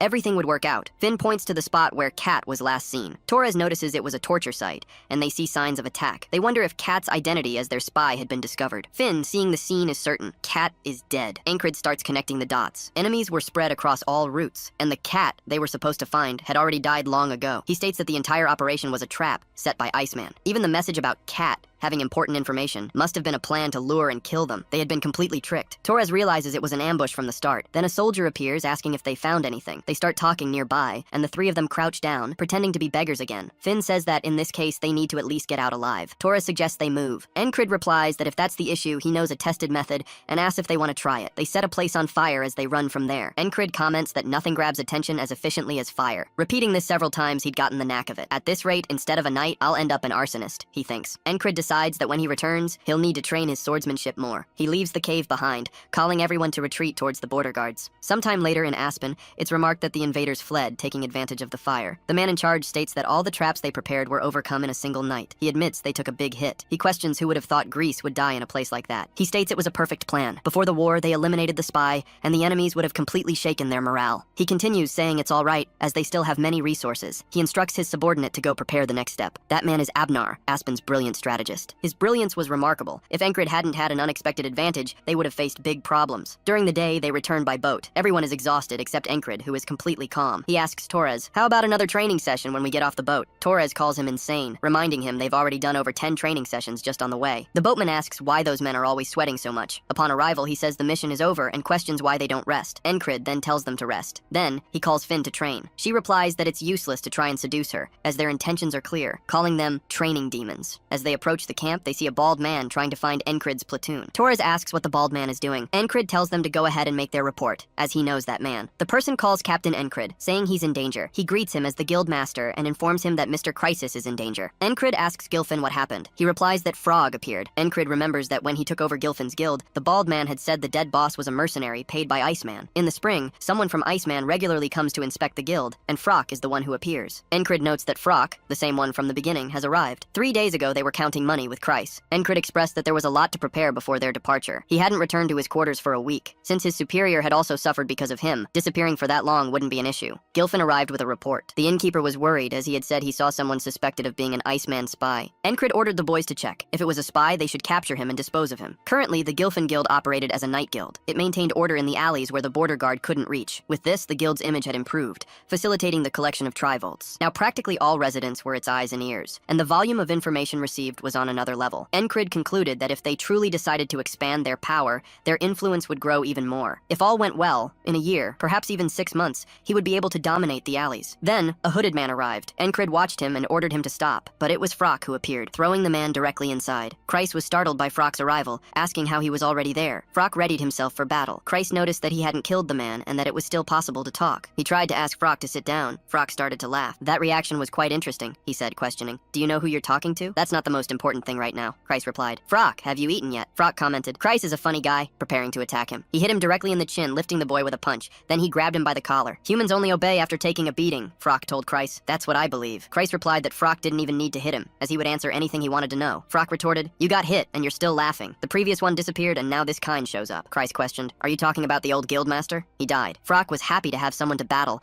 and told the bald guy to bring Ragna here. What are you talking about? Frock asked. Kreis merely ordered Gilfin, bring your true guildmaster. Gilfin understood and rushed out. Encred thought Kreis had sent them to find Ragna, even though the independent squad soldiers had already been deployed with the advance force. Encred realized Kreis had thought it through well, as Ragna was the laziest among them. Simply getting him to stand up was already a difficult task. In other words, the order was to bring someone who could kill Frock. Encred believed Frock didn't expect all the soldiers to already be on a mission. Encred wondered how Kreis had managed to convince that bunch of madmen who only listened to him. In those 3 days, the big guy didn't die? Encred asked. No, the other replied. He's still alive. Encred asked, are your legs and arms still attached? Were you tortured? I'm still in one piece, he assured. Encred noticed he had cut down the Grey Dog's commander, killed even a lycanthrope and a mage, and had become much stronger than before. However, Encred wondered about the Toad. Before, he had been defeated without a chance, but now he was starting to think he could beat him. To be honest, I really want to fight to test my strength, he said. One day was enough to recover from the exhaustion of the crossguard. Then, Encred told him to go and tell the Toad that Ragna would come to him tomorrow. Encred added that Kreis wouldn't die from waiting one more day, which was evident from Frock's attitude. The Toad might seem crude and ignorant, but just as each person was different, so was he. The Toad who had just arrived had taken Kreis hostage on purpose, to test the waters, and that wasn't the act of an ignorant person. Encred went to the captain, reporting his return. I heard your soldiers went to the front island with the advance troop, the captain said. Are you going to join them now? I'm exhausted, Encred replied. I'll join them in 2 days, he explained. If I die fighting the Toad and need to try again, I need to be in perfect condition. So Encred rested, ate, and trained. Since he hadn't fully recovered yet, he only had 2 whistling daggers left, and there should be another way to get more. Then, Star went to Encred, meowing near him. Encred said, that was a bit coy of her to meow like that. Were you bored of being alone? Want to come with me? He asked. Just to check it out. I'm eager for it. Watching him, she saw that psychopath smiling, because he truly wanted to fight the frog again. In the frog's den, Frock began to think he had waited long enough. Today he has to make good on his word and come, he said. Of course, Kreis replied. Ragnar will surely come, but accept this first, he offered. These very fresh worms will please your palate. Frock said, you actually know a thing or two. I almost think it would be a waste to kill him. Kreis replied, you flatter me. He added, someone from the squad should go quickly, else he'll die. That dreadlocked frog was eating apples beside Kreis and seemed a bit irritated. Kreis started getting nervous, as it was getting too late, wondering what those nuts were doing to take so long. Frock said he even wanted to go look for Kreis personally, and told him to bring more. Kreis, all beat up, put on a fake smile, agreeing with the frog. He thought, that crazy frog barely sleeps, always keeping watch. I just need to hold on a little longer and then I can finish off Frock. Then Encred's group started arriving there. Kreis thought, if only one of those nuts showed up, I could finish off Frock. Encred approached the door, already grabbing his living daggers. Frock, from inside, kept eating calmly, until he felt something approaching. When the door burst open, Frock was still sitting. Encred prepared to throw his daggers. However, Kreis, seeing Encred, got even more irritated. He couldn't join in. After all, he was the weakest of them all. Even so, Encred decided to charge at Frock, throwing his daggers, but the frog calmly dodged and jumped onto the table. Encred prepared to attack him again, throwing his sword, almost hitting him. However, the frog dodged again, flying over the boy and almost hitting him. Encred ducked, managing to dodge and avoiding losing a few inches off his height by having his head ripped off. With that, they each went to a different side of the room. Encred watched him, completely determined, while Frock, irritated, wanted to charge at the boy. They began exchanging frantic blows in front of a surprised Kreis. Is that really your boss? Kreis asked. He's fighting Frock on equal terms, and that's completely absurd. The intense exchange of blows continued. Encred began to realize that blocking Frock's brute force was a defensive tactic, and one mistake could shatter his bones. Then, Frock decided to charge at him once more, wanting to end it all. However, Encred managed to stop the attack, using his shoulder along with his sword. Frock noticed he was deflecting the impact with a fluid sword technique. As the sword advanced, Encred knew he had to aim for Frock's only weak point, the heart. He needed to pierce it in one go to stop the regeneration. But before he could do anything, Encred was struck in the abdomen, sent flying by the frog's sheer force with a single kick. As he flew, he crashed into everything behind him. Kreis noticed Frock had landed a solid hit. If Encred passed out again like before, they'd be in trouble. He began calling out to Encred. Frock demanded, how dare you aim for my heart? Frock was getting increasingly irritated. He was known for recognizing others' talent, and even recalled being called a talent scout. But this guy was impossible to understand. He should have hit the limit of his talent ages ago. How is he pushing past that? Frock wondered, unable to comprehend what was happening. But Encred got up once more, noting that he'd managed to withstand Frock's kicks so far. When Encred rose, he didn't look tired at all, ready to continue the fight. Encred, smiling, called out, let's start the real game. It was worth the wait. Frock snarled, you're a truly irritating fellow. I'll kill you right here, right now. He charged at Encred with everything he had, as Encred advanced once more. Then, Encred adopted a low guard as Frock attacked from above. Encred thought Frock was aiming for his heart once more, wanting to stop the attack. But before Frock could land the blow, Encred ducked down further, evading the strike. Then, striking out for Frock's heart once more, he thought, of course, only a direct stab to the heart can wouldn't stop his regeneration. But even then, he has other methods. Then, Encrid tore off one of that giant frog's arms. He figured that during the fight, Frock wouldn't have the energy to regenerate the arm, and if he could exploit that opening, it would work. As he aimed his sword for a decisive strike to the heart, Frock became increasingly irritated. With just one arm, I'll finish off an insect like you, Encrid, he spat. So, Frock once again struck the boy, stopping him from attacking. Encrid's sword flew from his hand due to that extremely powerful kick. He felt the pain of the attack, and Frock certainly left no opening for him to do anything else, appearing before Encrid and preparing to kill him with a single strike. Encrid, seeing that, wondered if that was all he could manage. I'll have to try again with the next one today, he said to himself. Thus, as he was being attacked, with the frog's gigantic killing intent, Frock's sword stopped centimeters from Encrid's head. The blow wasn't finalized. Frock grew angry and began to cancel his attack, completely halting his battle. Encrid wondered why he had stopped right at the moment of killing. Frock revealed to himself what he was feeling, the gaze of the Black Panther behind him. He was deathly afraid of it, for it was a magical and intensely powerful energy. The panther was truly behind him. Frock realized that energy emanated from that beast as a warning. If I kill the human before me, my own life will be at risk. Frock kept thinking that he wanted to kill that human who had surpassed his own limits, that completely unpredictable human, and that this type of human certainly needed to die. He again raised his sword while the panther found him strange. Frock merely raised his sword to sheath it on his back, turning to leave. He thought that wasn't more important than his own life. Frock told Encrid to remember him. His name was Myron. Next time I will certainly kill you, he declared, and simply left, leaving everything broken behind. Neither of them understood what had happened. Kreis asked if Frock had already left, unwilling to believe he had truly left. He said he thought Encrid would surely die. Kreis asked since when Encrid could fight Frock on equal terms. Encrid replied that fighting on equal terms wasn't enough. Kreis didn't understand. Encrid, in turn,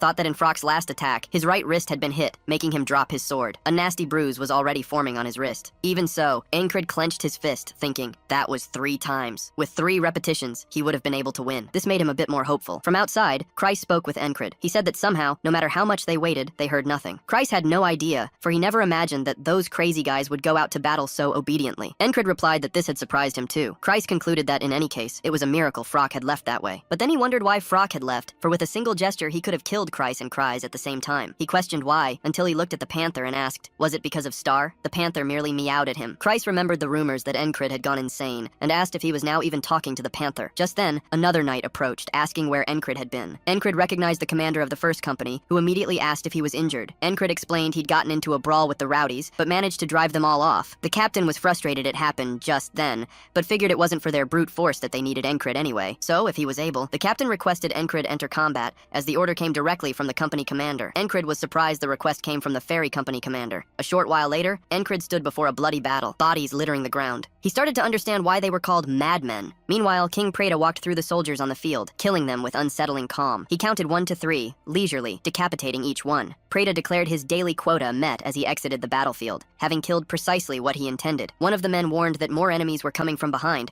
but Preda simply replied his daily quota was already met. Everyone noticed Preda had returned to the battlefield. They'd thought he was dead, but Ragnar was there, right in front of them, calm, a severed head in his hand, after killing scores of enemies. He was still half asleep, even under those circumstances. Ragnar stated that if they'd moved his post, they should have informed him. They replied they'd never moved it. Ragnar retorted, whatever, adding he was going to sleep and they shouldn't wake him. Then they asked what that was, realizing it was the enemy commander's head he'd brought. They were stunned he'd gone into enemy territory and returned alive. In another corner, someone else from Preda's group was stirring up trouble. Shouts declared Alden a giant. He grabbed a man by the arm as if he were a child and said the man was too loud, that he needed to learn manners. As he held the man's arm, they heard a distinct crack. The man started screaming desperately. Everyone realized he had just ripped off an arm, as if it were a tree branch. The observers wondered why their allies were retreating. They retorted that the other person should go over there and feel one of those snaps in their arm. Meanwhile, the enemies were suffering heavy losses, struggling to fight Jackson. They wondered why they couldn't hit him, begging Jackson to just stand still so they could land a hit just once. He continued to dodge with absolute calm, a serene look on his face. Then, the man trying to kill him collapsed onto the ground. Jackson left him behind. The man begged Jackson to land a hit. Jackson, for his part, thought he'd prefer the man to land it on the first try. The fairy, seeing that, was in disbelief. In a later meeting, the commander asked the fairy if she had managed to bring the indomitable ones. She replied that bringing them had actually been easy. She went to their cabin, asking them to fill the spot left by their platoon leader. The rich kid spoke with her, saying they would prepare their entry. However, Rem didn't like her tone of voice. He said she had stolen their platoon leader and now wanted them to fill the empty spot. He glared at her arrogantly, and she returned his gaze. She said that the commander was responsible for the soldiers' disobedience, asking if he wanted to cause trouble for Rancord. Rem was still dissatisfied with what she said, but he affirmed that he would do it for 3 days. Beyond that, he wouldn't do anything. Everyone agreed. The fairy said that those lunatics, simply accepting was already worthy of gratitude, but she thought one shouldn't view it that way. way in the eyes of superiors. Then, another commander said his battalion was on the front lines of the war, and that victory or defeat on that field would heavily impact the main battle. He asked if Aspen was still provoking their soldiers into duels, and said that after losing the last war, they started resorting to petty tactics. The fairy replied that even so, the enemy side always sent good soldiers, but they never won a duel. After several defeats, some soldiers started commenting that, with such a level difference, they would also lose if they entered a battle between troops. The commander said that if they allowed it, troop morale would plummet. He suggested they just needed to send someone strong as well, and it would be perfect if those lunatics resolved it. The fairy, however, explained that even bringing them to the battlefield was already a challenge. If they demanded more, they could even refuse to fight, asking if the commander was sure. He started to get irritated because they were too stubborn and too talented to be discarded. He asked if there was any way to control them more efficiently. The fairy said she understood, and that they would bring their platoon leader after all. That psychopath was the only one who could control those madmen. Once the commander was alone, he thought that those Aspen bastards were always trying to pull something off. Originally, they didn't use dirty tricks as a strategy. He thought that recently, word had gotten out that a young genius strategist had joined Aspen, and that this must be the work of that guy. Later that afternoon, the rich kid, Andrew, along with the other two who accompanied him, was very shaken. Andrew, the firstborn destined to rebuild House Gardner, was currently squad leader of the Madmen's Company, but he was battered. He thought he was shouldering the heavy responsibility of controlling the members in the captain's stead. Henry asked Andrew if his eyes were all right, suggesting he'd better stop training with Rem for the time being. Andrew, however, asked who would curb Rem's murderous impulses, because if they let him loose, he would turn the battlefield into a bloodbath. Moreover, whenever he trained with Rem, he felt he was improving significantly, nearly dying. He said it was as if he was growing stronger every day by walking on the brink of death. Mac agreed, saying it was frustrating, but there was no denying it had helped. Andrew thought that fortunately, the three madmen, or rather the squad members, were busy with their own tasks. The problem was another guy who tried to boss them around, referring to the independent company of the Madmen's Company. This guy asked if they could behave themselves. Andrew, seeing that, realized this was going to go badly. The guy started yelling at Rem, asking if they didn't see that everyone was fighting for their lives,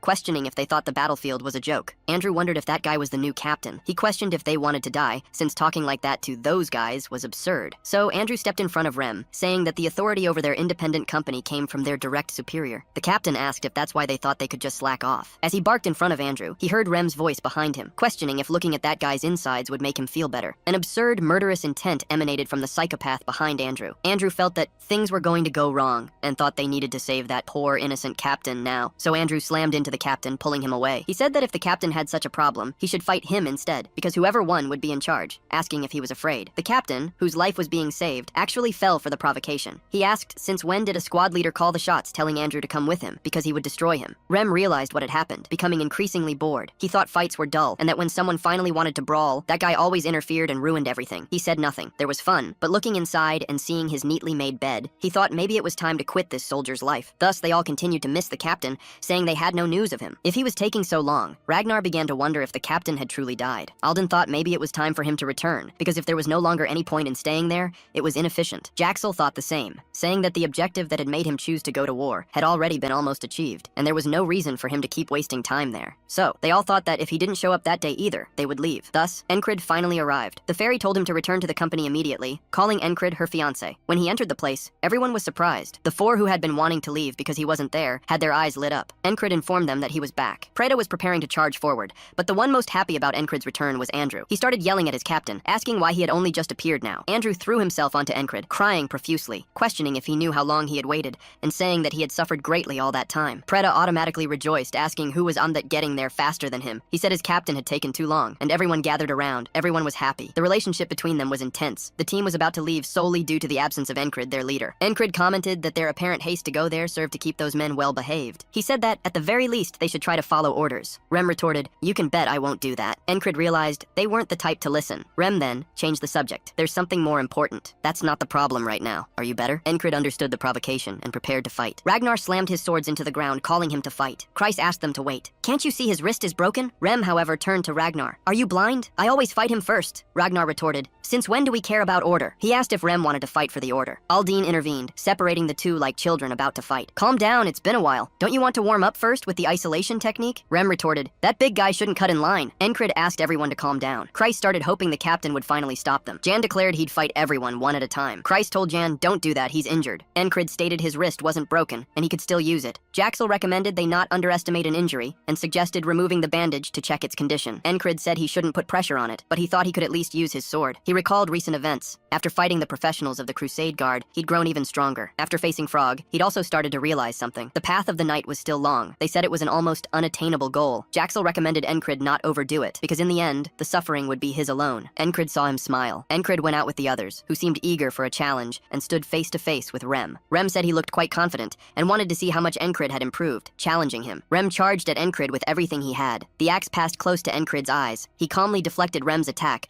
throwing his hands back. Rem was incredulous, surprise etched on his face. Encrid seemed different. He didn't hesitate in his attacks. Only a person who had fully ignited their power demonstrated such mastery. Rem grew increasingly excited. "That's impressive! Encrid, show us more!" He braced himself again to attack Encrid head-on. Jaxel commented that it had been a week away from the captain, and yet Encrid had improved tremendously. Alden watched everything, even happier, feeling the limits of human patience. Ragnar and all the others mentally willed Rem to return quickly. Rem, looking back, thought those men really wanted to be in his place. Then, he wondered who would hold up after seeing something like that. Encrid advanced with even greater force against Rem. After a while, and after facing each of them, they returned to the tent. Jaxel asked if Encrid shouldn't tell them how that had happened. Encrid replied that it was nothing, just that he had fought with Frog before. Jaxel was very surprised. "That was nothing?" Rem questioned about the eternity that was going to the Crusader Guard, asking if Frog had appeared. Kreis explained that Frog came because of the guild and got injured after returning to the border guard. Rem asked if Encrid had let a Furicoat hit him and cause a scar. Alden asked if there had been no problems on the mission. Encrid said that the enemy had set a trap. There was the Grey Dog unit, a lycanthrope, and a mage waiting. Encrid grew increasingly surprised by the impossible naturalness with which the other spoke. He thought it was strange because he had also worked hard and fought like a madman, and yet the gap between them hadn't lessened. He was surprised that Encrid had survived. Encrid replied that it really was luck. The candles were extinguished. Encrid lay down to sleep with Esther. Encrid said he had a lot to learn that day, but figured they wouldn't notice he wasn't giving his all because of his wrist. He wanted to recover quickly and come back at full strength. He wanted to see how much power he could draw from that squad with his current strength. Rem spoke to him before sleep. "From now on, we stop losing to men like Frog." Ragnar added, "There's still much to learn, and the answer for your captain." Jaxel said there were still areas where Encrid failed. Encrid, however, asserted that if they fought again, he would surely win. Rem replied that, at least, Encrid had confidence. All of them got ready for sleep. Meanwhile, Encrid remained restless. Rem said that once Encrid's wrist got better, they would fight again. Everyone agreed that this would help improve things and reiterated that training never ended. Jaxel mentioned there was a way for Encrid to better use his senses. Encrid agreed, saying that when he improved, they would see those things. Once again, everyone tried to sleep, but then they started talking again. This time, Rem was irritated, and Encrid was getting there too. Rem criticized Father Frog, saying, "Just block like this, hit like this. When his wrist gets better, I want him to annihilate that opponent." Ragnar declared it was time to learn techniques beyond the basics. Alden was also fully excited, saying that even when weak, the isolation technique shouldn't be ignored. Jaxel joined in too, ordering them never to let their guard down. Encrid asked if they weren't going to sleep. Finally, the three men flopped back onto their beds again. Only then did they go to sleep. The next day, Encrid wondered if he'd overslept, as it had been a while since he woke up so late. Esther was still in bed. He asked her if she had slept well, and she just stretched a bit more. From outside, Kreis was surprised Encrid was already awake. Encrid asked if all the members had already left, noting that all the combatants had gone to the front. Only the support unit and a few guards were there. Encrid soon went to the ground to try to do some bridging. He noticed his hand had worsened after the previous day's fight. He thought maybe he had overdone it. However, the concentrated fighting spirit within him made him want to pick up his sword again. He was going to use a sword. He thought a long sword was meant to be used with two hands, but with enough strength in one, he had already used it with only his right hand before. If he trained his left as well, it might work out. He began training, but thought he was still a bit clumsy. Just like the first time he picked up a sword, it was truly pathetic. But there was no better time to relearn everything from the beginning. Encrid truly couldn't stay still. As Encrid continued training, he thought starting everything from scratch wasn't easy. Thanks to the isolation technique, he didn't lack strength. Vengeance went to him again. As they said, Encrid was injured, but Encrid was already doing something crazy. Encrid was surprised to see him there, asking if he hadn't gone to the battlefield. Vengeance replied that his unit was responsible for base defense. As Encrid continued training, he noticed the cloth he had wrapped around the sword came loose from his hand. Vengeance said both the owner and the sword were completely worn out, asking Encrid to hand over the sword. He asked how Encrid intended to tie that with only one hand. Vengeance began doing it for Encrid. Encrid thought Vengeance had spent some time growling, but now he was all cheerful. He asked why Vengeance had been so unyielding before, and questioned why Vengeance hated him. Vengeance spoke about Jenny, but Encrid didn't even know who she was. Vengeance explained that Jenny was from the herb stall. Encrid still didn't know who the girl was. Vengeance then got even more irritated, saying he wouldn't speak to Encrid anymore, walking out and kicking the ground. Encrid thought he wasn't interested, as Jenny was the one who liked him, unreciprocated. Now that Vengeance spoke, Encrid remembered. Jenny, who had always run an herb shop at the border guard, was someone he knew. Since the herb's effects were good, he went there often. He deduced that she ended up developing feelings for him. Vengeance was going with a bouquet for the girl who was in love with Encrid. Encrid realized Vengeance was in love with her. He thought he was more interested in the herbs than in the girl. Vengeance confirmed, saying that Encrid was much more passionate about swords than about women. Vengeance thought to himself that deep down it was just an inferiority complex. Jenny, who never even looked at him once, was charmed by Encrid. Vengeance began to think that Encrid was truly unbearable. Encrid, however, didn't know what Vengeance was talking about. Vengeance simply told Encrid to take care of his sword, as he was going to work, Encrid thought that man changed moods at least 10 times a day, and that he was really weird. Inside the tent, Esther was stretching. Encrid said she truly had no energy and asked if she was hurting somewhere. Esther, in turn, thought it was all Encrid's fault, because even though she was already injured, she still went to train with him and spent another day trying to ease her fatigue. She figured she wouldn't be able to use magic for a while. Encrid thought that, since he was at the rear for now, she could rest a bit. Meanwhile, outside, some guards near the river noticed ripples in the water. One of them looked back, and the other asked what had happened. He said it was nothing, as he thought he had seen something in the water. But, while he was in that uncertainty, he received a spear right in the middle of his head. Encrid heard the noise along with the others. Everyone shouted,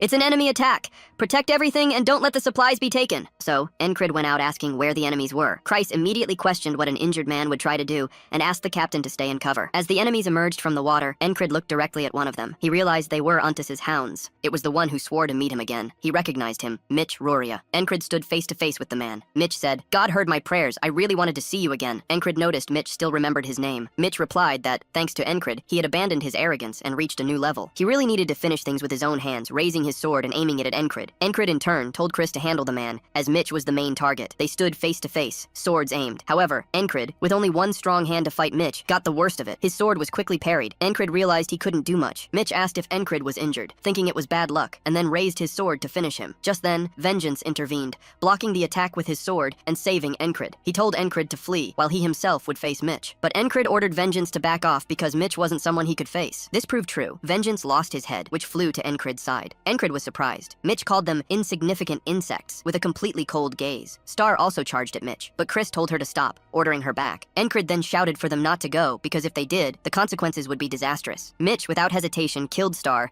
cutting her in half. Next, he attacked Chris, stabbing him through the middle of the chest near the neck. Encrid stood face to face with Mitch, who was causing great havoc. Mitch said, "It's a shame. If your wrist were fine, I would have seen the strength of the console." Mitch killed them all, one after another. Everyone who mattered to Encrid was killed in front of him. With that, Encrid once again woke up on the previous morning. He went to Star, stroking her. He thought he was useless, unable to do anything just because his wrist was injured. Chris noticed Encrid was already awake. As he greeted him, Encrid thought there was no platoon of soldiers to help. Before the afternoon, the Greyhounds would launch a surprise attack on the base. Encrid continued training with only one hand to improve his swordsmanship. He dedicated himself to the fullest to prepare. He remembered his past, when part of his squad died. His superior had said it was because he was weak, a miserable insect, and that they died trying to save him. Encrid thought about that. Vengeance approached, asking if he hurt his right hand, and if he was trying to hurt his left now. Vengeance stated, "If that's your training, then it's a disease. Will you get what you want with that?" Encrid replied, "If it won't work, I have to make it work. I'll protect all of them." Vengeance didn't quite understand. Encrid apologized for Jenny. Vengeance asked, "You knew?" and then said, "Forget it. It's not like you did it." Encrid told him to cheer up, saying there were many women in the world who didn't care about looks. This, for sure, touched a raw nerve for Vengeance, as he was somewhat rustic. Furious with Encrid, Vengeance demanded, "Just say you're handsome already since you go around arrogant because of your beauty." Encrid just laughed. Later that afternoon, when the invasion arrived, Encrid was prepared and fully armed. He came face to face with Mitch. Encrid remembered Mitch was strong, as he was already special class, and now, upon their reunion, he was even more cautious. Encrid positioned himself, blocking some attacks and measuring strength. He thought he couldn't face him with two hands, and he was still weaker. He tried to stop the blows with everything he had, feeling his swordsmanship, his most honed skill, cornering him in his own movements due to the limitation, until he was finally grazed on the neck, but ended up falling. Mitch questioned Encrid about his right hand. Encrid confirmed that it was indeed injured. Mitch said, "What bad luck. I wanted to defeat you with all my power." Then, Mitch plunged his sword into Encrid's chest, killing him once more. Encrid thought that no matter how much he improved,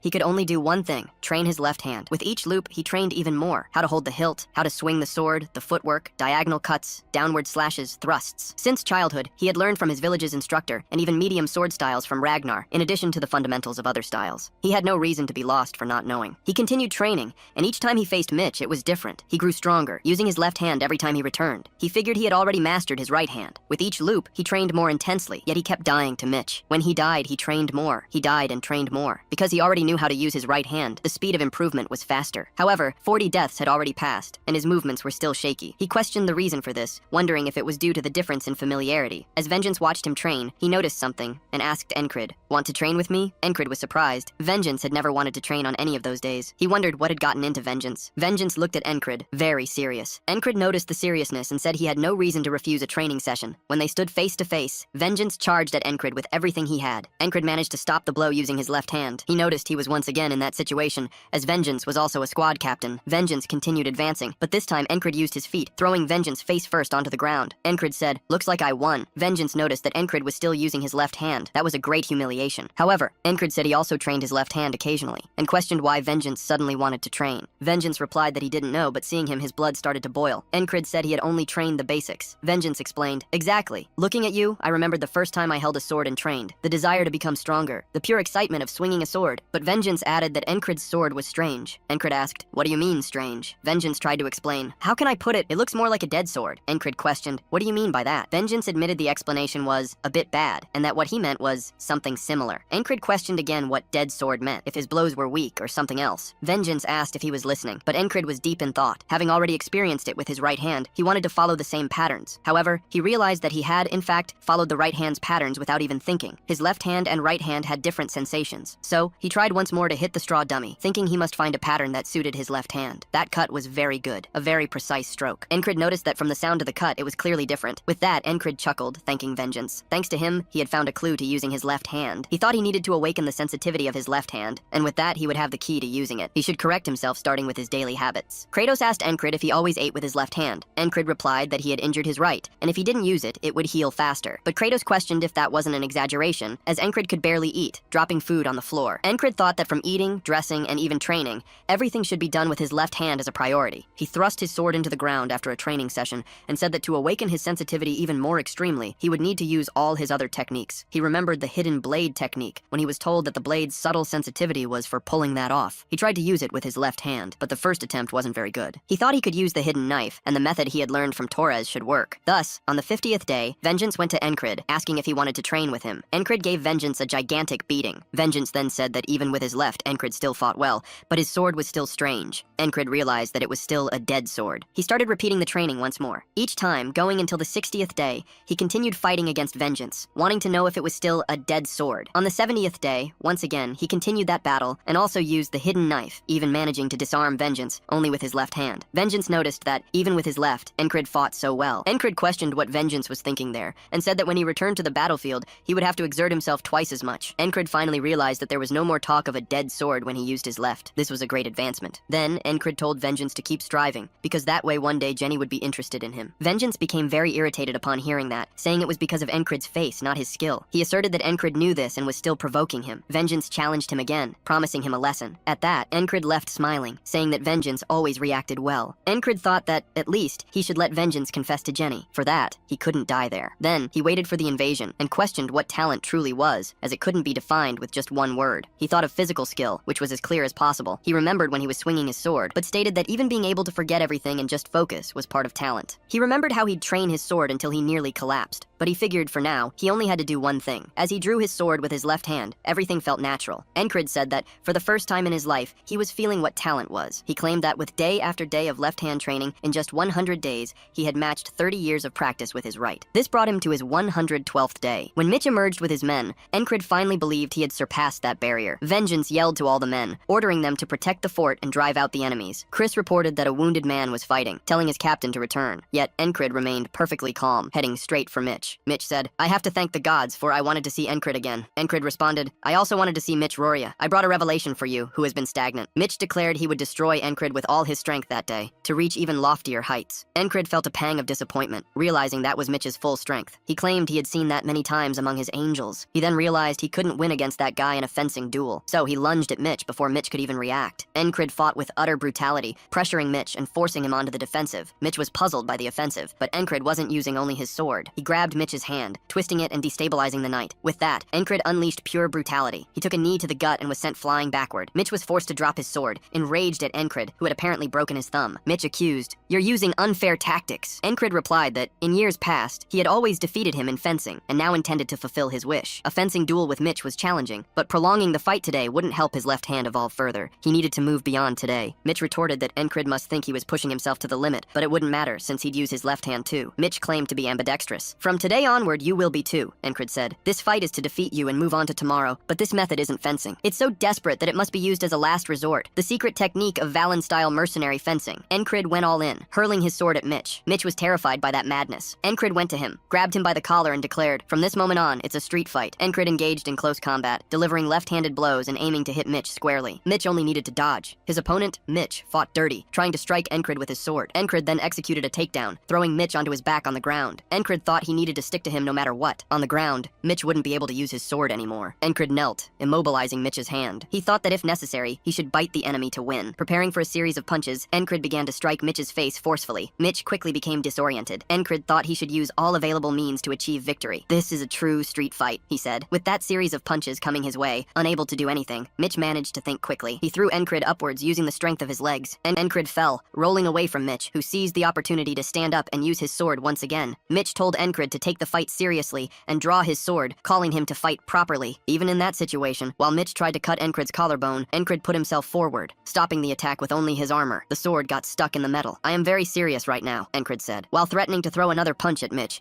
Encred used his hidden knife and cut part of his opponent's face. Seeing the blood trickle down his cheek, Mitch started screaming. His eyes were almost hit, and he very narrowly avoided blindness. Consumed by hatred, Mitch plunged his sword into Encred's shoulder but couldn't go further than that, merely tearing into his arm. He had to pull it back. Encred thought that after his wrist now, if his shoulder were fully hit, he could be defeated if he prolonged it too much. Mitch thought that with his eye lost, his depth perception was a mess. It was time to decide that fight. However, Encred, once again, threw a dagger towards Mitch by surprise. Mitch raised his sword to try to deflect it, but instead of hitting the blade he put forward to avoid injury, the dagger struck his hand, embedding itself completely. Mitch lost all support. Encred once again took him down onto his back on the ground, making him lose his sword. With his sword flying away, Mitch started cursing Encred. He was furious with the boy. Encred indeed proved to be determined. He applied an arm lock to break Mitch's leg. When Encred twisted, Mitch started screaming and tried to hit Encred with everything he had. However, Encred dodged to avoid being cut. Once again, he grabbed Mitch's arm, twisting and wrenching it to break. This time, apparently, he succeeded, for the roar Mitch let out on the battlefield was deafening. Everyone noticed that the enemy platoon commander was being wounded there, screaming in pain. Encred gave no quarter, breaking Mitch's leg in multiple places. It was said that Mitch was a genius who didn't try, a man who, despite innate talent, was trapped in boredom. He, Mitch Hourier, had changed since returning from the last battlefield. He remembered the defeat he suffered against Encred, so he didn't leave the training ground for a moment, relentlessly practicing with his sword. To his talent, effort was added, and thus, his sword finally began to shine. But at that exact moment, with his legs broken, he lay prostrate on the ground like a defeated man. Mitch wondered why he was like this. Encred stood before him, looking at the sword. Mitch spoke to him while Encred looked back and thought that the wall that seemed insurmountable was now on the ground. Mitch thought Encred was the rival who had awakened him. He spoke to Encred, saying he didn't want this kind of fight. However, the wall was breaking before the boy. Mitch said he only wanted a real duel against Encred, but at that moment, he was no longer a wall before Encred. Encred then spoke to Mitch Roria, saying that this was a battlefield, about to plunge his sword into his neck. Even with Mitch full of hatred,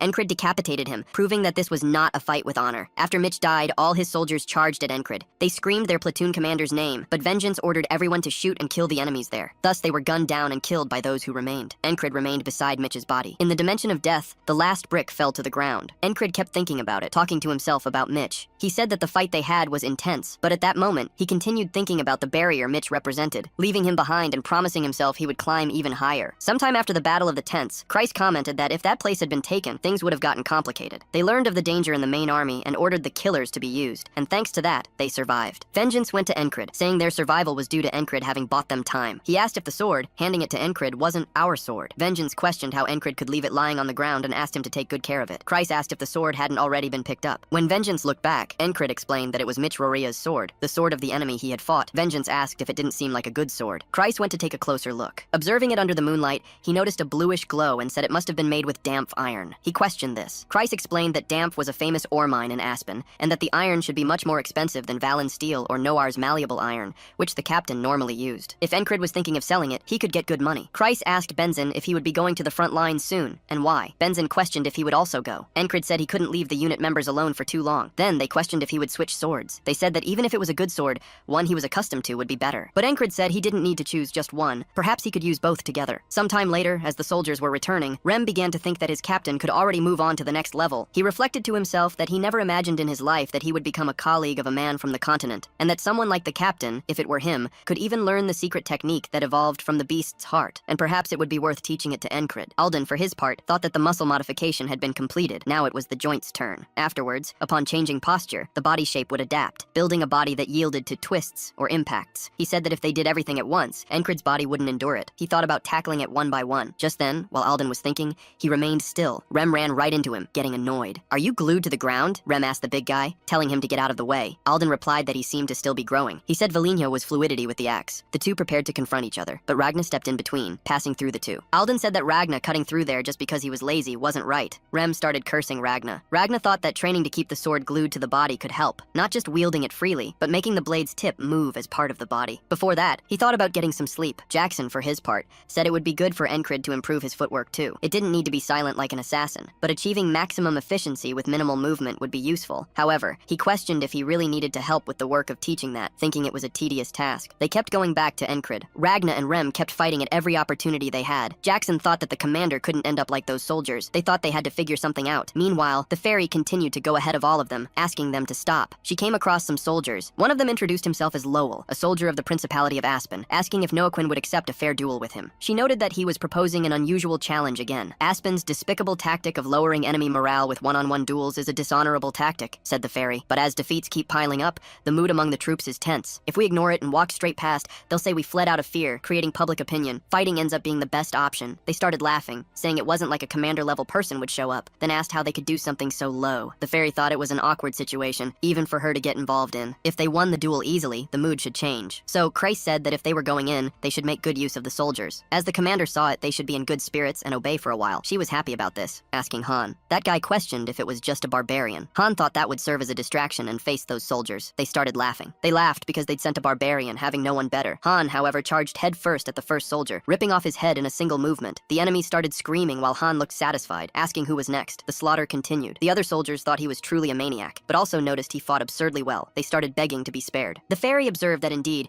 having a good combat soldier boosted morale a bit. However, Aspen's soldiers began to surrender, but Han wouldn't accept surrender at all. The fairy began to notice the mistake she'd made by sending that psychopath against them. The soldiers asked how long he'd keep attacking, as it was so cruel they couldn't watch anymore. The fairy asked him to stop. Then, another soldier on the front line also asked Han to stop and called him a monster. He'd already said he surrendered and begged for mercy. Han, however, showed no mercy, claiming he hadn't heard, and continued the massacre, turning the man into ground meat. The survivors stated they didn't want to be on the same battlefield as that individual. They thought they were scared and wanted to run away. The fairy realized that troop morale had dropped once again. She shouldn't have sent him to do that. After all, the only thing that could control those combatants was Encred himself. Meanwhile, Encred was calm at the base. As night fell, they finally returned and talked with Encred. Jackson said he should have rested, but Encred had come back even more injured. Jackson insisted that even if he went to the battlefield, he should avoid fighting. Han stated that it was pushing too hard before being truly recovered. The fairy took the opportunity to go to Encred, saying that her fiancé tended to overexert himself. Encred was surprised the captain had come. She told him to take something. Encred asked what it was. The fairy replied that it was fairy medicine. Jackson was surprised, as it was better than his own ointment. Han commented that the captain was taking good care of their leader. Encred said he'd use the medicine gratefully, but asked her the reason for it. She explained that she'd thought it over. Despite having promised a future together, they'd never exchanged any symbols. Therefore, he should consider it a small engagement gift. Encred's expression turned to surprise. She congratulated him on returning again,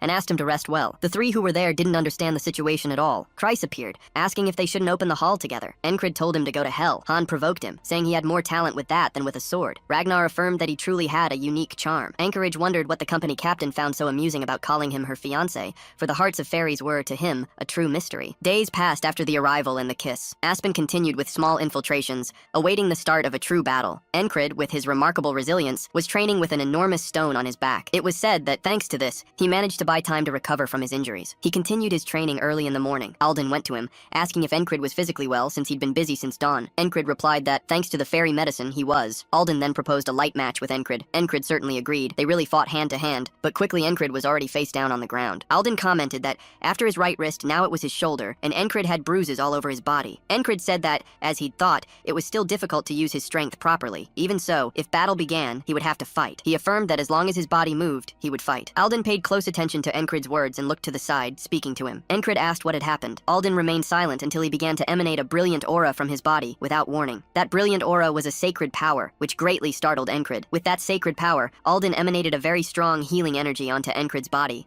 forming a pillar of light in the middle of the camp. After that, Encred was surprised by what Alden did. Alden, however, told Encred that he wouldn't say anything and wouldn't tell anyone. He made him swear to the Lord that it would be so. Encred saw the seriousness in Alden's words and agreed, promising to keep quiet about what had just happened. After this great mystery, Alden turned to leave, saying that even the mist by the riverside is a blessing from the Lord. Encred reflected that sacred power was the proof of a priest who truly followed God, a miracle that healed the wounded. Aldine, who always prayed to God, had never used this sacred power, which was why no one knew he was a true priest. Thus, Aldine returned to prayer, asking the Lord for forgiveness. Encred wondered if the use of sacred power was tied to some dogma, something Alden shouldn't use, but had for Encred's sake, taking the risk. Encred left, thanking Alden again. Alden thought to himself that if his use of sacred power were discovered, the Inquisitors would find him. He had left the Order, burdened by many restrictions, and had placed a seal upon himself to prevent any fragment of sacred power from manifesting, even enduring the pain, like a puncture wound piercing his heart. He couldn't stand by and do nothing. He prayed to the Lord, for he is always present but has never answered him. However, after meeting the squad brother, he came to believe that the Lord's word was in actions, and he would follow his heart's command. Sometime later, everyone went to eat. After eating, Christ asked Encred if he wanted him to apply the ointment, wondering if he needed help. Encred replied no, saying he could do it himself. Encred thought it wasn't a total recovery,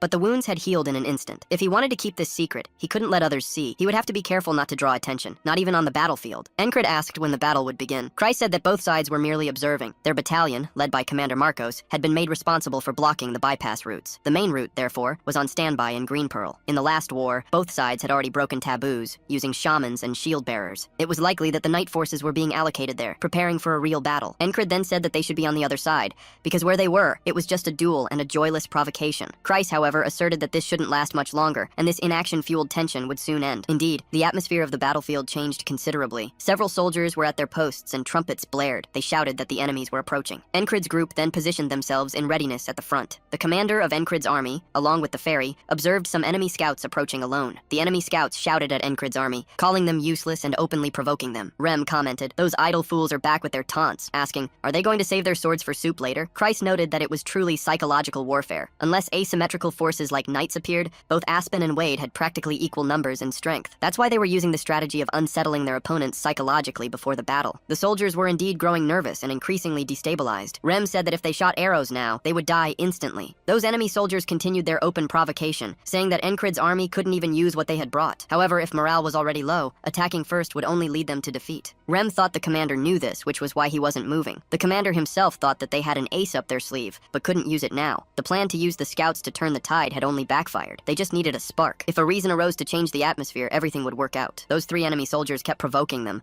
saying they felt sorry for the virgins and calling them losers. Only the most affected soldiers were succumbing to that provocation, while the enemies continued laughing. At that, Encred stopped Andrew, who was on the verge of exploding in fury, saying he'd get his chance to explode. Andrew was surprised by what Encred was saying. After all, he was calm while Encred spoke. Encred said it was fine because being a virgin is nothing to be ashamed of. He told the boy to use all that anger in the battle to come. Everyone looked at Encred, noticing he was making a rather poor attempt at consolation, as Andrew was even too calm. Andrew claimed he wasn't even angry. Encred kept talking, but Andrew repeatedly said he wasn't angry. Everyone started laughing, his own squad mates and Andrew's subordinates. Everyone was mocking him. Alden asked, "What if they convert to your side now?" Ragnar said Andrew's chance would come. Rem chided the young man, provoking him quite a bit. Andrew asked why they were doing that to him. Rem kept telling him that it was fine. Everyone wondered what was happening with those fighters, as it seemed the virgin had fallen for the provocation. Everyone wondered, who's the virgin they're talking about? A soldier said, "That handsome and still a virgin? That sucks." Andrew told everyone to shut up, claiming he wasn't angry. Then, one of the soldiers asked if he wanted them to take him to a good brothel when they went to the city. Andrew replied that he didn't need to. Jackson commented that provoking like this had an unexpected side. Encred asked, "What do you mean? Andrew is young, and it's normal to get annoyed. I just tried to console him." Rem continued, nearly dying of laughter at the situation. Christ wondered if Encred had been joking or serious, or if he'd acted instinctively, sensing the mood. Either way, Encred was truly a curious person. Christ spoke to Encred, asking if he wanted to step outside to talk about something. Encred replied that he had nothing to say, but Christ said he had a plan, whispering it in Encred's ear. Anthony thought it didn't seem difficult, and took the lead. Christ asserted that if Encred was the demonic-tongued commander he knew, he was sure Encred could turn the tide on that battlefield. The wave of change created by the commander would spread like a tide. Then, they noticed it was the scout platoon, and it was Encred himself. He was arriving at the front, along with Alden and Rem. Thus, the path to victory would soon open. According to Christ, he had instructed Encred to show boldness to the enemies, provoking them and approaching within arrow range. At that, the rival soldier who had been challenging him asked what Encred was doing. He replied that he was already at the front, having just joined the front line, and told him to shut up. He warned that if Encred advanced, he'd get shot by an arrow, and questioned what he intended to do. Then, Encred arrived in front of the three provocateurs, declaring that a group of challengers had appeared. Encred observed him, recalling his conversation with Christ about what he would provoke, since he had nothing to say. Christ had said that once he was out there,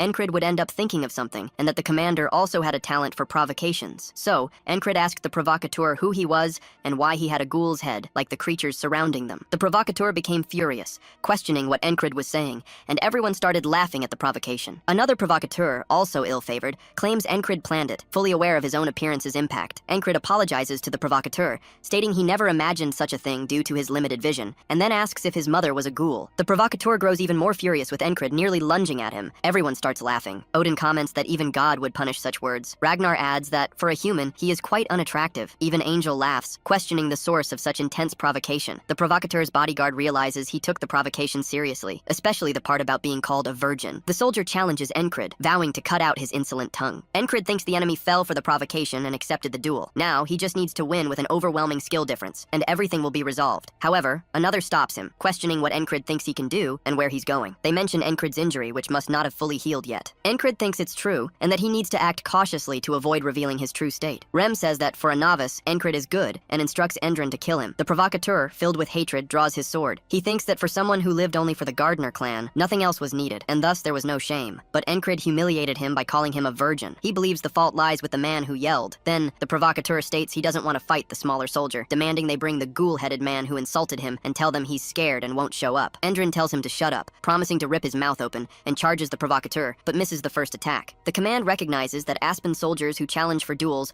are all veterans, capable of easily defeating most of their own, and are definitely not easy opponents. The Aspen provocateur, indeed, wages a fierce battle against Endrin, parrying the young man's sword. Endrin is startled by the way he fights. The provocateur seems to have an ace up his sleeve and is very well trained, demonstrating considerable persistence. Endrin charges him again with an even heavier attack, forcing the veteran to defend. The young man doesn't yield at all, thinking, no matter the difficulty or adversity, I, Endrin Gardner, will always rise. Even when I was under the king, after being beaten by Kisoa, I found the strength to get up and do push-ups with that brute on top of me. I fought and won for my dreams. Thus, he truly defeats the veteran with a sword strike to the throat. Endrin declares that, compared to his determination, the veteran is too weak. An observer thinks Endrin was also someone full of talent, but was overshadowed by being surrounded by extraordinary people. All the soldiers of Encred's army begin to cheer for the young man, for he is the man who killed the ghoul head and performed well. Encred thinks that, viewed this way, it is indeed his style. Everyone cheers for Endrin, who is a member of the Madmen squad, known to all as Endrin the Mad. He asks if they saw that because he has already matured. Mac gets very embarrassed, questioning why he had to say that at that moment. Rem says that Endrin truly has no style, but at least he pulled it off. Kreis assesses that, as expected, the commander did not fight, but this alternative was very effective. The commander thinks now is the time, ordering everyone to advance and break the Aspen army's formation. They charge with full force against the army that was looking back and begin to mercilessly massacre them. Then, they notice Naulil's army attacking from the flank, from another direction. The border garrison, along with Torres, is furious, slaughtering everyone in their path. The commander says that while the enemies were distracted by the troops emerging from the flank, he summoned the archers, ordering them to fire. A rain of arrows strikes Aspen, and Encred's group retreats to avoid being hit. With that, several soldiers die before they can react. It is said that the tide of battle is changing. The commander orders them to observe closely, stating that no matter how much psychological warfare they use, the immutable truth of the battlefield is that whoever fights better wins. The Madmen platoon takes the lead, advancing against Aspen's army. The enemy commander remains cold as he observes the situation, with his soldiers asking what they should do. He speaks with the captain of the Grey Hounds, who affirms they are ready and that it's time to retreat. Upon hearing these words, the enemy commander forms a grim smile, saying that the moment has finally arrived. Everyone notices Aspen retreating, commenting that the enemies are fleeing and that they have finally won. However, Ice's eyes gleam strangely, for even though the advantage has shifted, it's odd that Aspen would retreat so easily. The commander himself also considers that there's something suspicious. One of the men speaks with the commander, asking if they should pursue and deliver the final blow. He responds no, and that they will also retreat now, as Naulila is certainly plotting something. Later that night, the leader of the Greys goes to a meeting with all of Aspen's leaders. The commander asks if he delivered the message. He responds yes, and that since they cannot draw attention, they are waiting far from the camp. The commander states that Naulila's tactics remain predictable. Aside from attacking with the border garrison and using turtle-armored infantry, they know nothing else. He says that Mr. Abner's strategy is different. Abner comments to the commander that a small elite group decides the battlefield, which has already been proven by the existence of knights. However, this small group doesn't necessarily have to be knights. The commander declares that they, Aspen, will be the ones to win this battle. Sometime later,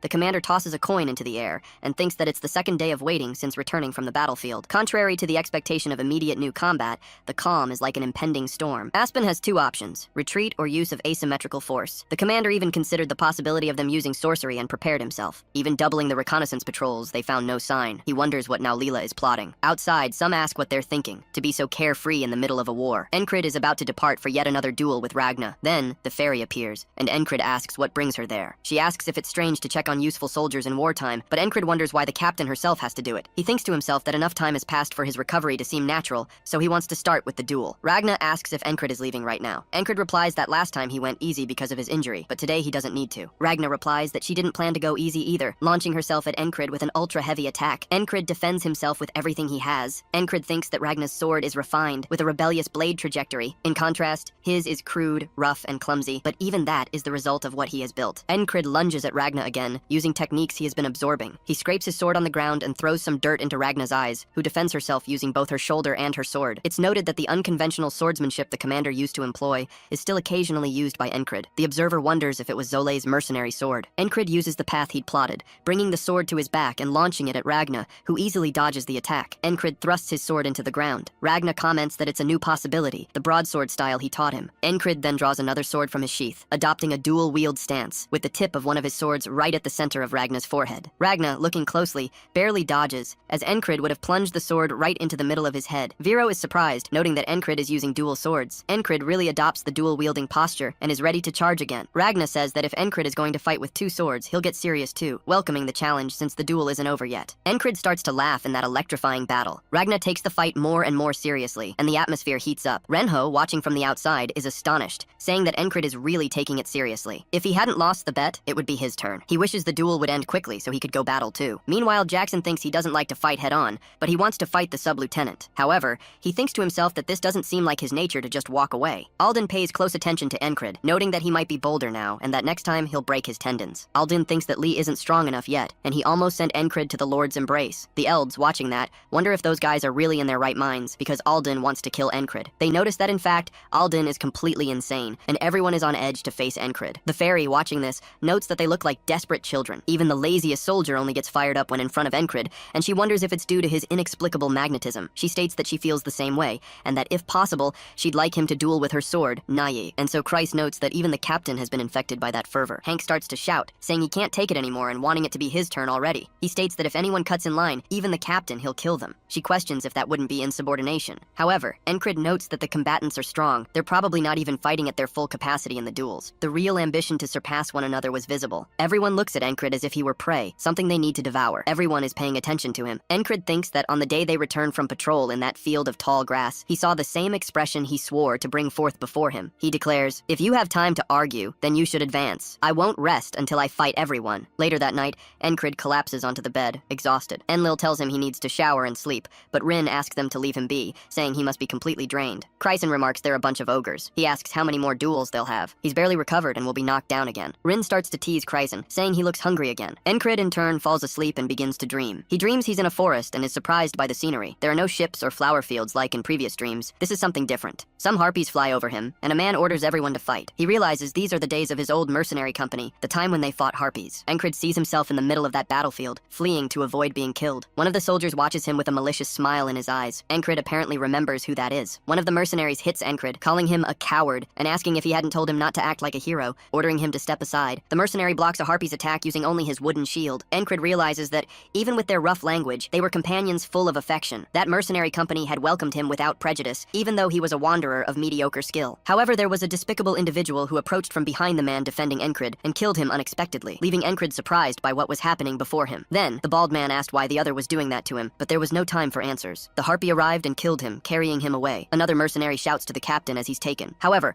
losing concentration in battle, he is also captured and taken along with the captain. One of them calls Encred, saying they need to retreat first. But that person is also killed by a dagger from that individual, the strongest in the company. He used his strength to massacre his own comrades. The traitor then declares they can't escape because everyone will die there. Young Encred asks why he's doing this. The traitor replies he received a much better offer than that disgusting failed company. He says eliminating nuisances cleanly prevents regrets. Furthermore, their pathetic and weak talk about camaraderie annoyed him. He spits on the head of one of his dead former comrades. Encred doesn't stand idly by at that affront and attacks the traitor. However, he is disarmed with great ease and thrown to the ground, pinned and strangled. The traitor tells Encred he can go, but that he's useless, even if he lives. He calls Encred a useless being, hitting him in the face, feeling pity for the weak Encred. Encred realizes the traitor was truly strong. No, he thinks, it was he who was weak and had to accept that affront in silence. Watching his companions die, unable to do anything, was very hard. But what tortured him most was having survived thanks to that unwanted favor from the traitor. Devoting his life to revenge would be exactly what the traitor wanted. Because of this, he buried the pain of losing his companions deep in his chest and moved forward for his dream. Even so, even if he had power at that moment, he didn't think he could have done anything. He sees the traitor calling to him, asking if he wanted to be killed this time, making the figure appear much larger than he actually is, filling him with fear. Then, someone says that's a useless nightmare, telling him to stop getting lost in it. Everything changes once again. It's Esther who is influencing Encrid, changing his perception in the dream. Esther lies over him, saying Encrid causes her a lot of trouble. She remembers that in the rear, she used all her power to drain the man's exhaustion. But he was so exhausted he couldn't do anything when his life was at risk. She states she won't repeat that mistake again. In the morning, the soldiers are called and ask what's happening. Rem announces that Aspen's forces, which were hidden, have appeared and are attacking. All the warriors rise and assume positions of readiness. As Encrid leaves, Christ comments that acting so early in the morning will end up scratching his skin. Encrid looks at Esther sleeping, remembering that the voice at the end of his dream, for some reason, reminded him of Esther. He goes back to her, stroking the panther and asking her to protect the camp well, leaving her asleep. Outside, he assumes a position of readiness. Rem says he figures they've prepared something since they made them wait, and it looks like it'll be a lot of fun. Encrid, watching intently, agrees with Rem, wondering what they've prepared and what trick they're hiding. Suddenly, the soldiers' eyes widen, and they flee in fear from what's before them. One of them orders them to fire, and fire now, because a gigantic monster is in the middle of the battlefield. All the archers prepare to shoot, unleashing a volley of arrows. However, that bluish, gigantic monster barely feels them on its skin, deflecting them with one hand and holding a club in the other. Encrid notices that it's a giant. The giant raises its club, preparing to bring it crashing down upon the men. With a single blow, several are killed, crushed, and torn apart. The survivors are terrified. The monster continues to unleash violent attacks in all directions, killing and mauling soldiers before the others' eyes. Many scream for help as they see their comrades crushed like mosquitoes. With that, the army's morale collapses, and everyone begins to tremble with fear, ready to flee. Then, other giants appear beside the first. There are several of them, gigantic blue monsters, who begin to laugh at the small men, as if enjoying the carnage. Encrid thinks that the main races living on the continent are the frogs, driven by dreams and desires, the fairies who worship nature, the dwarves obsessed with metals, and the beast folk who prioritize reproduction above all else. There are also the draconians, known as the lone walkers, and the giants, who revel in massacre and love violence, which they wreak with their own bodies, being called red blood beasts. Meanwhile, the enemy advances on both flanks. From the right, they kill soldiers stealthily. From the left, they shred soldiers. Christ tells his captain that if they don't stop the enemies on the front line, they'll all be surrounded and killed. Then, Encrid calls to them to halt the advance. However,